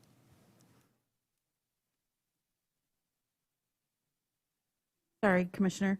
I do believe it's on a department by department basis, an analysis of the equipment and the type of equipment. I mean, this runs all postage for the county. Correct me if I'm wrong, Karen. So it's a heavy duty machine that we lease for 5 years. And 5 years is routine? I wouldn't say we have anything that says it's routine, but it's like our copiers and things like that. We may do 3 to 5 years. Okay, thank you. It does seem a little, that we'd like to reevaluate that, or, I mean, The contract may have provisions in it to upgrade. They almost always will allow you to upgrade if there's like a newer, better technology that comes out. Karen, can you correct me on that, or is that how this contract would work as well? Absolutely. So the initiation of this contract will allow us to upgrade the older equipment that we currently have in the mail services. And if they do come out with a newer model within that 60 months, we are allowed to exchange our current equipment and upgrade to the new equipment. And I think we get discounted pricing based on that 60 months of leasing this current equipment that they're going to place. Thank you. And I'm sure there's an out kind of a sentence in there that allows the county to opt out of the contract if we see something better offered by another company? There is a cancellation for convenience clause, and we have to give a certain amount of notice before we cancel, but yes, sir, we do have an out clause in this. Oh, okay, thank you. Move to approve? I'm sorry, Commissioner, go ahead. No, go ahead, Betsy. I didn't know if you heard the part 2 that Karen said about a lot of times we get a better rate when we do enter a longer lease. They give us a better per month price. okay. So second? Commissioner Holguin? Aye. Commissioner Leon? Aye. Commissioner Stout? Aye. Commissioner Robinson? Aye. Judge Samaniego? Aye. Motion carries. Thank you. Item number 18, ARPA project number 1540. Approve the purchase for Dell Latitude 5420 for District Clerk's Office using DIR contract DIR TSO 3763 awarded to Dell Marketing LP Dell Technologies of Round Rock, Texas in the amount of $114,323. Purchasing approved on January 31st, 2022. Funding is available in cap-out IT equipment hardware. Judge and Commissioners, Karen Davidson, County Purchasing Agent. This is an ARPA project, number 1540, and we are asking for your approval to purchase the Dell Latitudes. It's about 100 of them for the District Clerk's Office. It is a DIR contract and provides the best pricing for these Dell desktops. It is $114,323. And we are asking for your approval for this purchase. If you have any questions, I'm happy to answer. Move to approve. Second? Commissioner Holguin. Aye. Commissioner Leon. Aye. Commissioner Stout. Aye. Commissioner Robinson. Aye. Judge Samaniego. Aye. Motion carries. Thank you. Item number 19, ARPA project number 1050. Approve the purchase and installation of police equipment into 14 patrol vehicles and 1 K-9 unit using Region 19 Contract 17-7259 awarded to Alamo Industries Incorporated, Alamo Auto Supply of El Paso, Texas, in the amount of $411,484.08. Purchasing approved on January 31st, 2021. Funding is available in CP Replacement 22 Patrol Vehicles and Special Grant ARPA Plan 21 CAP. Again, good afternoon, Judge and Commissioners. Karen Davidson, County Purchasing Agent. This is also an ARPA project funded partially by ARPA 1050, and it is we're asking for your approval to purchase and install the police equipment into 14 vehicles, including 1 K-9 unit. It is a cooperative purchasing that we routinely use through Region 19 for Alamo Auto Supplies. The total amount is the $411,484.08, and I'm happy to answer any questions you might have. To approve? Second. Commissioner Holguin. Aye. Commissioner Leon. Aye. Commissioner Stout. Aye. Commissioner Robinson. Aye. Judge Samaniego. Aye. Motion carries. Thank you. Thank you, Karen. What month are you now on, Karen? I'm just starting my third month, sir. Your third month, okay.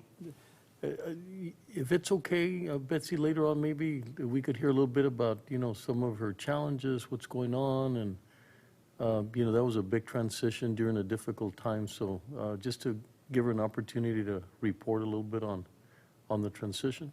We'd love to schedule that for one of your special sessions. That would be real nice, yeah. And we're so thankful to have Karen. I see so much engagement and really excited for what she's going to do for all of us. It really Excellent. makes a difference. Excellent, yeah. So maybe a special session would be nice to have. Yes, sir. We'll Have her on coordinate there. with Karen.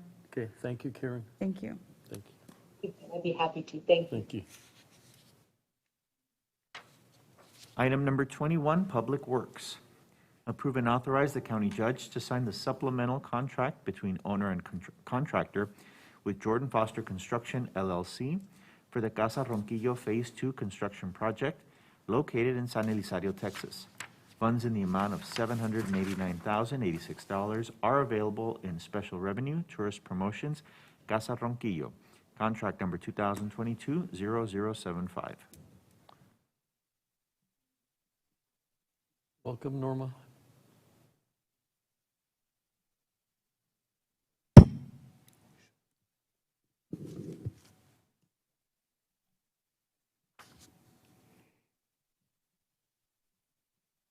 I don't see Norma on here.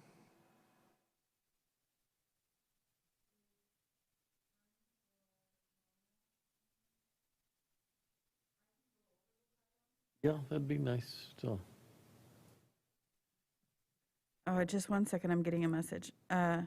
Yes, Melina is on standby for any questions we have, but Norma got delayed. I apologize. So this item is a part of the ongoing work that we've been doing for the Casa Ronquillo building out in San Elizario as part of the historic district out there. As you know, our goal is to restore that building in a historical manner that makes it an extra asset that we can have to add to our inventory there and would be open to the public. We've also asked the Historical Commission to help work with us on identifying period appropriate furnishings, things, giving us ideas and input and suggestions.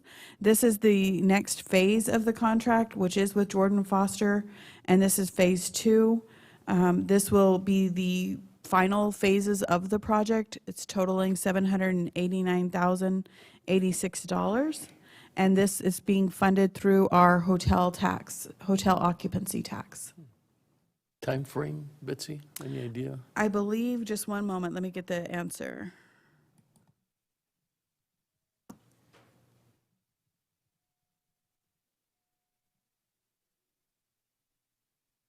8 months. 8 months, okay. Yes, sir. Approve. Second. Commissioner Holguin, Aye. Commissioner Leon, Aye. Commissioner Stout, Aye. Commissioner Robinson, Aye. Judge Samaniego. Aye. Motion carries. Thank you. Ew.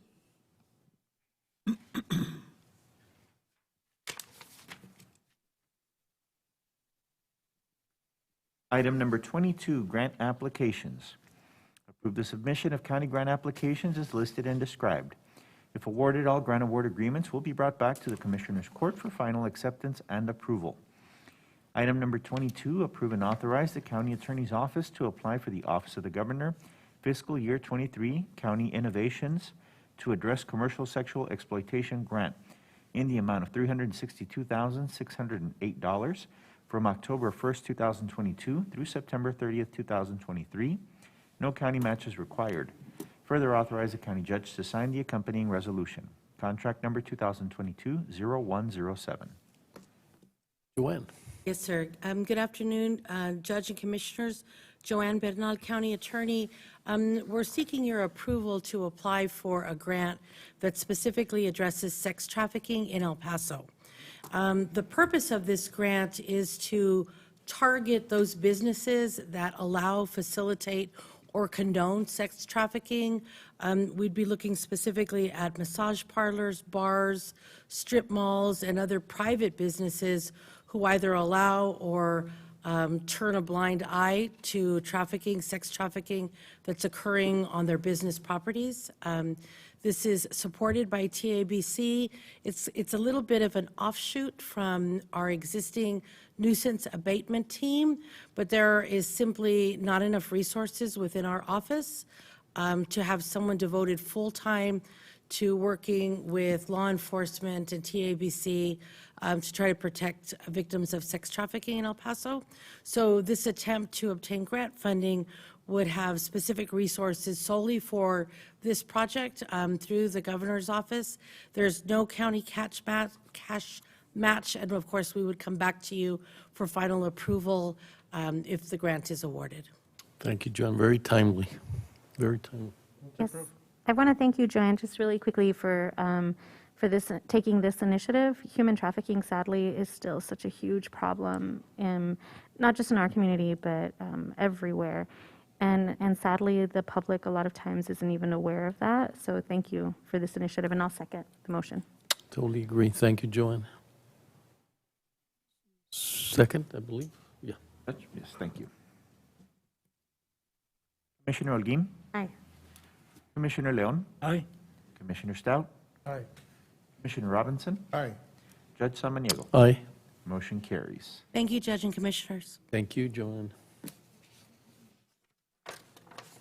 This brings us to executive session. Item number 23. Commissioners Court will now recess into executive session to discuss items 23A through 23D pursuant to Texas Government Code Section 551.071. Commissioners Court will reconvene to take official action.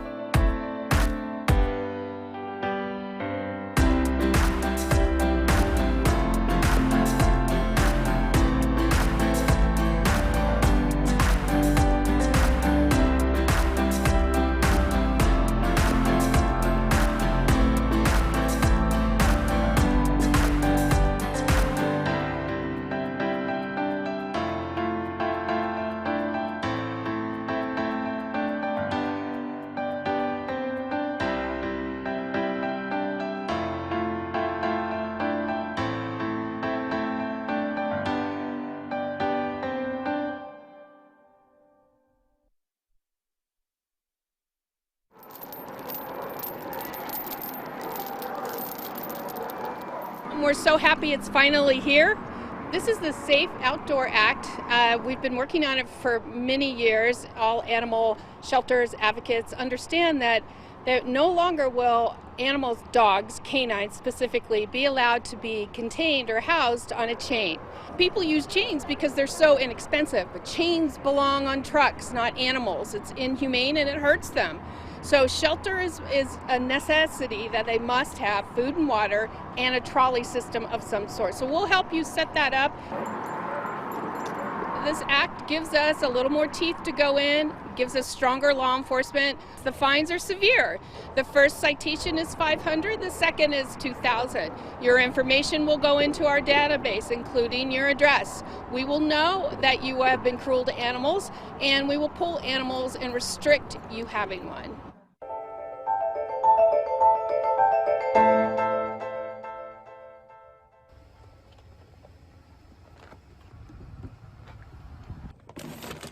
Rene Herrera is getting ready to start his shift as an animal welfare officer, a job that he has done for 6 years. The reason why I do is because animals don't have a voice, and I feel the need to be there to protect them. But today is not just any day, as the new Safe Outdoor Dogs Act has come into effect in Texas. Which means that canines cannot be restrained with industrial chains, and also to adequate food, water, and shelter, and shade as well. And to put the dogs inside when it's in extreme weather, which is cold or very hot temperatures. Rene is responding to the report of a pit bull that could be in an inappropriate space. Yes, so the lady allowed us to see behind the property to see if the dogs were restrained. They give us a call of the canine not being contained properly. What's up, baby? So he checks out okay. He looks alert and active. That was one of my main concerns. Although everything is in order, Rene reminds the owner about the new law. So like I said, ma'am, it is an issue. Your dog's being out loose at large, so you could tie him up, but it cannot be with an industrial chain. Violations of the Safe Outdoor Dogs Act are considered a Class C misdemeanor, punishable by a fine up to $500. Hey, this is one of our dogs that we picked up today. He's going to be taken to the shelter because he was straight loose at large for not being restrained. And although some may complain about this new law, for Rene, the most important thing is the safety of the pets.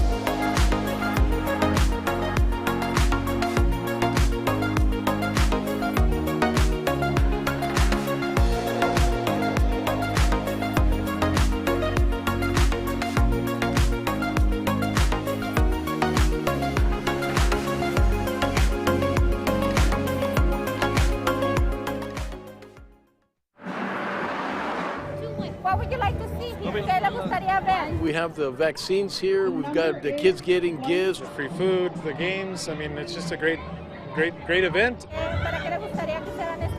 The event is made to see how the neighborhood associations and the residents around here want to do with these 3 properties that were proposed to us by the county. We have 4 options. We're doing what we set out to do, which is try to get as much community participation and ideas as to what we can do with the properties. I came out here in support. Hopefully we could do something better with this area. I remember this area being really beautiful when I was a kid. And the old theater here, the Azteca Theater, was really nice. It started off as a beautiful theater, and then it was a dinner theater. The Valley Theater from the 1940s till about the 1970s. If you ask anybody, they remember it as a naked harem. They don't remember it as a theater. they remember it as a naked harem, and we need to take that stigma off this neighborhood. It was a criminal situation. We're going to turn this into a beautiful mental health opportunity. We're asking all the families to come in, answer the survey. Los últimos dos, ¿cuál le gusta menos? Pues el evento nos gustó mucho porque es muy familiar. Luego, aparte de que hubo comida, juegos, también adoptamos We're limited, but because of the Chapter 59, but depends on how we handle it, how we word it, we can get a lot of things done for this community. Yeah, they could turn it into something that's going to help the community, of course. Anything would be fine. I'd like to see this torn down, all 3 properties torn down, come in with a community wellness center. We needed to keep it within the restriction of mental health. And then mental health has a lot of things like well-being, a community center, everything's related. The other thing is education. That's going to be a very important component. And we've got not only this property, but the next 2 properties are part of this situation. So looking forward to something great that we do in the area of mental health. I'm very optimistic. I think that this site will be something really nice, something that our community desperately needs. You can give up the survey. With all of us putting our little minds together, we're going to have something beautiful for this community.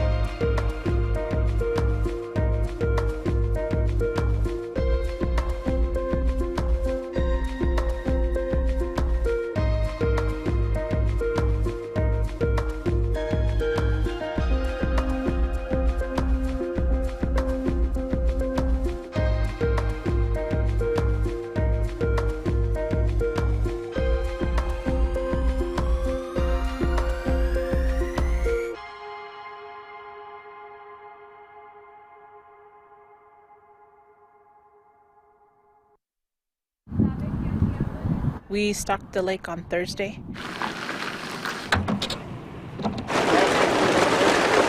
$1,528, all rainbow trout.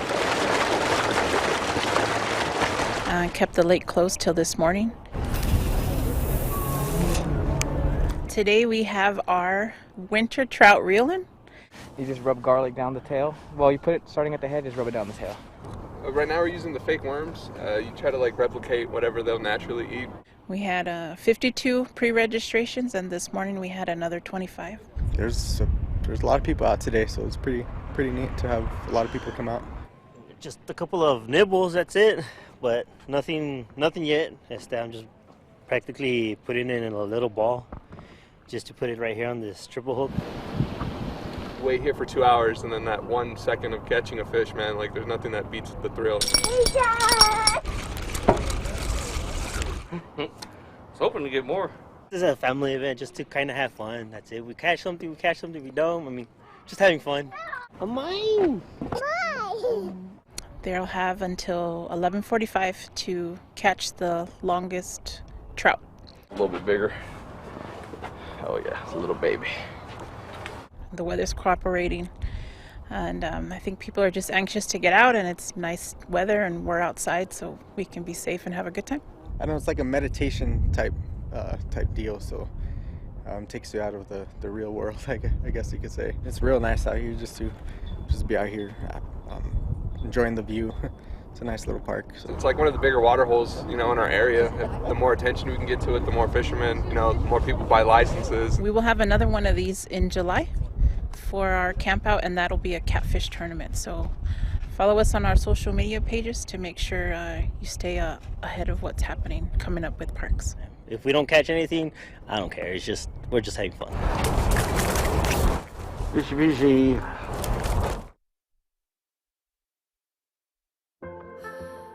El Paso goes by many names. Sun City, 915. We are known for history, culture, food, and art.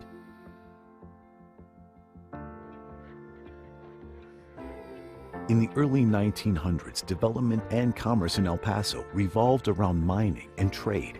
The nationally recognized mission trails are just one example of the many historic sites that portray our region's rich indigenous and colonial history.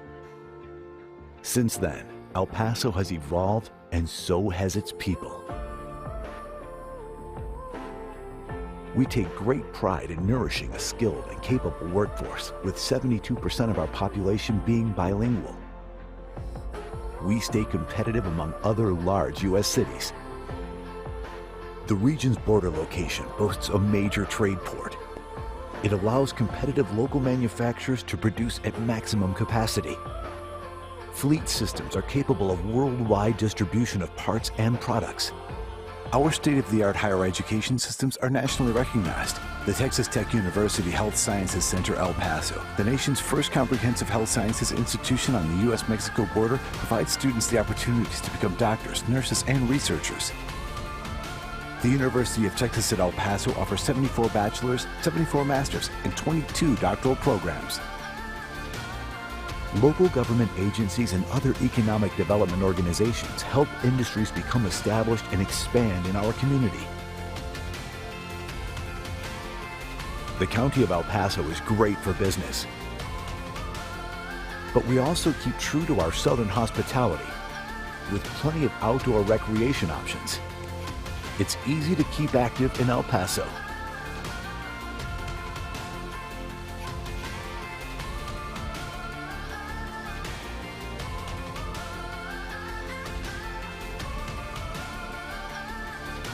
We are constantly looking for new industries interested in expansion. We want to offer our help and support in the process.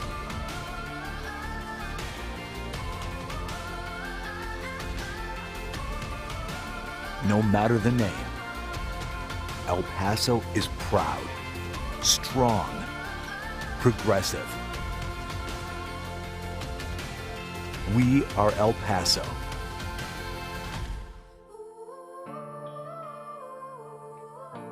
Come see what we can do together.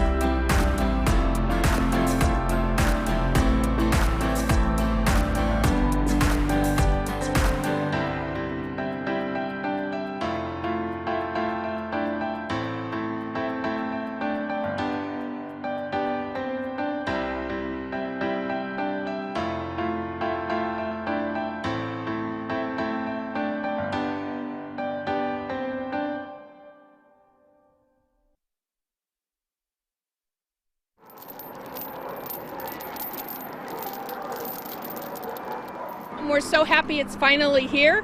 This is the Safe Outdoor Act. We've been working on it for many years. All animal shelters, advocates understand that no longer will animals, dogs, canines specifically, be allowed to be contained or housed on a chain.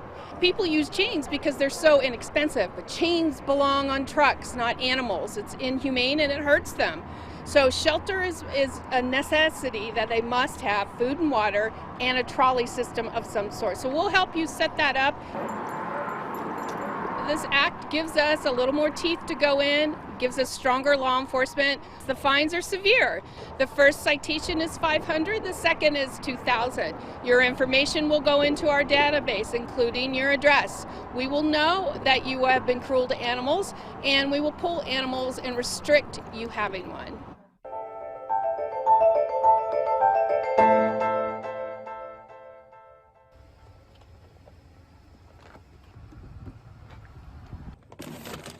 Rene Herrera is getting ready to start his shift as an animal welfare officer, a job that he has done for 6 years. The reason why I do is because animals don't have a voice, and I feel the need to be there to protect them. But today is not just any day, as the new Safe Outdoor Dogs Act has come into effect in Texas. Which means that canines cannot be restrained with industrial chains, and also to adequate food, water, and shelter, and shade as well. And to put the dogs inside when this is in extreme weather, which is cold or very hot temperatures. Renee is responding to the report of a pit bull that could be in an inappropriate space. Yes, so the lady allowed us to see behind the property to see if the dogs were restrained. They give us a call of the canine not being contained properly. What's up, baby? So he checks out okay. He looks alert and active. That was one of my main concerns. Although everything is in order, Renee reminds the owner about the new law. So like I said, ma'am, it is an issue. Your dog's being out loose at large, so you can tie him up, but it cannot be with an industrial chain. Violations of the Safe Outdoor Dogs Act are considered a Class C misdemeanor, punishable by a fine up to $500. Hey, this is one of our dogs that we picked up today. He's going to be taken to the shelter because he was straight loose at large for not being restrained. And although some may complain about this new law, for Renee, the most important thing is the safety of the pets.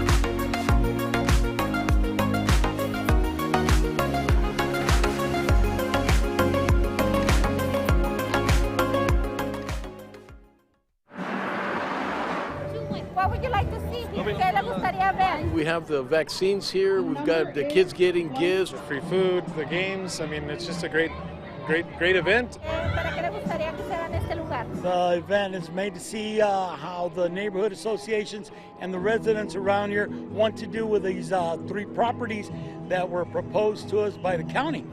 We have 4 options. We're doing what we set out to do, which is try to get as much community participation and ideas as to what we can do with the properties. Well, I came out here in support. Hopefully we could do something better with this area. I remember this area being really beautiful when I was a kid. And the old theater here, the Azteca Theater, was really nice. It started off as a beautiful theater, and then it was a dinner theater.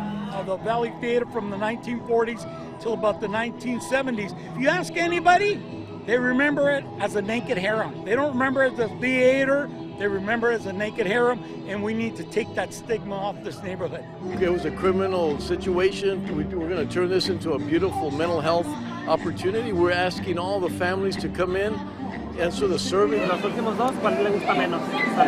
Pues el evento nos gustó mucho porque es muy familiar. Luego, aparte de que hubo comida, juegos, también adoptamos perrita. We're limited, but because of the Chapter 59, but depends how we handle it, how we word it, we can get a lot of things done for this community. Yeah, they could turn it into something that's going to help the community, of course. Anything would be fine. I'd like to see this torn down, all 3 properties torn down, come in with a community wellness center. We needed to keep it within the restriction of mental health. And then mental health has a lot of things like well-being, a community center, everything's related. The other thing is education. That's going to be a very important component. And we've got not only this property, but the next 2 properties are part of this situation. So looking forward to something great that we do in the area of mental health. I'm very optimistic. I think that this site will be something really nice, something that our community desperately needs. You can give us the survey. With all of us putting our little minds together, we're going to have something beautiful for this community.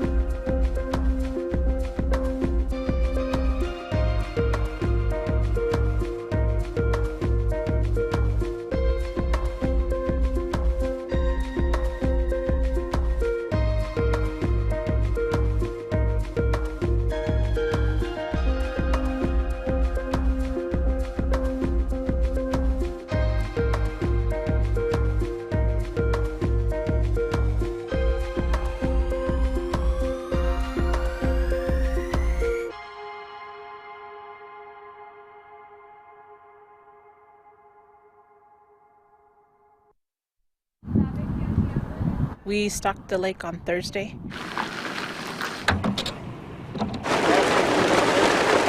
$1,528, all rainbow trout. Kept the lake closed till this morning. Today we have our winter trout reeling. You just rub garlic down the tail. Well, you put it starting at the head, just rub it down the tail. Right now we're using the fake worms. You try to like replicate whatever they'll naturally eat. We had 52 pre-registrations, and this morning we had another 25. There's a lot of people out today, so it's pretty neat to have a lot of people come out. Just a couple of nibbles, that's it. But nothing yet. I'm just practically putting it in a little ball just to put it right here on this triple hook. Wait here for 2 hours, and then that 1 second of catching a fish, man, like there's nothing that beats the thrill. I was hoping to get more. This is a family event just to kind of have fun. That's it. We catch something, we don't. I mean, just having fun. Mine! They'll have until 11:45 to catch the longest trout. A little bit bigger. Oh yeah, it's a little baby.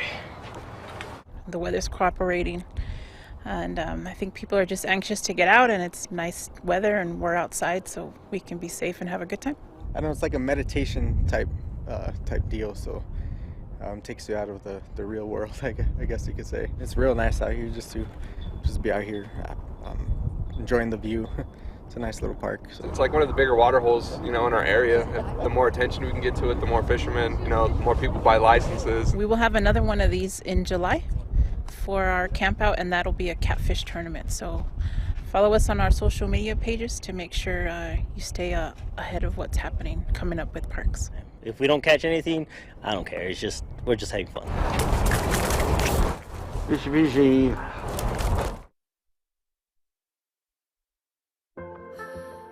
El Paso goes by many names. Sun City, 915. We are known for history, culture, food, and art.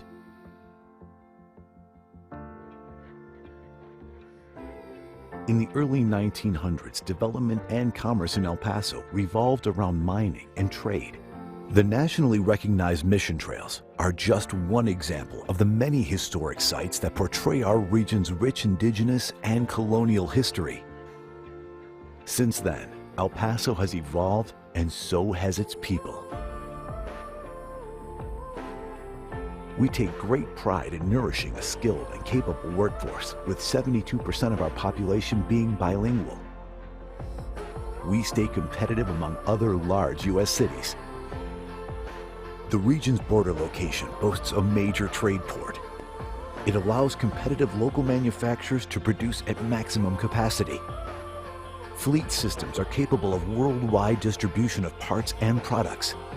Our state-of-the-art higher education systems are nationally recognized. The Texas Tech University Health Sciences Center El Paso, the nation's first comprehensive health sciences institution on the U.S.-Mexico border, provides students the opportunities to become doctors, nurses, and researchers. The University of Texas at El Paso offers 74 bachelor's, 74 master's, and 22 doctoral programs. Local government agencies and other economic development organizations help industries become established and expand in our community. The County of El Paso is great for business, but we also keep true to our southern hospitality with plenty of outdoor recreation options. It's easy to keep active in El Paso.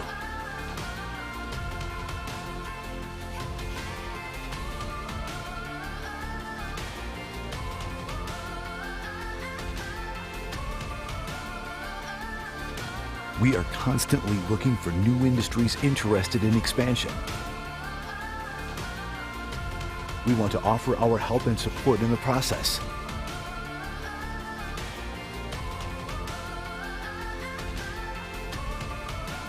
No matter the name, El Paso is proud, strong, progressive.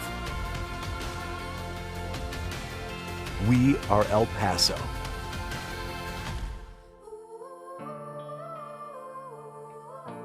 Come see what we can do together.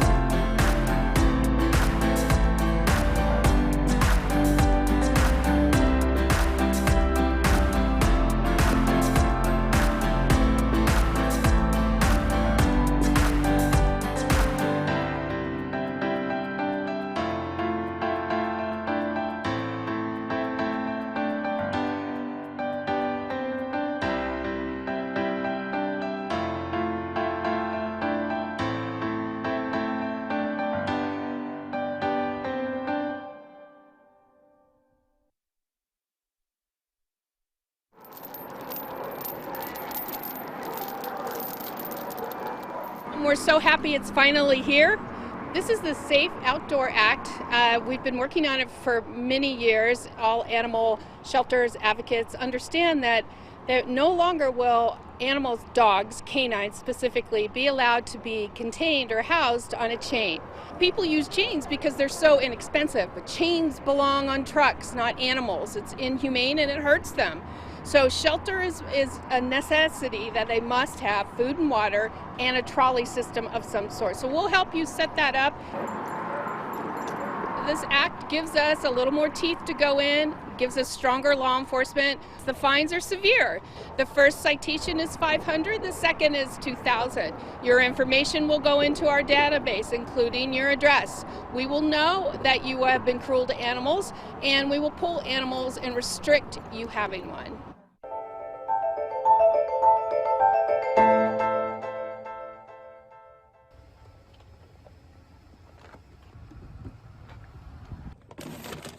Rene Herrera is getting ready to start his shift as an animal welfare officer, a job that he has done for 6 years. The reason why I do this is because animals don't have a voice, and I feel the need to be there to protect them.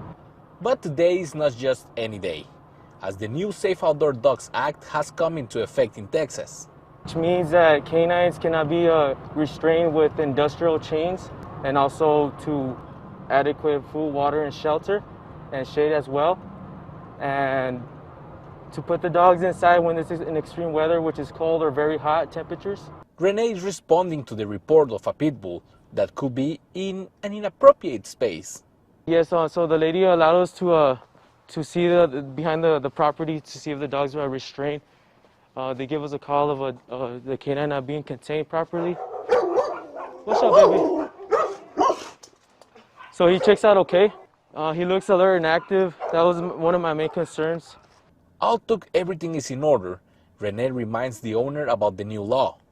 So like I said, ma'am, it is an issue. Your dog's being out loose at large, so you can tie him up, but it cannot be with an industrial chain. Violations of the Safe Outdoor Dogs Act are considered a Class C misdemeanor, punishable by a fine up to $500. Hey, this is one of our dogs that we picked up today. He's going to be taken to the shelter because he was straight loose at large for not being restrained. And although some may complain about this new law, for Renee, the most important thing is the safety of the pets.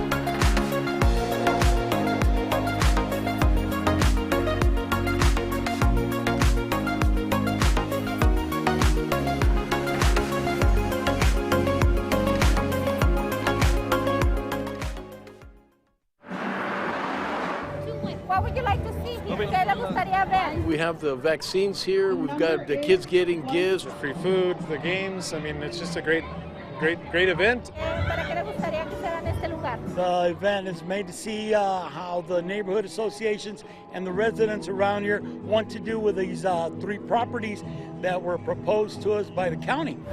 We have 4 options. We're doing what we set out to do, which is try to get as much community participation and ideas as to what we can do with the properties. Well, I came out here in support. Hopefully we could do something better with this area. I remember this area being really beautiful when I was a kid. And the old theater here, the Azteca Theater, was really nice. It started off as a beautiful theater, and then it was a dinner theater. The Valley Theater from the 1940s till about the 1970s. If you ask anybody, they remember it as a naked harem. They don't remember it as a theater They remember it as a naked harem, and we need to take that stigma off this neighborhood. It was a criminal situation. We're going to turn this into a beautiful mental health opportunity. We're asking all the families to come in, answer the survey. Los últimos dos, ¿cuál le gusta menos? Salud. Pues el evento nos gustó mucho porque es muy familiar. Luego, aparte de que hubo comida, juegos, también adoptamos esta perrita. We're limited, but because of the Chapter 59, but depends how we handle it, how we word it, we can get a lot of things done for this community. Yeah, they could turn it into something that's going to help the community, of course. Anything would be fine. I'd like to see this torn down, all 3 properties torn down, come in with a community wellness center. We needed to keep it within the restriction of mental health. And then mental health has a lot of things like well-being, a community center, everything's related. The other thing is education. That's going to be a very important component.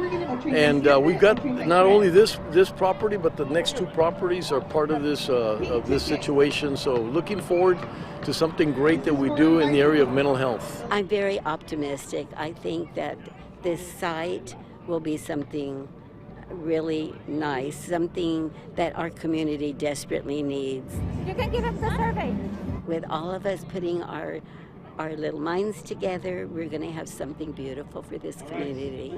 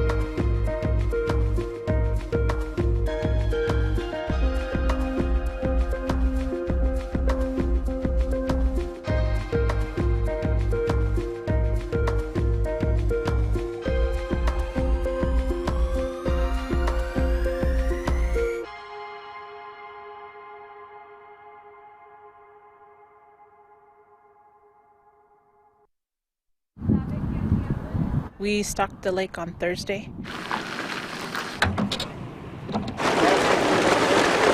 $1,528, all rainbow trout. Kept the lake closed till this morning. Today we have our winter trout reeling. You just rub garlic down the tail. Well, you put it starting at the head, just rub it down the tail. Right now we're using the fake worms. You try to like replicate whatever they'll naturally eat. We had 52 pre-registrations, and this morning we had another 25. There's a lot of people out today, so it's pretty neat to have a lot of people come out. Just a couple of nibbles, that's it. But nothing yet. I'm just practically putting it in a little ball just to put it right here on this triple hook. Wait here for 2 hours, and then that 1 second of catching a fish, man, like there's nothing that beats the thrill. I was hoping to get more. This is a family event just to kind of have fun. That's it. We catch something, we don't. I mean, just having fun. Mine. They'll have until 11:45 to catch the longest trout. A little bit bigger. Oh yeah, it's a little baby. The weather's cooperating, and I think people are just anxious to get out, and it's nice weather and we're outside, so we can be safe and have a good time. I don't know, it's like a meditation type deal, so takes you out of the real world, I guess you could say. It's real nice out here just to be out here enjoying the view. It's a nice little park. So. It's like one of the bigger water holes, in our area. The more attention we can get to it, the more fishermen, the more people buy licenses. We will have another one of these in July for our camp out, and that'll be a catfish tournament. So follow us on our social media pages to make sure you stay ahead of what's happening coming up with parks. If we don't catch anything, I don't care.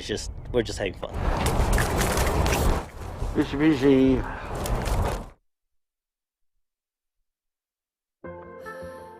El Paso goes by many names.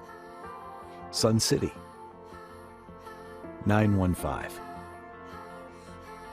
We are known for history, culture, food, and art.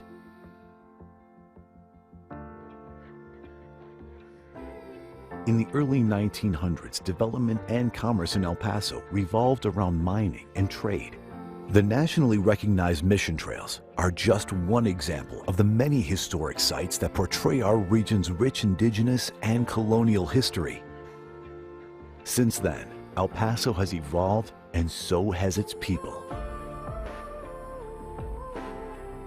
We take great pride in nourishing a skilled and capable workforce, with 72% of our population being bilingual. We stay competitive among other large U.S. cities.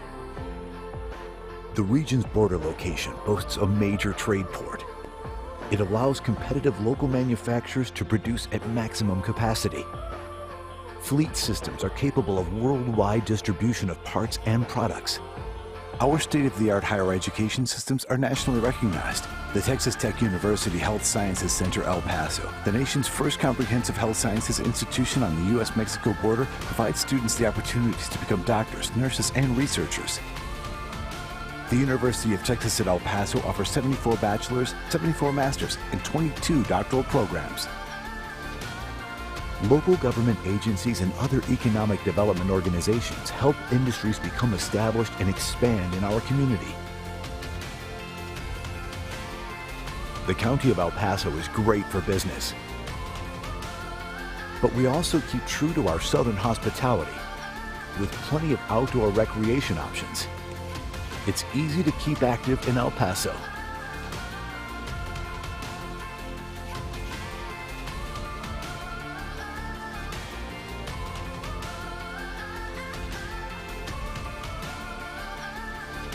We are constantly looking for new industries interested in expansion.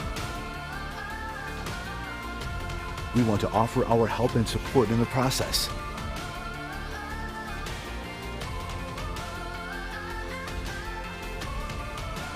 No matter the name, El Paso is proud, strong, progressive. We are El Paso.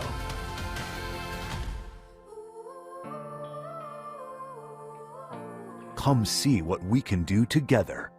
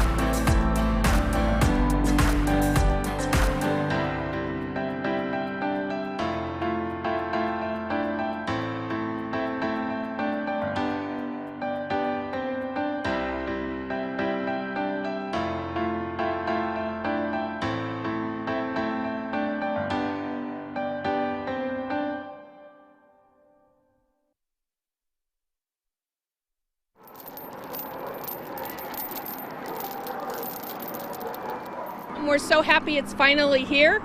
This is the Safe Outdoor Act.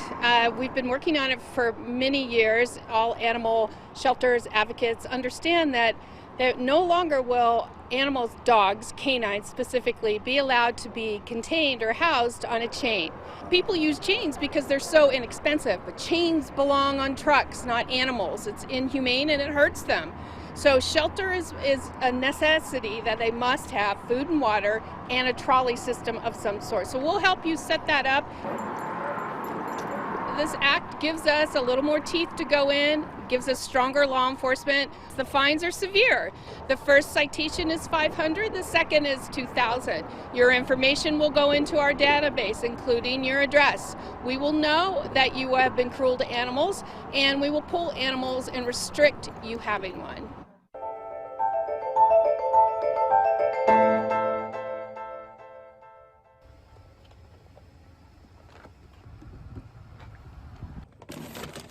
Rene Herrera is getting ready to start his shift as an animal welfare officer, a job that he has done for 6 years. The reason why I do this is because animals don't have a voice, and I feel the need to be there to protect them. But today is not just any day, as the new Safe Outdoor Dogs Act has come into effect in Texas. Which means that canines cannot be restrained with industrial chains, and also to adequate food, water, and shelter, and shade as well. And to put the dogs inside when it's in extreme weather, which is cold or very hot temperatures. Renee is responding to the report of a pit bull that could be in an inappropriate space.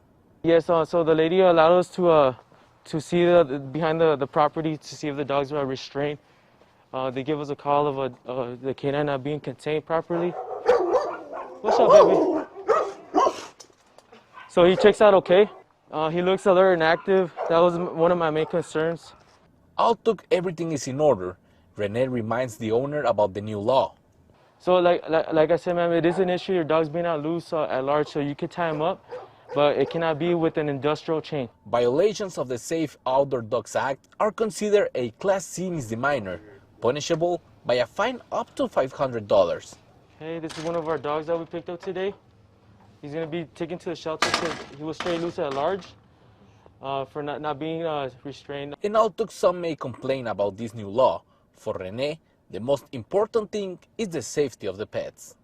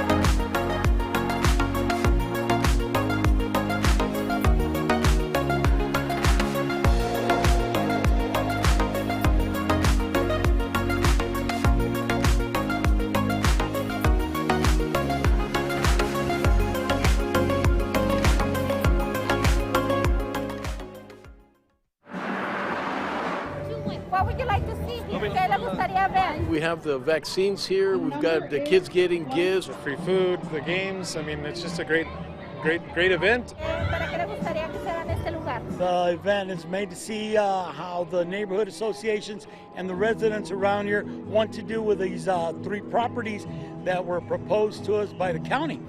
We have 4 options. We're doing what we set out to do, which is try to get as much community participation and ideas as to what we can do with the properties. Well, I came out here in support. Hopefully we could do something better with this area. I remember this area being really beautiful when I was a kid. And the old theater here, the Azteca Theater, was really nice. It started off as a beautiful theater, and then it was a dinner theater. The Valley Theater from the 1940s till about the 1970s. If you ask anybody, they remember it as a naked harem. They don't remember it as a theater They remember it as a naked harem, and we need to take that stigma off this neighborhood. It was a criminal situation. We're going to turn this into a beautiful mental health opportunity. We're asking all the families to come in, answer the survey. Los últimos dos, ¿cuál le gusta menos?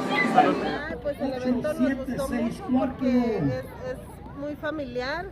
Luego, aparte de que hubo comida, juegos, también adoptamos Enrique. We're limited, but because of the Chapter 59, but depends how we handle it, how we word it, we can get a lot of things done for this community. Yeah, they could turn it into something that's going to help the community, of course. Anything would be fine.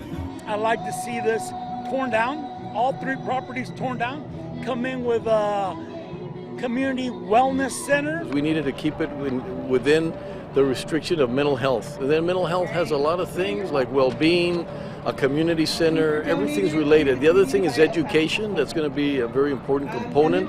And we've got not only this property, but the next 2 properties are part of this situation. So looking forward to something great that we do in the area of mental health. I'm very optimistic. I think that this site will be something really nice, something that our community desperately needs.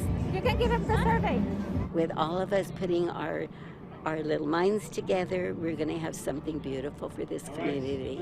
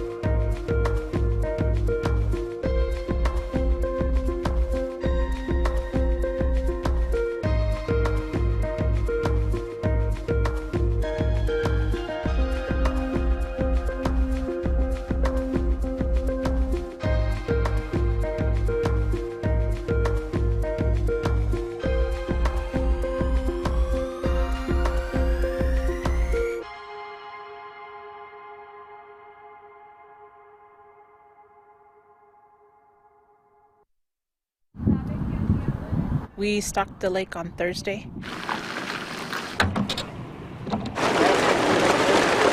1,528 all rainbow trout.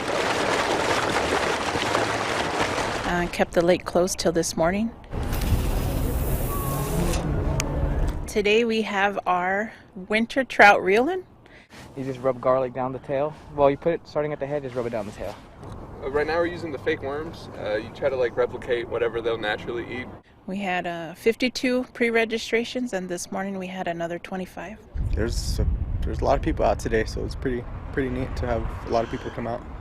Just a couple of nibbles, that's it. But nothing yet. I'm just practically putting it in a little ball, just to put it right here on this triple hook. Wait here for 2 hours, and then that 1 second of catching a fish, man, like there's nothing that beats the thrill. I was hoping to get more. This is a family event, just to kind of have fun. That's it. We catch something, we don't. I mean, just having fun. Mine. They'll have until 11:45 to catch the longest trout. A little bit bigger. Oh yeah, it's a little baby. The weather's cooperating, and I think people are just anxious to get out, and it's nice weather, and we're outside, so we can be safe and have a good time. I don't know, it's like a meditation type deal, so takes you out of the real world, I guess you could say. It's real nice out here just to be out here enjoying the view. It's a nice little park. So. It's like one of the bigger water holes, in our area. The more attention we can get to it, the more fishermen, the more people buy licenses. We will have another one of these in July for our camp out, and that'll be a catfish tournament. So follow us on our social media pages to make sure you stay ahead of what's happening coming up with parks. If we don't catch anything, I don't care. We're just having fun. Fishy.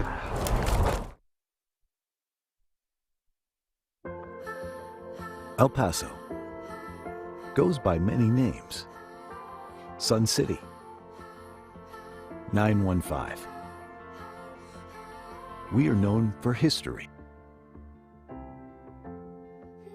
culture, food, and art.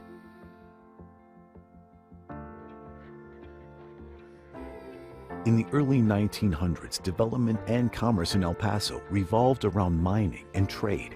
The nationally recognized mission trails are just one example of the many historic sites that portray our region's rich indigenous and colonial history. Since then,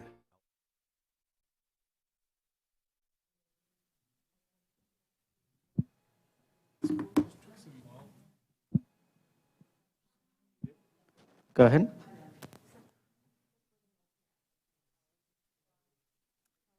Commissioners' Court has reconvened into regular open session. Item number 24, discuss and take appropriate action of pending litigation styled Magda Erica Graham versus El Paso County, cause number 321CV00066FM, County Attorney Case number 002821LD. Also, item number 25, discuss and take appropriate action of pending litigation styled Magda Erica Graham versus El Paso County, cause number 2021 DCV 1110, County Attorney Case number 009721LD. Good afternoon, County Judge, Commissioners. Jed Unterrecker, Assistant County Attorney. I'm asking the court for a motion to authorize the county judge to sign a settlement agreement in both these matters as discussed in executive session. So moved. Second. Commissioner Holguin? Aye. Commissioner Leon? Aye. Commissioner Stout? Aye. Commissioner Robinson? Aye. Judge Samaniego? Aye. Motion carries. This completes all the items on our agenda, Judge. So, Judge, just really quickly before we adjourn. Yes. I know you had a birthday in your office, so I want to wish Nicole a happy birthday, but I also want to wish you a happy birthday in case we don't see you before Friday. I know your birthday is coming I up. forgot about that. So I just wanted to make sure to say that before we adjourn. I was trying to skip birthdays, so thank you. It's coming up. Well, thank you. Thank you very much. And today, we had two great your resolutions. Thank you both, commissioners, for doing that, and the way we linked them up. One of them to get the word out on the voting, and the other one that we were able to get trying to get a grant on a specialty court that aligns very well to Commissioner Stout's resolution. And thank all of you, especially up there, our translators back there. Thank you for being with us. Our legal staff. I always forget, I go tell them personally, but thank you, Miguel and Alexis back there for helping us out on everything that's being broadcasted. So once again, thank you, all your attorneys, Jed and everyone else. Thank you. Thank you, Karen. Bye-bye. This concludes today's meeting at 3:37 p.m.